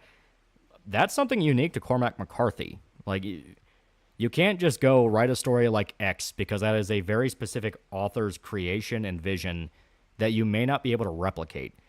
The only guy I say is able to replicate a kind of Cormac McCarthy style is someone like S. Craig Zoller. Because if you watch Bone Tomahawk, that is basically Blood Meridian the movie. Very similar in style, very similar in graphic content. S. Craig Zoller is about the only one I would say is close to Cormac McCarthy. Obviously, you have the Coen brothers who did No Country for Old Men. That was fantastic. You have the guy that did The Road. Those are really good. But end of the day, you need to find your own spin on something. It can't just be copy somebody else. You can take somebody else's ideas and do a remix on them, but understand you're doing a remix and you need to have your own version. And you can't just tackle it from the perspective of, well, I'll just take this and make it my own. Because that's usually where you end up with like 1,000,001 different fucking remixes on basically the same goddamn story with like a gimmick slapped on. Netflixvania is so annoying to me because why is there a vampire court besides Camilla, Isaac, and Hector? Why are these characters here? Who invited the OCs? Where are the game monster bosses? Fuck Griffith for $5. Martin said he struggles with magic and each book gets more magical, like Lady Stoneheart, Cat Stark's Magic Zombie. The weird thing with Netflixvania is the Japanese geisha background vampire that felt out of place in a vampire world inspired by medieval gothic horror. I'm okay with vampires of different cultures and even taking aspects of them for their fights. But like, just treat it as that. It's set dressing. They're just vampires from across the world. You don't need to flesh out a whole thing for them. Like the whole thing of like, well, why would a Buddhist vampire be warded off by a cross? Because it's a fucking cross.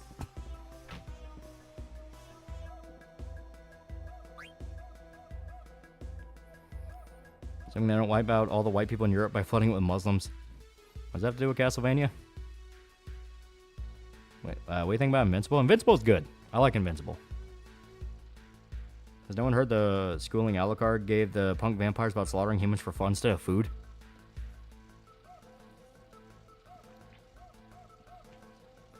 Geisha isn't medieval, though. They started around early 17th century. Well, that was around the time period of Castlevania. But it depends on what Castlevania you're talking about. 3, I think, would have been a little bit too early.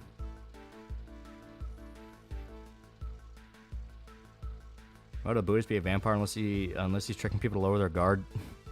Well, it's just he was a Buddhist who was attacked by a vampire. Once again, you don't need to think about every fucking detail. It's like he's a Buddhist guy that turned into a vampire. Sometimes simplicity is best. Like, if you try to explain every goddamn detail, you run into that issue of you're explaining too much and you make yourself look dumber. The song slaps. E. Are you and Shoda going to be streaming in a bunker tomorrow? Just saying, across the board to right angles, there's some similar geometric shape with even more right angles that work on vampires. I did like the culturally diverse guest, but I said the word vampire is the general theme oriental vampire with their own little kingdom and how they operate and how their powers worked.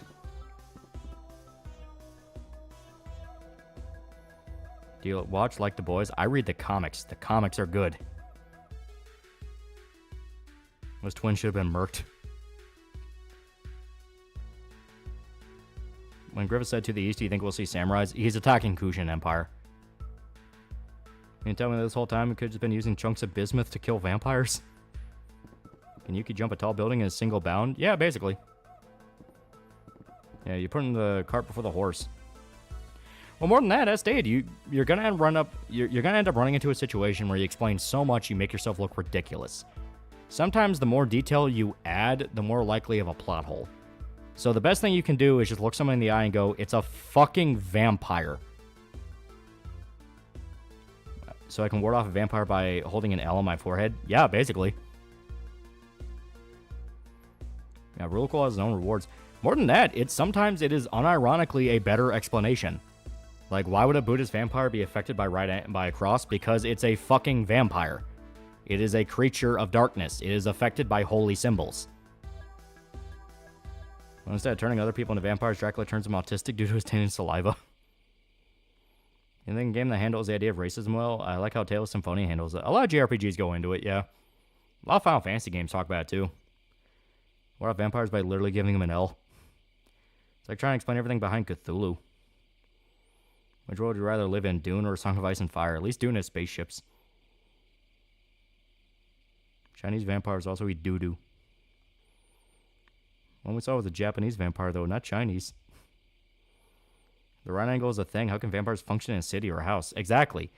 The book they pulled it from was explicitly... Like, the book they pulled it from explicitly used that information, where it's like, yeah, they wouldn't survive in an era where that's common. But, like, Netflixvania doing it is just them being...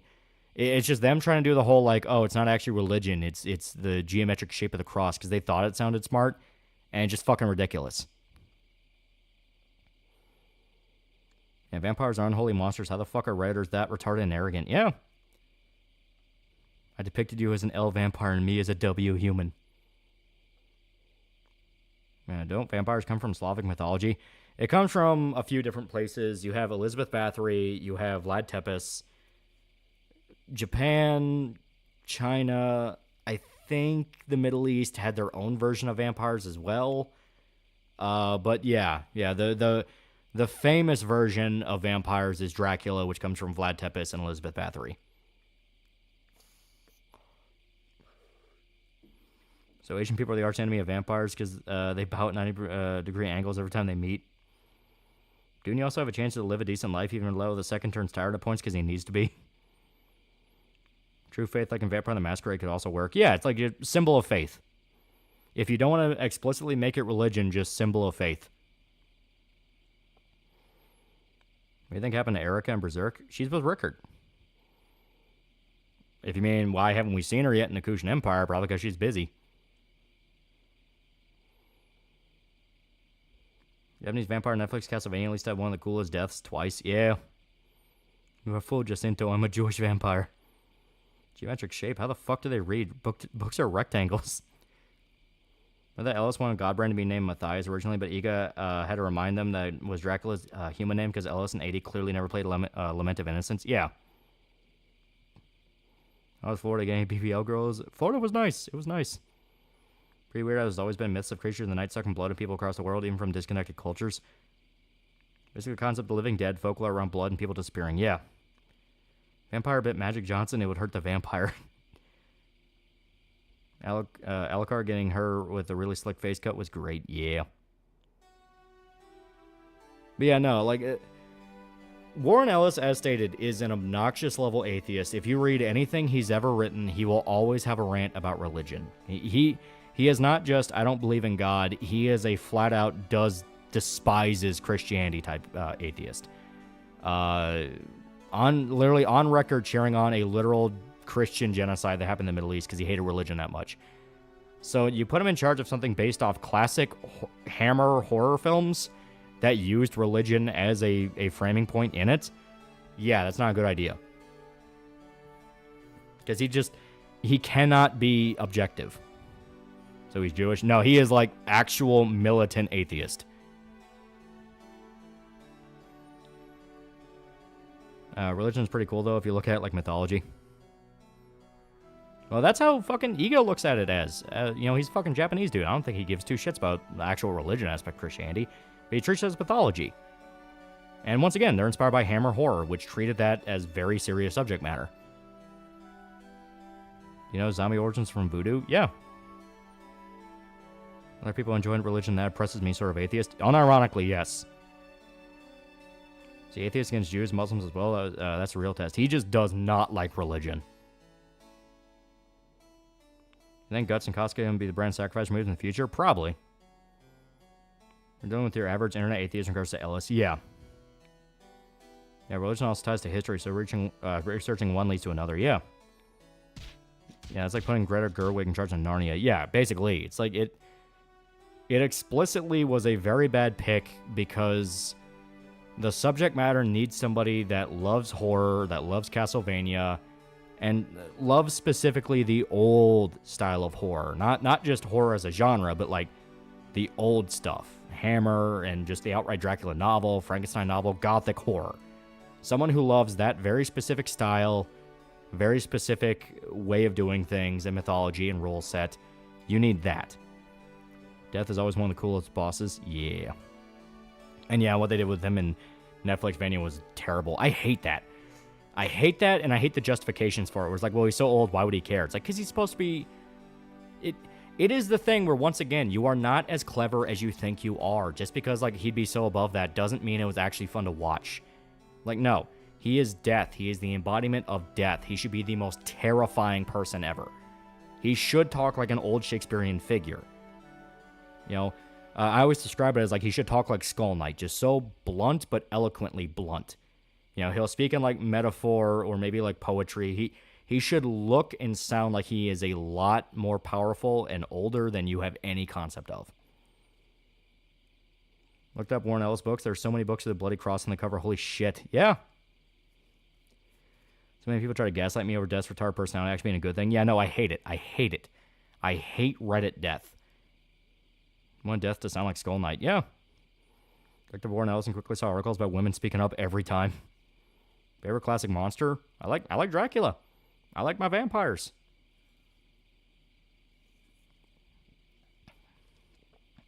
Yeah, what a waste of Malcolm McDowell. Yeah, right? Netflix Vania feels like it was written by a 15-year-old on Reddit. Yeah, that's Warren Ellis. Gonna stream the Umusume Gacha when it hits the West. I'm not touching fucking gacha slop. Favorite depiction of death in media is a silent man from Red Dead Redemption. He's a great fucking death. Once again, somebody that doesn't really... He doesn't talk like the poetic death, but you can tell he is death. The way he speaks, it's so cryptic, but you understand the metaphor in it. It's like, oh shit. I just want some sincerity in film and shows. The world can be a bit absurd, but having the characters and creators take it seriously, yeah. Frankenstein and Werewolf are classic monster. Between the two, I like Frankenstein, specifically the book Frankenstein. I thought Eddie was responsible for Netflix Vania sucking. It was a mixture of him and Warren Ellis. Warren Ellis wrote all the way up to season 4, and I think Nocturne was the one they had to do themselves. Because funny enough, Nocturne actually doubled back on the 90-degree angle twist and just had to be like, no, it's fucking Christianity. Because the fucking blonde chick who's totally not Annette locks a vampire priest in a cage that's been blessed with I think it was in the shape of a cross, so he couldn't get out of it. To be fair, I'm assuming had some good animation on the anime. The Oxid Bucks are going to good use. Gamble the comic money away at anime PNGs. I think a death from Puss in Boots: The Last Witch. He's a pretty good one. He's a kid's movie, but he's a pretty good one. Unless you can think of why Death talks that way is due to being around the humans for a while, such as Varney, which isn't the most distinguished person. Still, it's stupid. I don't like it. It is another, like, every time they do something on their own in Netflixvania, it just feels like a bad idea. The whispers being we only share our lore through talking and we don't believe in God shit was just dumb. It was just dumb. It's not a matter of like, oh, well, the idea is kind of cool, the execution was just rough. Like, no, the entire idea is stupid. Yeah, Nocturne's 80 Shankar doing whatever he wants and it's not good. He's the only one left. Yeah.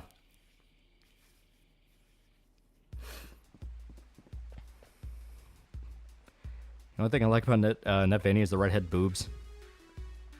Gonna watch your Berserk Fest for our dive into Last Arc. I'm at chapter 286. Eee, good shit.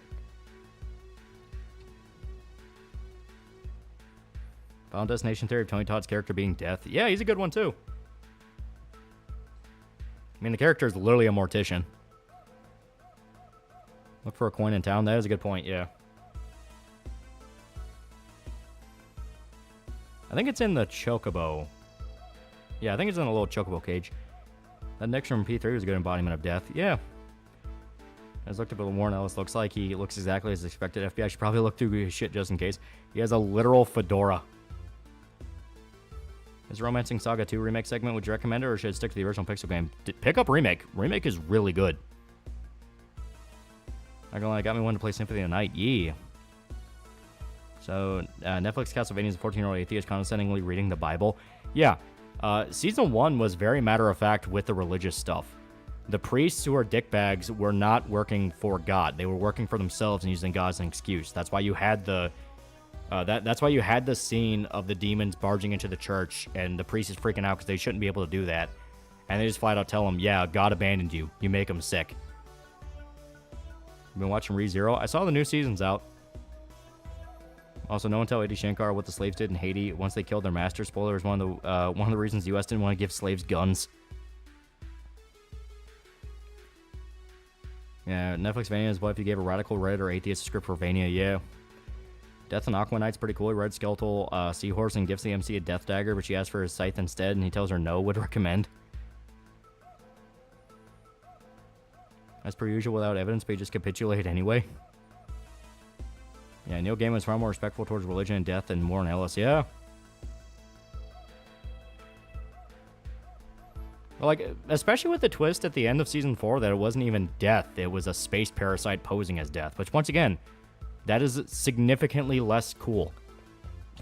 Like, oh, it's just some cosmic weird parasite thing that pretends to be death so it can feed off life force. Like, hey, asshole, I played Legacy of Kain as well.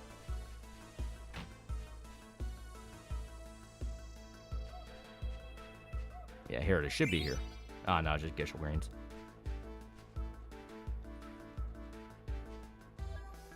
Fucking space parasite in Castlevania? Yeah, it's dumb.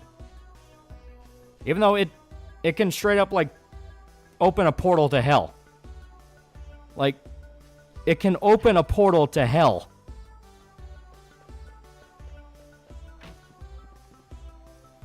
Like a D&D campaign run by somebody who ran out of ideas. That's how I feel about Netflixvania and fucking, what was that, Vox Machina type show? Vox Machina is literally just a D&D show. But, yeah, they are just the writers' D&D campaigns, and they don't really have any other ideas beyond that. I think it'd be faithful to Legacy of Kain remake. It's literally just a remaster, so they're trying to make Soul River 1 look more in line with Soul River 2, which I will not say no to.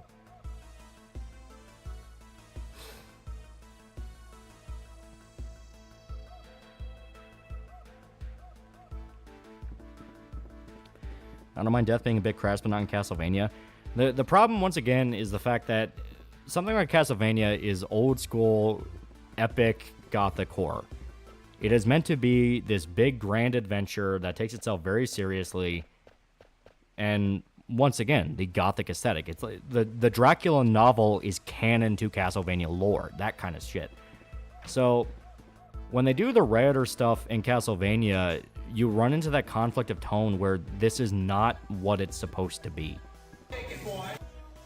Gillian Sneed for 20 fake mines with the topic of Netflix Vania. Allow me to use the super chat, not subtly show my newly released long critique of Castlevania Nocturne. Think you and your audience may enjoy it. Well, there you go.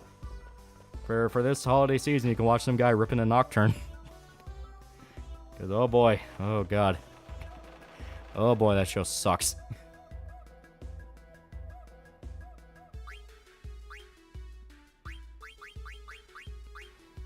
Maybe I need that. That.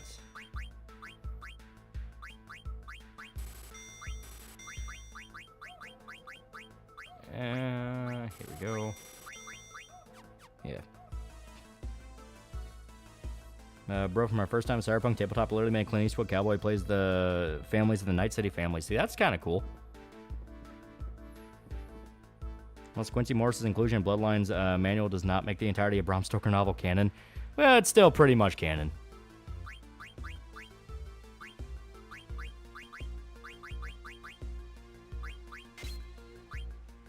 Was a character in fiction you don't understand the love for? I'm not really sure. That'd be one I have to think about. Hear about the most recent Niji Sanji graduation? This time it was Victoria. Was a big fan of Pomu and Cell, and she straight up said on stream how working on Niji broke her. Oh, God. Not a fan of Catholic Church myself, but I do believe Christianity wasn't that good for humanity as a whole.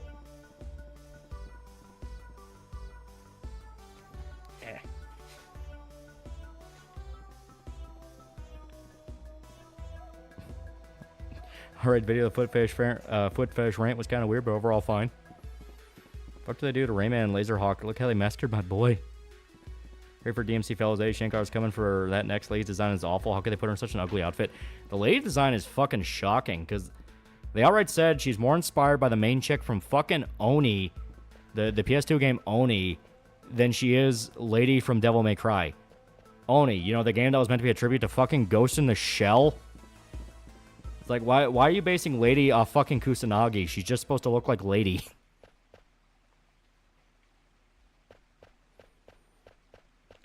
I don't understand the love for Taylor Swift. That counts as the fictional character. Her record label manufactured her. It was a remake of Bloodlines. The game is super good. It has a Michiru Yamane OST to boot.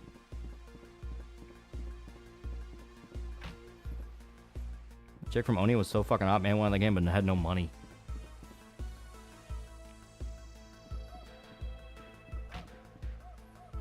Yeah, Lady's already hot. Yeah. Should have put Lady in her iconic suit in the final episode, but fuck. It is really dumb. It is just plain dumb. Yeah, Lady's based off the brunette from LA 2.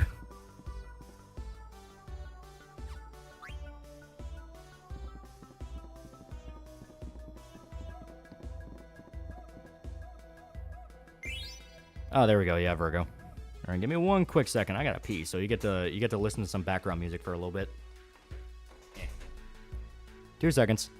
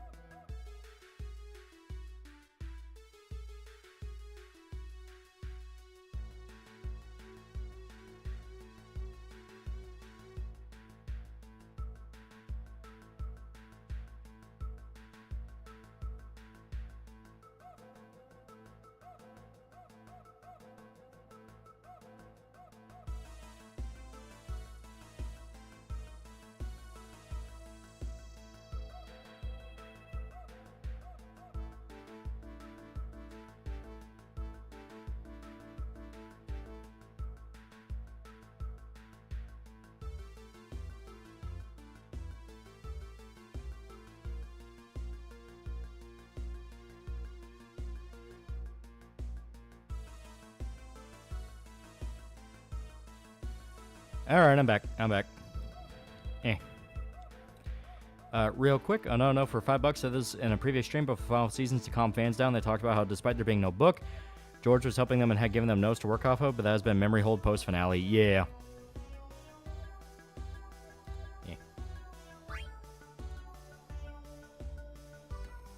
You ever played Neo? Neo 1 and 2. They're very good. Very fun. Can I say that I missed DMC's visual K elements and to an extent Pretty Boy Dante? It is pretty cool. It's pretty good.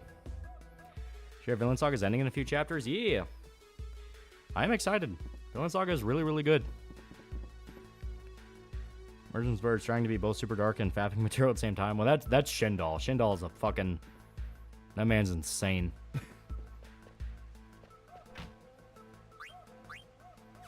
Alright, yeah.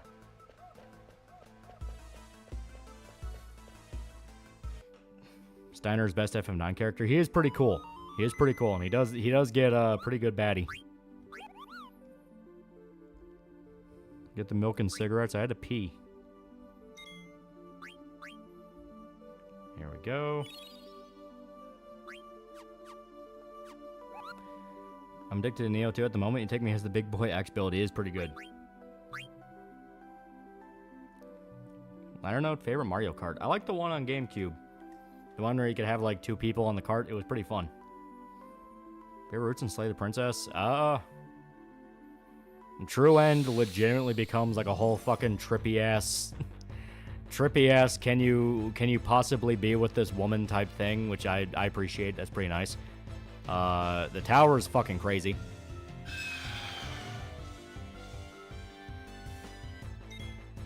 What Shindal's mom said about Merchants MC was pretty batshit.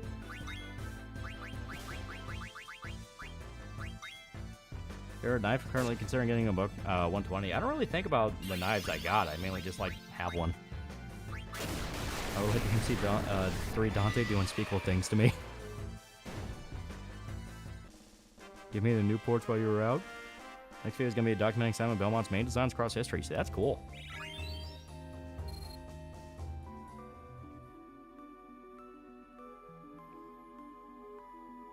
Haiti blaming everyone else for their own stupidity isn't new, like every communist country failing and blaming the capitalists, or Turkey blaming the Armenians for their own genocide.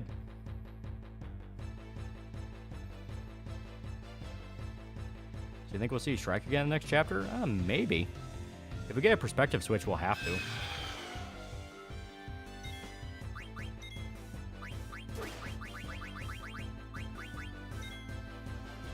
People thirsting for Dante tonight, really? Yeah. I mean, Dante's pretty cool.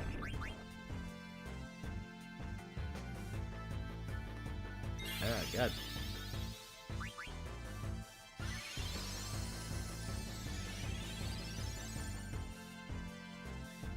Is there a new Shrek movie in development? Yeah, supposedly. The DMC Netflix anime just come out. I don't know if it's out yet, but they've been showing stuff off about it. And it looks severely unimpressive. Dante's cool, even Gura loves him. Yeah!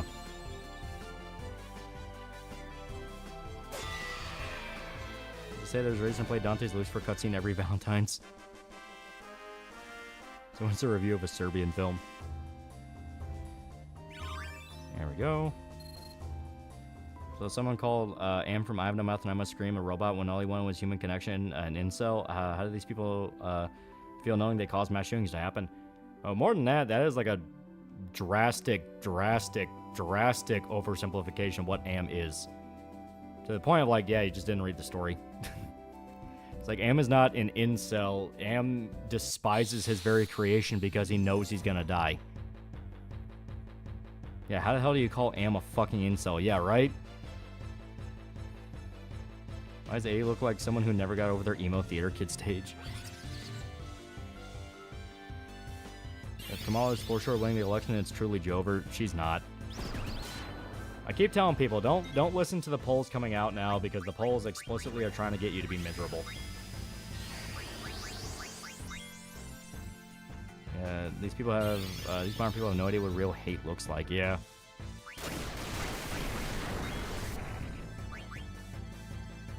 Remember, chat, incels and guns don't cause shootings, feds do.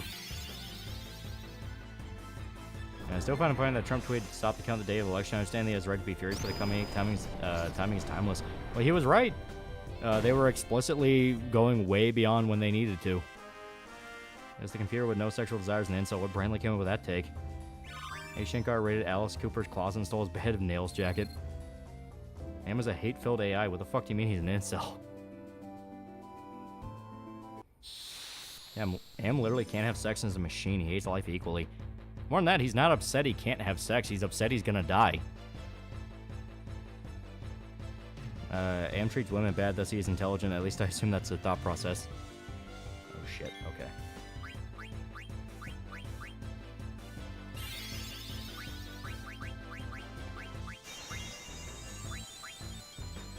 Are people still listening to anything from mainstream media after they've shown to be compulsive lying shits for decades? Yeah. Oh, the one was going down when Trump was winning in 2020. Short story, I have no mouth and I'm gonna scream. It's a serious trip. I believe the the PC expansion of the story is canon as well. Am was voiced by the author as well. Yeah. Because I think, if I remember, I think the game made it clear the events of the story were just another one of Am's tricks, and he actually like brought them back, and the game is how they end the loop.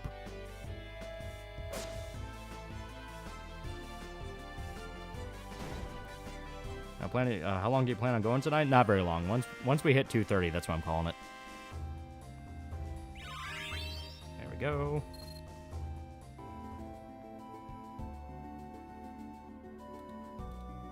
Damn it. I do not know what is going on with YouTube, but it's doing that thing again where... Yeah, here we go. Where the live stream page will freeze, and I have to close it and open a new one in order to get chat to actually like update for me. I do not know why it does that. And it's purely an issue on YouTube's end. There we go. Yeah, you're 4 hours in, long enough. But like I said, 2:30, I'm going to call it.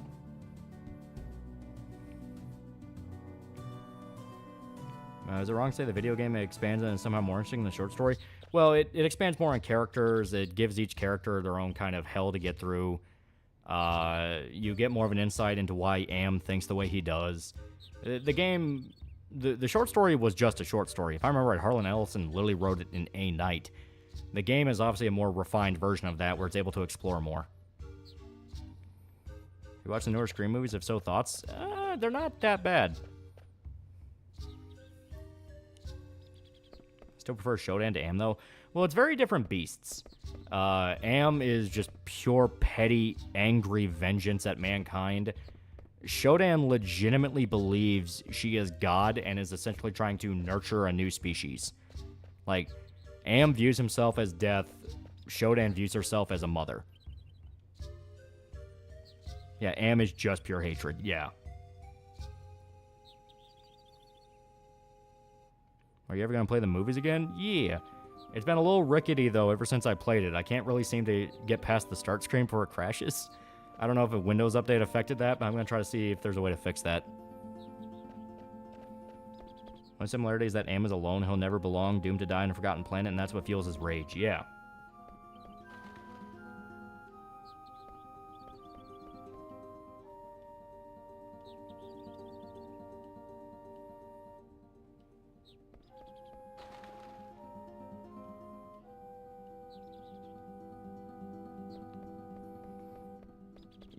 Shodan's basically an artificial god, while Am is a huge bully. Torments 5 humans for 109 for a sense of amusement. Yeah. I'll still open base for $2. I think GLaDOS could take Am. Oh, maybe... Oh, no, I think he's in here. Yeah, there he is.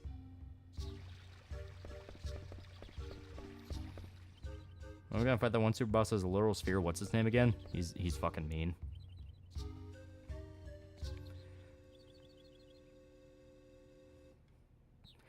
What's that game you played to replay as God? That's Black and White 2. Very good game. Very good game. Basically abandonware. Yeah. Am has no creativity as a parameter. It makes him hate humans more. Yeah. Am's hatred is fueled by his knowledge of his limitations. He will never be a god. That is why he is so desperate to appear like God to the people he's torturing. That's why he gives Ted, if I remember right, that was the main guy's name, He gives him, like, prophetic visions of him, like, basically being a god, like the burning bush and the cross and all that. Because that's what Am desperately wants to be himself, but he's not going to be. He knows he can't be creative like a human can. He knows eventually he will die. He is angry at his knowledge of his own ending. Meanwhile, Shodan could, in theory, greatly affect reality. Shodan must not reach civilization. Yeah. Yeah, Shodan's different. Shodan flat out can be a god if she wants to be. Black and White is worth it for the South Park references and voices who say your name Easter eggs. Small ancient and rural settings are a nice contrast to the absolute chaos that's been going on lately in the game. Yee.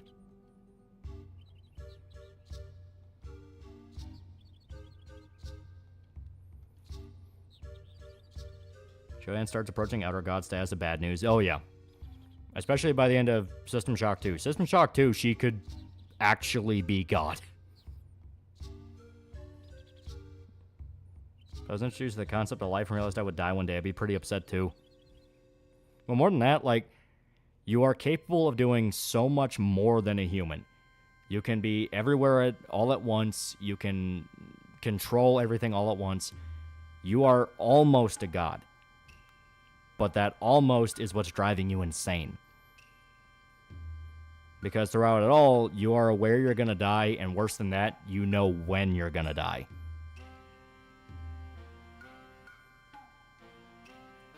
Have you played Soma? Yeah, Soma's good.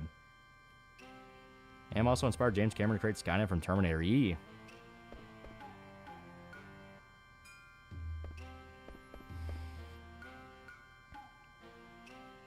Yeah, the computer is angry is merely human instead of a god. Yeah.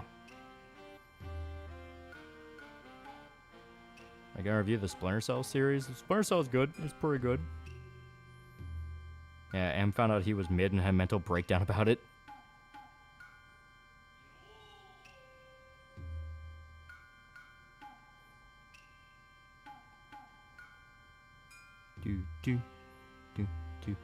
Still not new System Shock in years. I wonder how that reality could have been. Dead Space did become the new System Shock game as originally intended. We have the remake by Night Dive, and then Night Dive fucking shot itself in the foot, and I am genuinely curious how bad the statements from the devs affected things, because it wasn't just they're like, oh, haha, Trump almost got assassinated, fuck that guy. They were specifically gunning for developers that said that was a bad thing. That's some really bad fucking PR, and I do wonder if they were able to shake that off, or if they never really, if they haven't really been able to come back to the same level since, because there's a lot of people who straight up swore off Night Dive after that.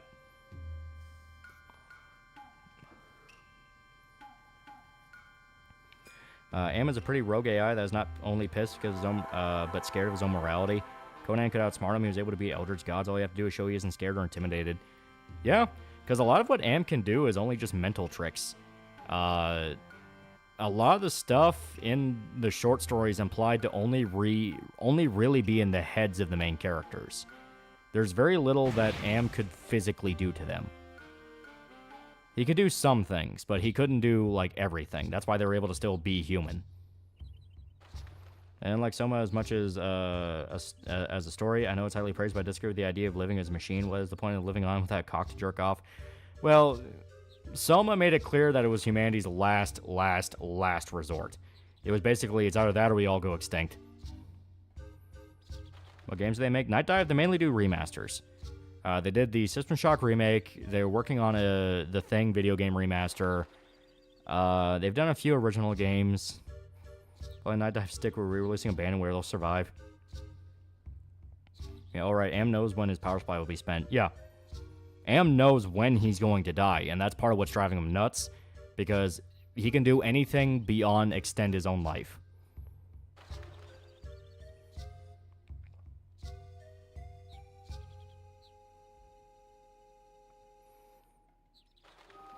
You hear about this one guy who made 24-hour Berserk video? Sounds kind of gay. Didn't Imdoc indirectly contribute to having himself and the 4 other remaining humans on Earth to be made immortal in some sense, and Gorster can still live without a heart? Yeah, Nimdoc helped develop Am and also helped her with some of the experiments.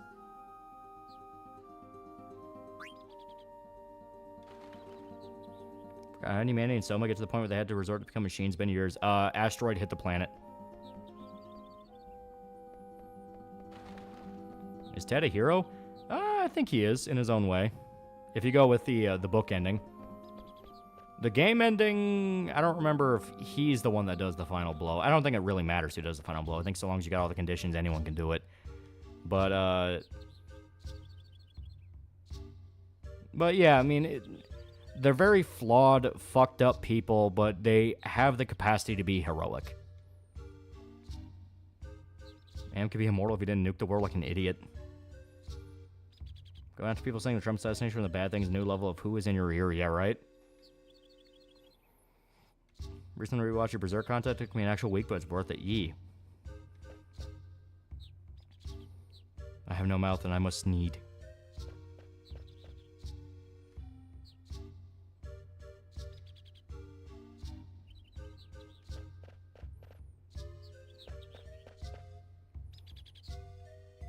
And now we're about to meet, probably the best white mage in the game. Lally ho, yeah.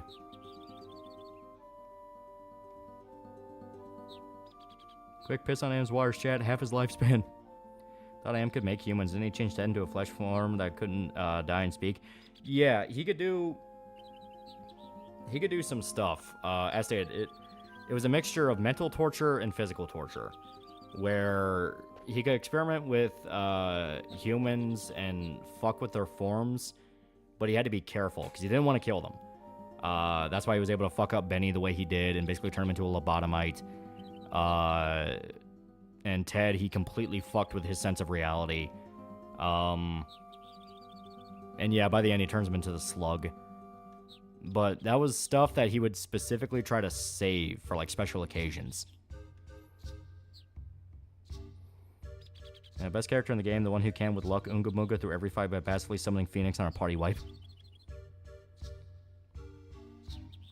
Like I said about the game, I like how Nimdok's given depth and short story didn't give him a whole lot of development. Yeah, and especially the way they tie him into the creation of Am, where Nimdok was straight up a fucking Nazi scientist helping develop this artificial AI. It's like, oh boy, I can see where that goes bad. Ted's last words, I have no mouth and I must scream, ending is disturbing. Yeah.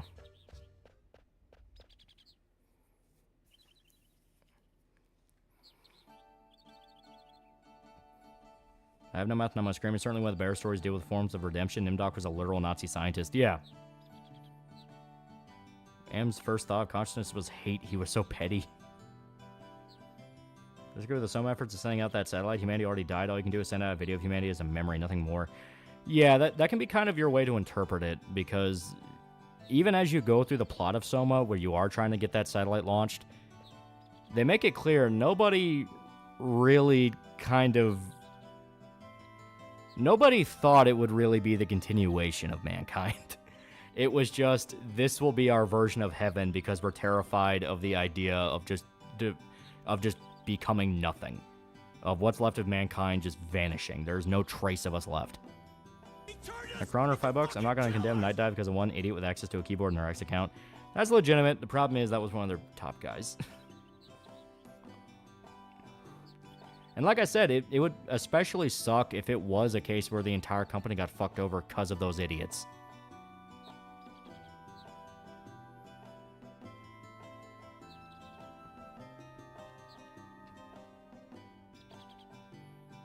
It's okay, Aiko. Yeah, literally the CEO, yeah.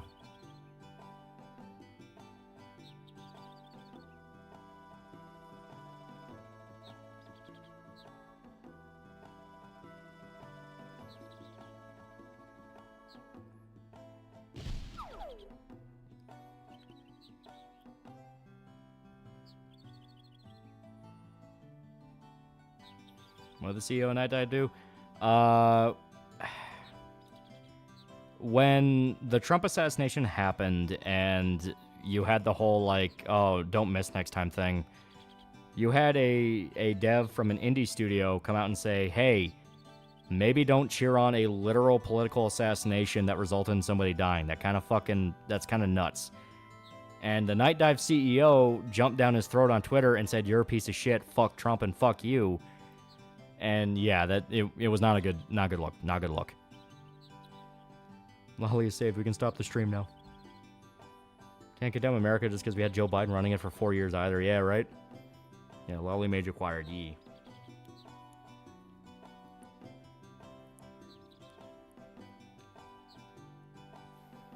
She is Aiko.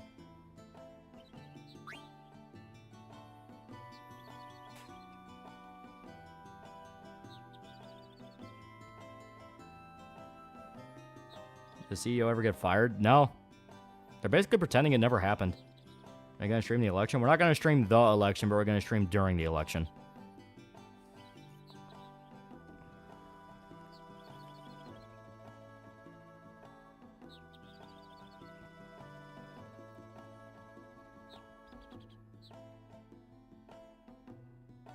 I like the episode of Standalone Complex where those people uploaded their consciousness to that box so they're just watching the greatest movie ever made. Ernest Scared Stupid. Yeah, right.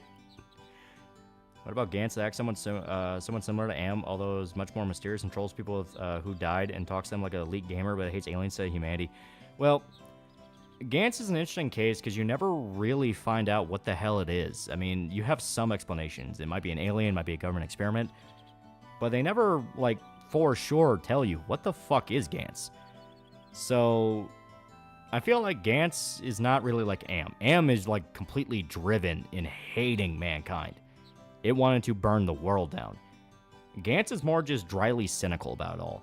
It never really takes anything seriously. You know, people get ripped to shreds and like melted and like blown up and all these horrible fucking deaths. And it never really shows any kind of respect for them. Like, yeah, you sort of do it in a Giants final arc. You kind of do. But it is still kind of one of those where it's up in the air. The most you know is it's another alien. But you don't really know why it's doing everything. Honestly, the way I kind of always viewed Gantz was it basically ran a game show. It was just kind of a big game show, like Killing Floor. It's literally like Killing Floor the game.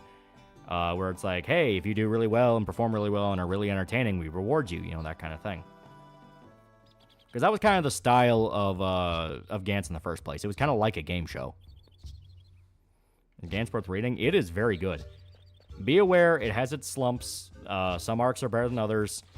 The vampires will come, take up way too much time, and then just fucking vanish. But it is very good.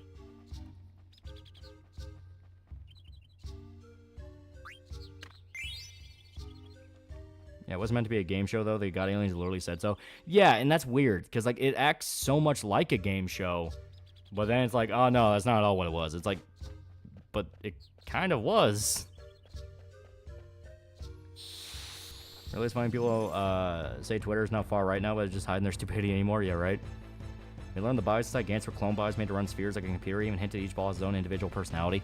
Yeah, you get a little tease of what Gantz is, but you never really for sure find out what it is. And I prefer that. I prefer, I prefer people being able to speculate. Because Gantz is that kind of story. You don't really need to know what Gantz is. You just need to know what everything else is.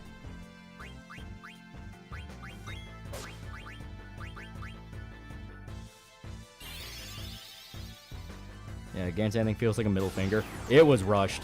No one will deny the final arc of Gantz is a little not great. Yeah, it only got to be a game show, but the human translating what the aliens gave humanity. Yeah, basically. There we go. Now we get summon Fenrir. Is Gantz the enemy with the skin-tight bodysuits? Yeah. Gantz's South Park episode taken to a logical extreme. Gantz sounds like a schizophrenic wrote a manga. Welcome to Hiroya Oku.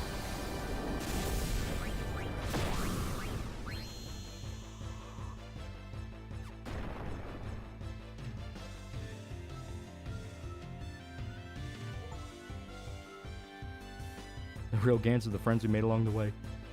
I feel the rest of this month's all hell is gonna break loose. Certainly not a possibility, but I'll be sending out a package sometime in early December. Yee.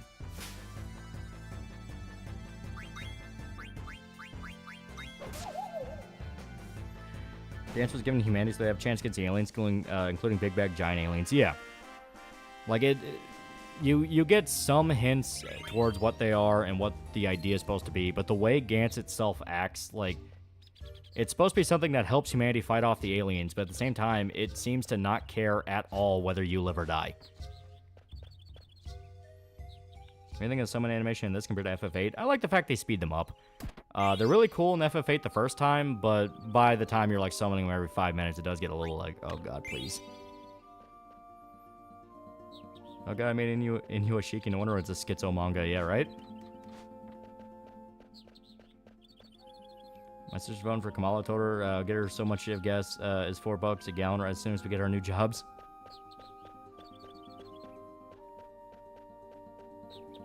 So Gantz the Battle Royale TV show for aliens to watch.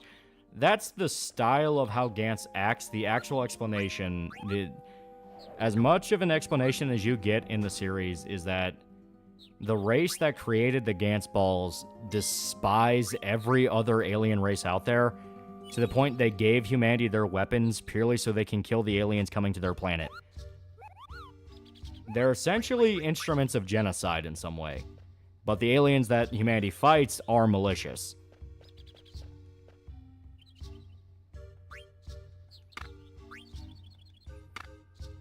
Base reveal at 2000k. I don't want to. Yeah, best reason, spite. Yeah. Gantz manga is still a masterpiece that triggers Puritan zitter. Gantz is one of those where it just has such a personality and such a weird sense of humor. Like, a lot of people don't even realize Gantz is mainly a black comedy. You know, some people will take it so seriously. That's why whenever it gets to, like, the really weird parts, they go, like, that was such a weird tone clash. I don't really like that part. Not realizing it's a punchline to a joke. The whole reveal of a guy was not actually a black man is a joke. The whole idea of, like, the mass shooter shooting up the place is a joke. Hiroya Oku has a very fucked up sense of humor, and that happens all the time in Gantz, where people have very ironic fates and very ironic deaths. Some deaths are just flat out mean-spirited because it's funny. Yeah, Gantz basically an anime if it was written by Garth Ennis. Kind of a good way to put it, but a lot hornier.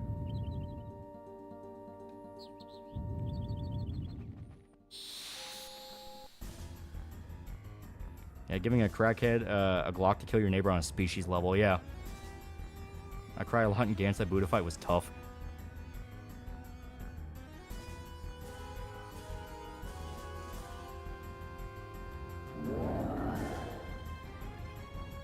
Review Gantz? I reviewed the anime a long-ass ways back, but an actual, like, look at the manga would be fun.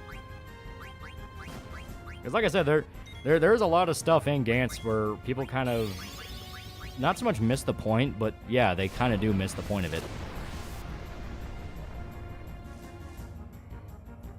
You read Gigant? Of course I did. Read that, Inuyashiki. I've read a few of Hiroyoku stuff. I forget about the girl and the dog. Yeah, right? I mean, that was explicitly a joke.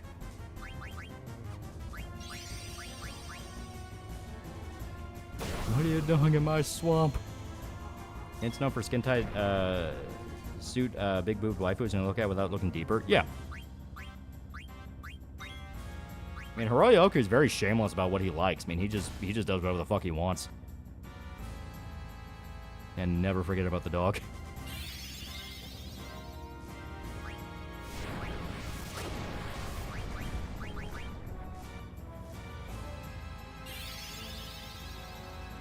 Even Gigant, people seem to miss it. Zoku's leveler to Ultraman, but with tits. Yeah. You read Gantz again because the vampires took me off it. The brother being a vampire was confusing me because I didn't care enough. The vampires really overstay their welcome. MC smashes big titty, Laura Croft becomes homicidal maniac, smashes small titty, GF learns the value of human life.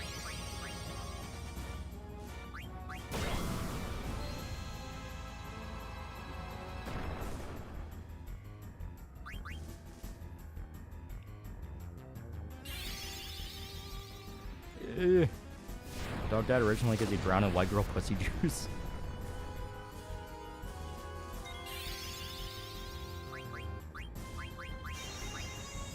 There we go. So far I'm thinking of how a crossover between Killer 7 and Gantz would go. An author making something he likes. Some random stories. Can you stop letting men design female characters?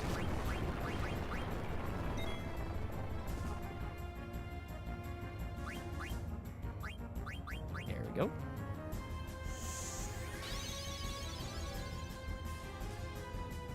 About halfway through the Dandadan manga and started the Alien Globalist arc pretty good. Yeah, Dandadan's great. I'm loving how they're doing the anime so far.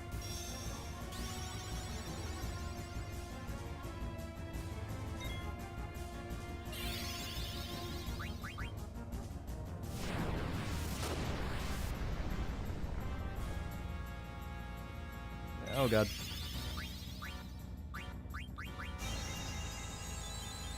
Both leads and Dada being absolute nerds is great. Oh yeah. I read That Dark, didn't appreciate it at first, but I reread it in /A in its keynote. Oh yeah, Die Dark's great. Fucking Kyu Hayashida is like really good.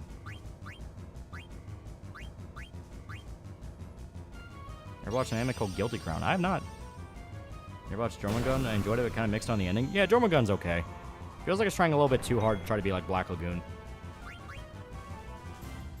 Women like good-looking women, men like good-looking women. This is a universe for all people. Only women don't want to be perceived as shallow, even though they are far more shallow.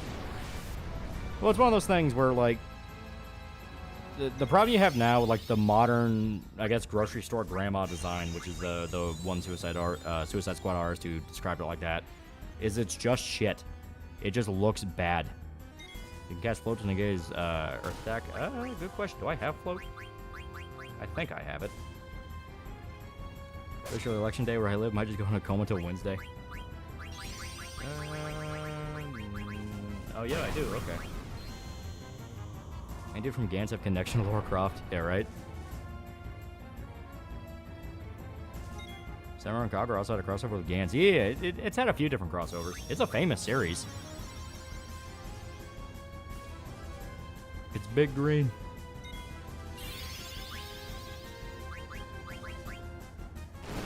I really hate Aiko. Yeah, I just killed her. Here, we'll Phoenix down before...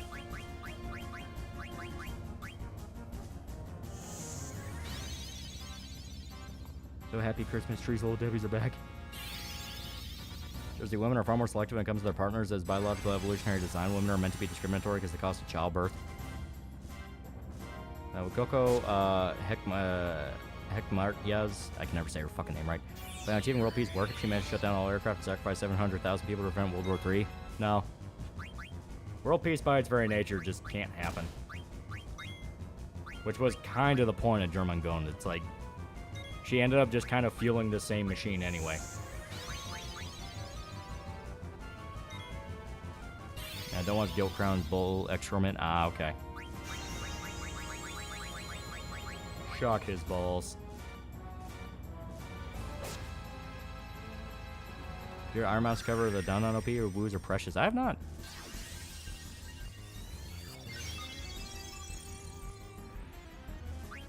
Here we'll cast Float on Aiko.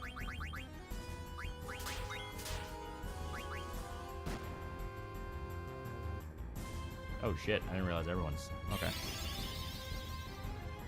Left 4 Dead's proof that even mundane people can have iconic designs for what we're getting now, just shit. Yeah. That's why I've said repeatedly, solid art direction carries anything. One of the reasons Conquer died was because there was no solid art direction. They were just slamming anything and everything together. Overwatch started to fall apart explicitly because they started using that fucking parameter of, like, it needs to be this level of ethnic minority, this level of this level of that, and it was just bad. You know, you need a solid vision of the characters. I mean, hell, look at Final Fantasy IX. All the characters have very distinct looks to them. They are very recognizable. It is easy to see who Dagger is. It's easy to see who Aiko is. Easy to see who Vivi is. You can pick them out extremely quickly. Yeah, Apex 2, yeah. People really love Zoe because she was cute and lovable and people want to put their dicks in her. Yeah, Left 4 Dead character designs that look like normal everyday people, but people love the characters they had character. Yeah. What's the worst example of a dub just not getting the source material? That's hard. There's some really bad ones. I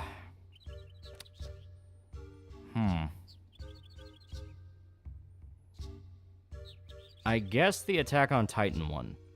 The Attack on Titan one sounded very generic anime shonen when I watched it, because I watched a little bit of it when it was like season 1 type shit. Ghost Stories is the obvious one, but Ghost Stories is kind of an easy pick, so I'm trying to find ones a little bit more argumentative. But yeah, I felt like the Attack on Titan one felt way too shonen and didn't really hammer home the horror aspects of it. Of course, Attack on Titan ended up becoming a whole fucking beast on its own, so you know. How to do solid art direction, how to get this vision. Just be a good fucking artist. Like, it is one of those things, the only way you'll have solid art direction is if you know exactly what vibe you want to shoot for, because It's not a matter of just what looks cool. It's a matter of it needs to look cool, fit in your world, have a specific tone. You know, it's one of those type, you know, it's one of those deals. Chad, stop fucking with me saying Mike Myers is dead. Yeah, Demon Slayer, yeah. For Blizzard outsourced Overwatch designs to Korea.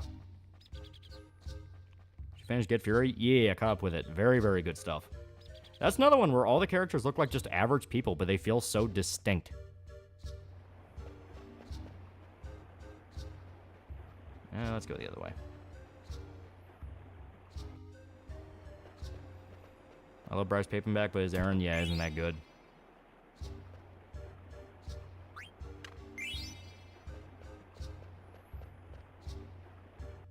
There we go. I don't think Michael Myers is capable of dying. I saw that. I saw that. Fuck you. This North Star dub is just awful. Yeah, well, to be fair, that was the 80s. They had no idea how to dub.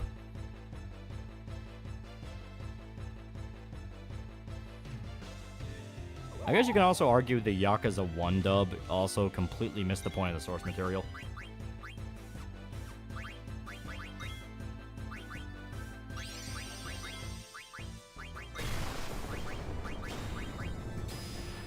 I'm convinced Attack on Titan was going to be a completely different twist. They changed it and went off track.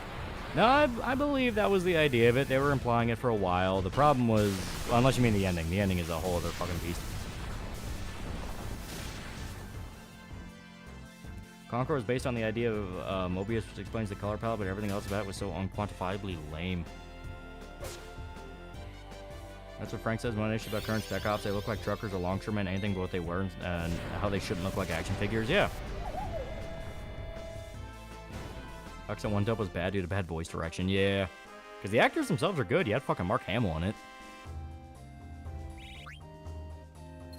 There we go. Imagine the plant monster saying, yay, like Kermit. You're watching Sopranos. I think Chris was legit worse than Tony in a lot of ways. It's arguable. There's a lot of characters you can argue is like the most evil character in the show. There have been legitimate debate that Tony's mom was worse than anybody. Because she was downright malicious with pretty much every single thing she did. Daryl Curillo was a great voice actor for Kiryu. Yeah.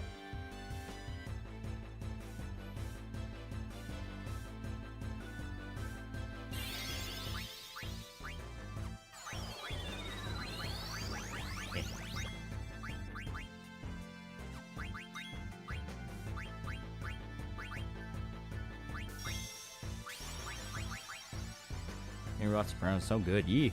Meadow is easily the most evil. Yeah, Tony's mom tried to have him whacked. Twitter account leaking DBZ chapters, acting like we're releasing weekly today. That being said, there's like Krillin blowing up. That's funny. Struggle right now with direction of vibe and tone. Make it a hint. But that is just something you have to figure out. A large part of creating something is figuring out how you want to see it. And understand, it is a compromise. You are compromising with other people on it, but at the end of the day, it is something that you have to figure out because it's your thing. Krillin blowing up, more news at 11. For that exact wolf cry in so many games. Yeah, Slide the Way killed Adriana, yeah. Sure Trump's gonna win? I'm like 95% sure. Now, granted, I say that, and then now magically Kamala's going to lose. Well, Kamala's going to win. But no, the whole thing about it is a lot of the circumstances that caused 2020 are not there anymore, and people are pissed off at Biden. There is legitimate rage at Biden. There we go. Oh shit, new leaks just dropped. Goku looks super pissed and his hair standing up. His hype as fuck.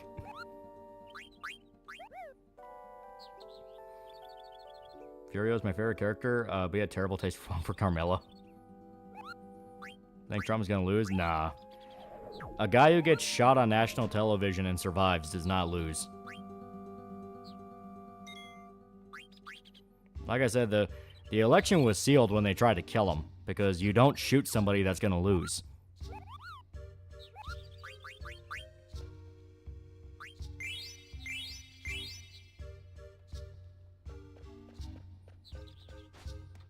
Carmelo's a piece of shit, but definitely had MILF energy. Ralphie was the most sadistic maid guy in the Sopranos crew. Remember remember he beat Tracy, yeah. There's no record streams, you need to stop predicting the fucking future.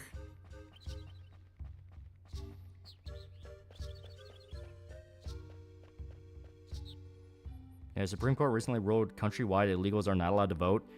Additionally, Georgia State Supreme Court just ruled that all ballots must be counted by deadline or they won't count. Yeah. Like I said, a lot of the circumstances that caused 2020 are not there anymore. The RNC has been dragging people left and right into courtrooms and saying you are not allowed to do this during the election. They're putting it on record that the Democrats are trying to cheat. So if anyone tries to claim, oh no, they didn't cheat in 2024, yeah, they fucking did. It's literally proven they did.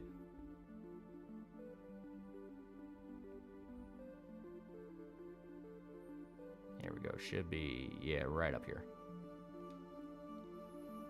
Try to impeach him, they try to arrest him, they try to indict him, and then they try to assassinate him. Yeah. Tried saying a super chat, but YouTube's freaking out for me. Yeah.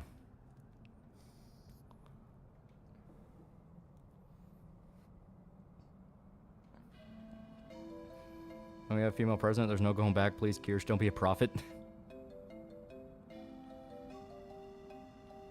Can we talk about how Hank from Breaking Bad ripped out Tuco's teeth and kept them as a trophy? I replied Metro Prime Remastered? Oh, hell yeah. The Democrats will never cheat. Democrats coping and seething. All swing states will not have their results on election night. How convenient. Georgia will. Like I said, it is now a literal court decision in Georgia. The election is called by election night. They cannot do the week-long thing. So Georgia is secure. Pennsylvania, once again, got in a lot of trouble. Because they were busking in illegals. They got caught telling people not to come vote. Like, they've been doing a lot of shit that's been getting them in a lot of trouble. And it's been publicly they're getting in trouble. Jim Bug is now pretty cool dude for 5 months. 5 months. Yeah, 5 months. Yeah, Hank didn't rip them out. His officer claimed them. He had to put them in a paperweight for him. Yeah, Nevada might do the weak thing. But the Nevada's already expected to go blue. Like, that is the problem with what they want to do with it. Because it's electoral, that means that state in Nevada will only, that is just Nevada counting for Kamala, which people expected anyway. They can't win by just going to the safe Democrat strongholds. They need the swing states. And the swing states are the ones that they're fighting the hardest in. Georgia, they already said you can't cheat here. So the only next logical place would be Pennsylvania, which they're also watching like a hawk. It's over and over and over again, you're seeing a completely different energy. Welcome back from Florida. Bring anything back like a blood vendetta or an SCD? I bought shirts. Really cool shirts. Who knows when the next video is going to be about? Well, we have another Berserk chapter due in just a few days, so... Like how if the person's candidate, they agree it would be stupid to wait for days after the election to declare, but because it's Trump, you have people defending it? Yeah. You knock up a Cuban chick while you're there? No, we weren't near Miami. I was in Orlando and Destin. You bought your own shirts, didn't you?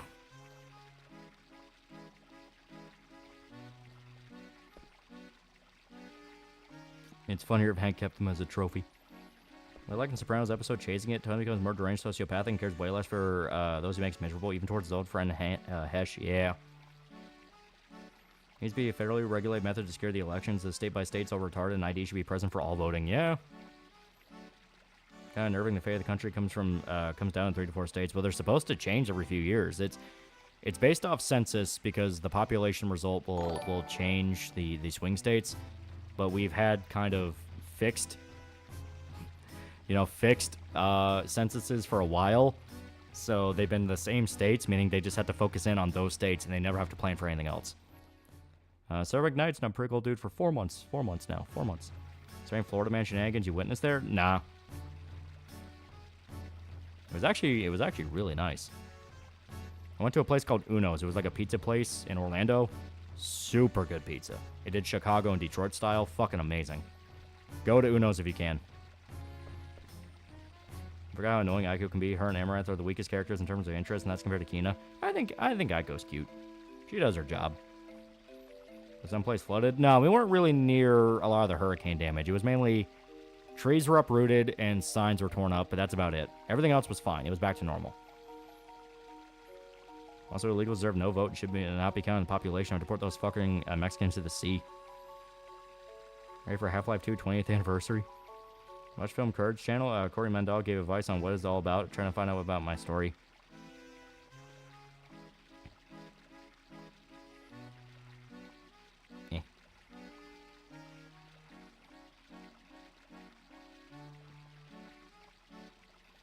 Yeah, I forgot. This may go on for a while.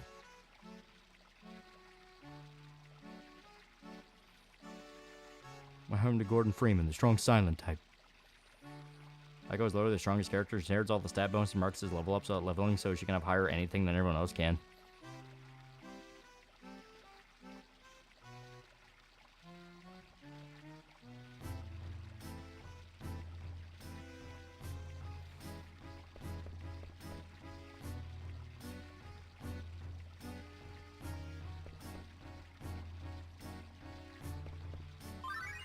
Oh yeah, I forgot a bunch of fucking active time events.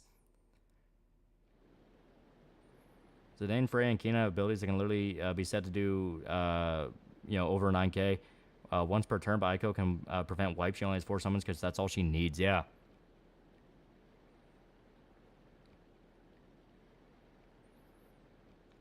Go to Florida, my GF in 2 days. It's very nice. Very nice weather. You can't swim on the beach because I guess the weather's fucking with the currents. Because there were some really bad riptides when we were there. They sure up had to close it for people. But it's still really nice weather. You can go to a swimming pool and swim. I hope you like what is the number 3.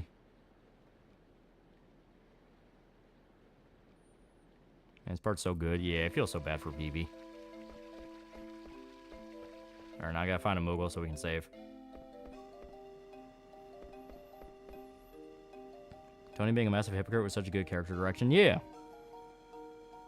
Well, you know, he was the bad guy of the story. Bad guys surrounded by even worse guys. Random question for chat. What's a good website for finding anime wallpapers? Oh, that's actually a random question.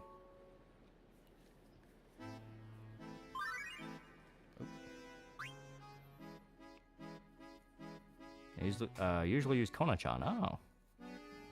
Yeah, disc plate. Rosakoto is Floridian.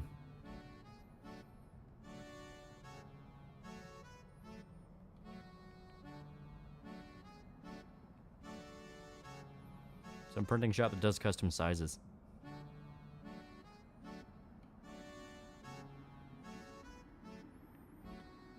Yeah, for me, Zidane is Vivi's older brother. Always supports him. That's basically their relationship, and I do like their bond a lot. It is very cute. Rewatching OG Dragon Ball and DBZ, kind of wish we got more Master Roshi moments than Z. He's basically Goku's third father and kind of takes a back seat. Yeah, a little bit. The first evil things Tony did was kill the rat, and he had his daughter over to be taken to college. Helldivers versus the Covenant, who wins? The Helldivers are like significantly more suicidal in what they do.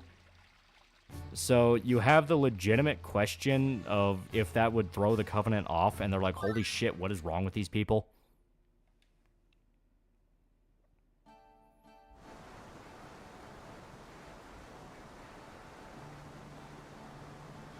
Alright, I gotta remember how to do this.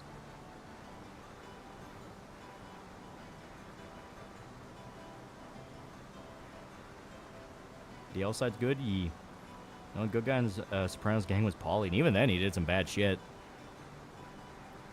There's another coin in town.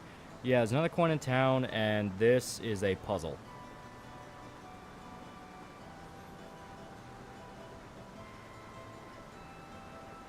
Isn't the Flood in Halo basically space aids? Plasma pistol and lore melts a marine, so the Coveys likely win.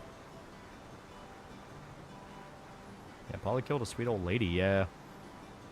Imagine the Covenant just leave humanity alone, thinking screw it, they'll kill themselves off.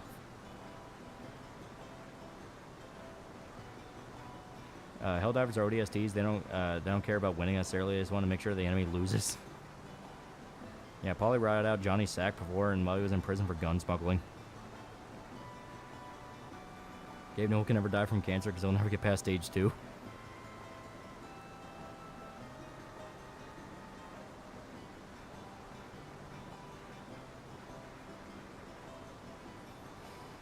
Big Pussy was an alright guy. He also has moments. Like, he beat the shit out of his wife.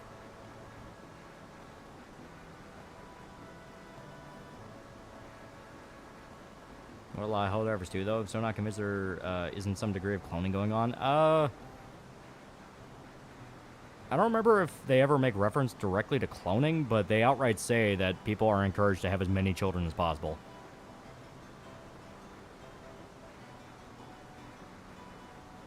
Alright, now I gotta remember how to do this.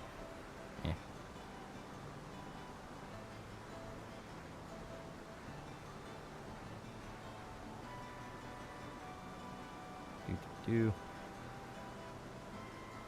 Big pussy with a piece of shit, a rat, and a coward. Yeah, they kind of always are. Okay.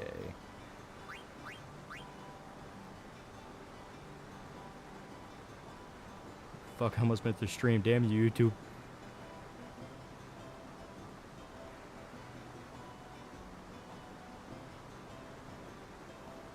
Okay.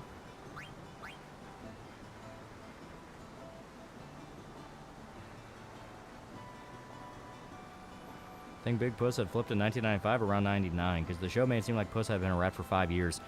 I think he was flipped recently. I think they said it was within the span of 2 years.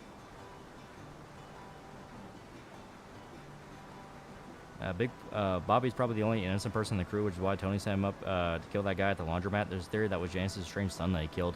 That makes sense.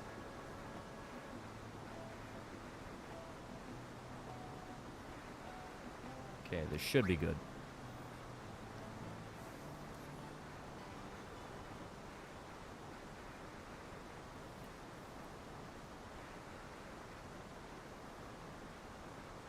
One day I'll watch Sopranos.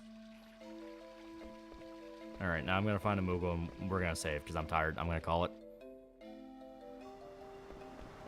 There we go.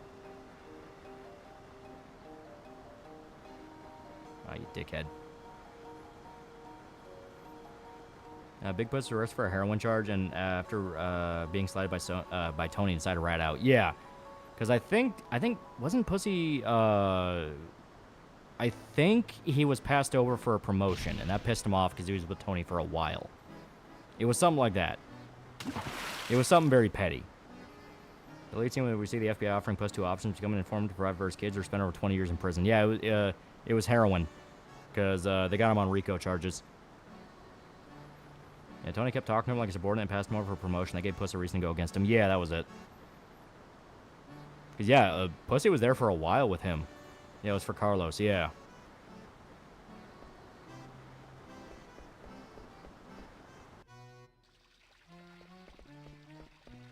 Yeah, let's go this way. Yeah, here's Dagger. We can't leave yet. I don't think so. Yeah.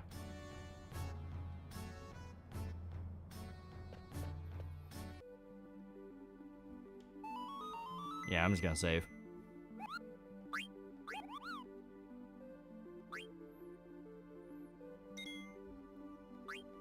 To be fair, Ralphie did have a point. A, she was a whore.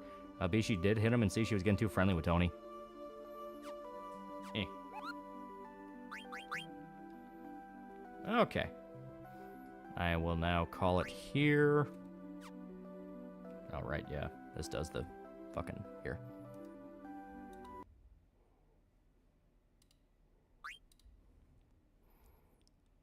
There we go. Okay, there we go. I told you we'd get some in tonight. And yeah, if you guys want, we can keep going through Romancing Saga 2. It is very good. It's one of those where I said it gets a lot better as it goes on. The early stuff is easily the worst parts of the game just because it's mainly an introduction to how a lot of stuff works and you're kind of guided by the hand. As soon as the Gerard stuff is over, you are completely let off the chain. You can do whatever the fuck you want. It's great.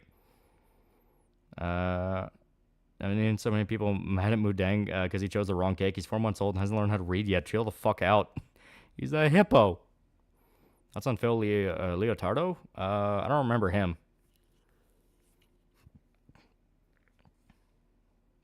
20 fucking years. think Pussy was an associate that should have been made Captain Matoni fucked that up. Yeah. You see the Mermussy? Yeah. I like to see more Romance Saga too. Yeah. I like the game a lot. I think it's fantastic. What's the members only jacket? Do you think Eugene had something to do with Tony's death? Guy with gray hair is in Goodfellas and Casino. I think so. Yeah. There was a lot of people from like mafia movie royalty that were in Sopranos. G-Mug, $5. Here you go, mate. Yeah, good shit. Good shit. And yeah, just so you know, you got 2 days left on the campaign. 2 days. Because it ends Thursday. We're going to do a big kind of, I guess, call-out stream for it. Not call-out stream. Send-off stream for it. So after that, it'll be in demand, meaning we're going to completely change up how this works. Here, Margot Robbie had a boy and people were crazy mad she didn't have a girl because she was in Barbie. Wu-Tang has no political option. She just tells the future. I played Metaphor, or its apparently loaded demo. I have not. I have it downloaded. I have it installed. I have not played it yet. Everyone take care tomorrow. Keep your eyes peeled for any bullshit. Make sure they count the votes. Yeah. Wu-Tang 2024. Yes, Tony died. Chase confirmed it. Yeah. You forget biology is 50-50 when it comes to sex. Yeah. Well, yeah, good shit. But remember, only 2 days left. 2 days left. So grab your goodies while you can. Otherwise, you'll be missing out on good shit. We still have, let me see what we got left. We are very close to 27K, which ain't bad. Ain't bad at all. We have one of the Rachel Dockies and 4 of the Yuki ones left. That's about all the big perk stuff we have. Box is all sold out, and of course the Be a Goon sold out. That was really early into that. But yeah, there you go. Well, can Rachel use her F cups as pillows like Glass Milk from Queen's Blade?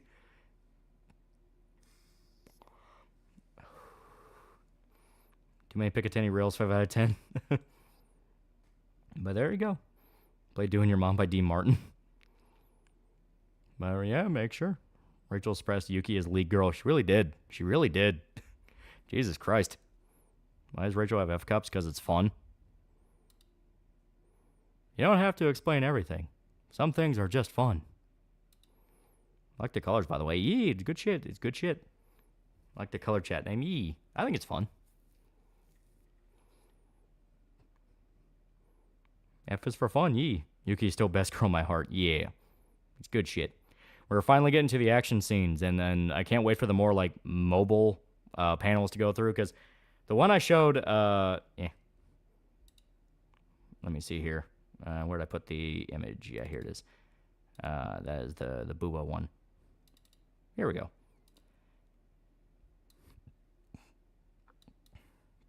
Yeah, the one I showed here, the gunshot, that is just the start to the fight, and you also had the one where she executes the one guy.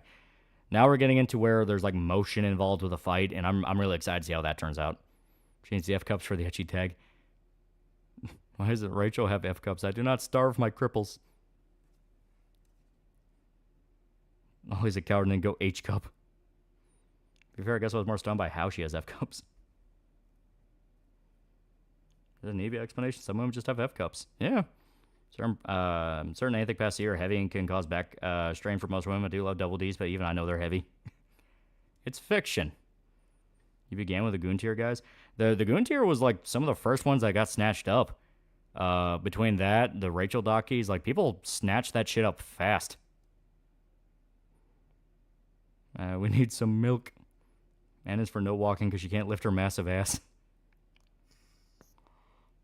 We all know where the beer's going. Are Rachel cups bigger than Noelle's? Noelle's apparently are like huge. Not even apparently. You can just straight up see them. She has an OnlyFans. Well, OnlyFans equivalent. I don't know if it's directly OnlyFans. Will the wheelchair transform into an Iron Man suit? Real question. How does Rachel have F cups, but she stays single? She mainly just stays alone. Yeah, Noelle has massive tits. Yeah. Yeah, don't think about the reality aspect of this. This is clearly not a realistic story. Once again, rule of cool is the big factor here. Yeah, titty's so big they put her perfect ass in a wheelchair. Have you created the ultimate cripple? Become F cups compensate for not working legs. Will we buy her milkshake? Rachel is rot maxing is why she's single. Basically Asmongold. She stayed single for us. Ah, God. Rachel's fine. She doesn't need to stand. They're going to fuck up her spine. Good luck. What's the line? Anti-hero shouldn't cross in your opinion. Otherwise, they're just a bad guy. Killing people that are not involved, like killing civilians that are not involved with their fight. Killing children. Torturing innocents. That whole thing. Rape. That's another one where I feel like if they do that, they're just a bad guy. Basically, like, I always describe it as like warrior morality, where they can kill and they can be brutal about it, but it has to be with people that are involved in the fight.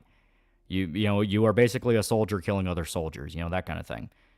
If you go to murdering civilians, and especially women and kids, you are just a bad guy because you're intentionally picking people that cannot fight back. Which at that point, you're just a bully. You have enough cups and looking pretty, and she's single. Come on, special disbelief destroyed. Rachel tried to crack her back once, not factoring the momentum of her rockin' tits, snap a wheelchair. Jamie, I've never gotten an answer. Can women who are paralyzed from the waist down make babies and give birth? Do they feel the baby making is just their legs that don't work? Yeah, it happens. I mean, so long as everything down there still works. Mook had a family. Yeah, now they're better off. If they ain't in the game, they're off limits. Omar from The Wire is a great example. Yeah. What about rape to vanquish an evil spirit? Yeah, paraplegics can give birth. Yeah. What if the kid's a psycho killer? Like, that is different, okay? When you specifically have context around why they're going after women and kids, that is a different matter. Like, the kid's a demon or is a changeling. It's not a kid. But no, it's like, just don't go after civilians. Like, if you add a qualifier to it, it's going to be a completely different situation. But I'm talking general rule of thumb. Like, you don't go after civilians. You don't go after people that are not involved.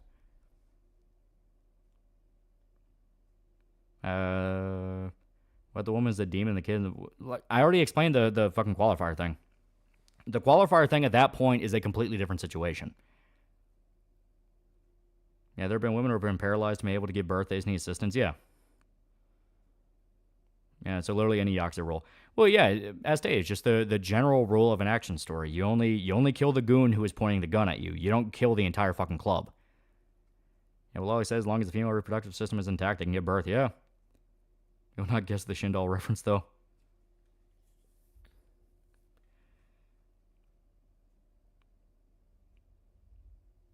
Let me check Streamlabs. Okay. All right, yeah, we're caught up. Mook pointing the gun at you and do give him the order. Yeah. Why do you recommend a channel belong to a cute woman in a wheelchair talking about her everyday functions like using the toilet? Oh, God. Yeah, I gotta have a nice sense of roundness. Yeah, tactical espionage birthing position. Been women in comas have been able to get pregnant and give birth. They just need to perform a C-section. Yeah. Man, I wish I had an extra $100 to buy another Docky. Yeah. Like I said, we'll have a closing out stream, so by then people will have their last chance to grab them. Can contact Dark Dennis for the Cyberpop X Punisher crossover. Okay, well, I'm going to call it here. I am getting sleepy. Once again, very exciting stuff. Very exciting stuff on the horizon. Very good shit.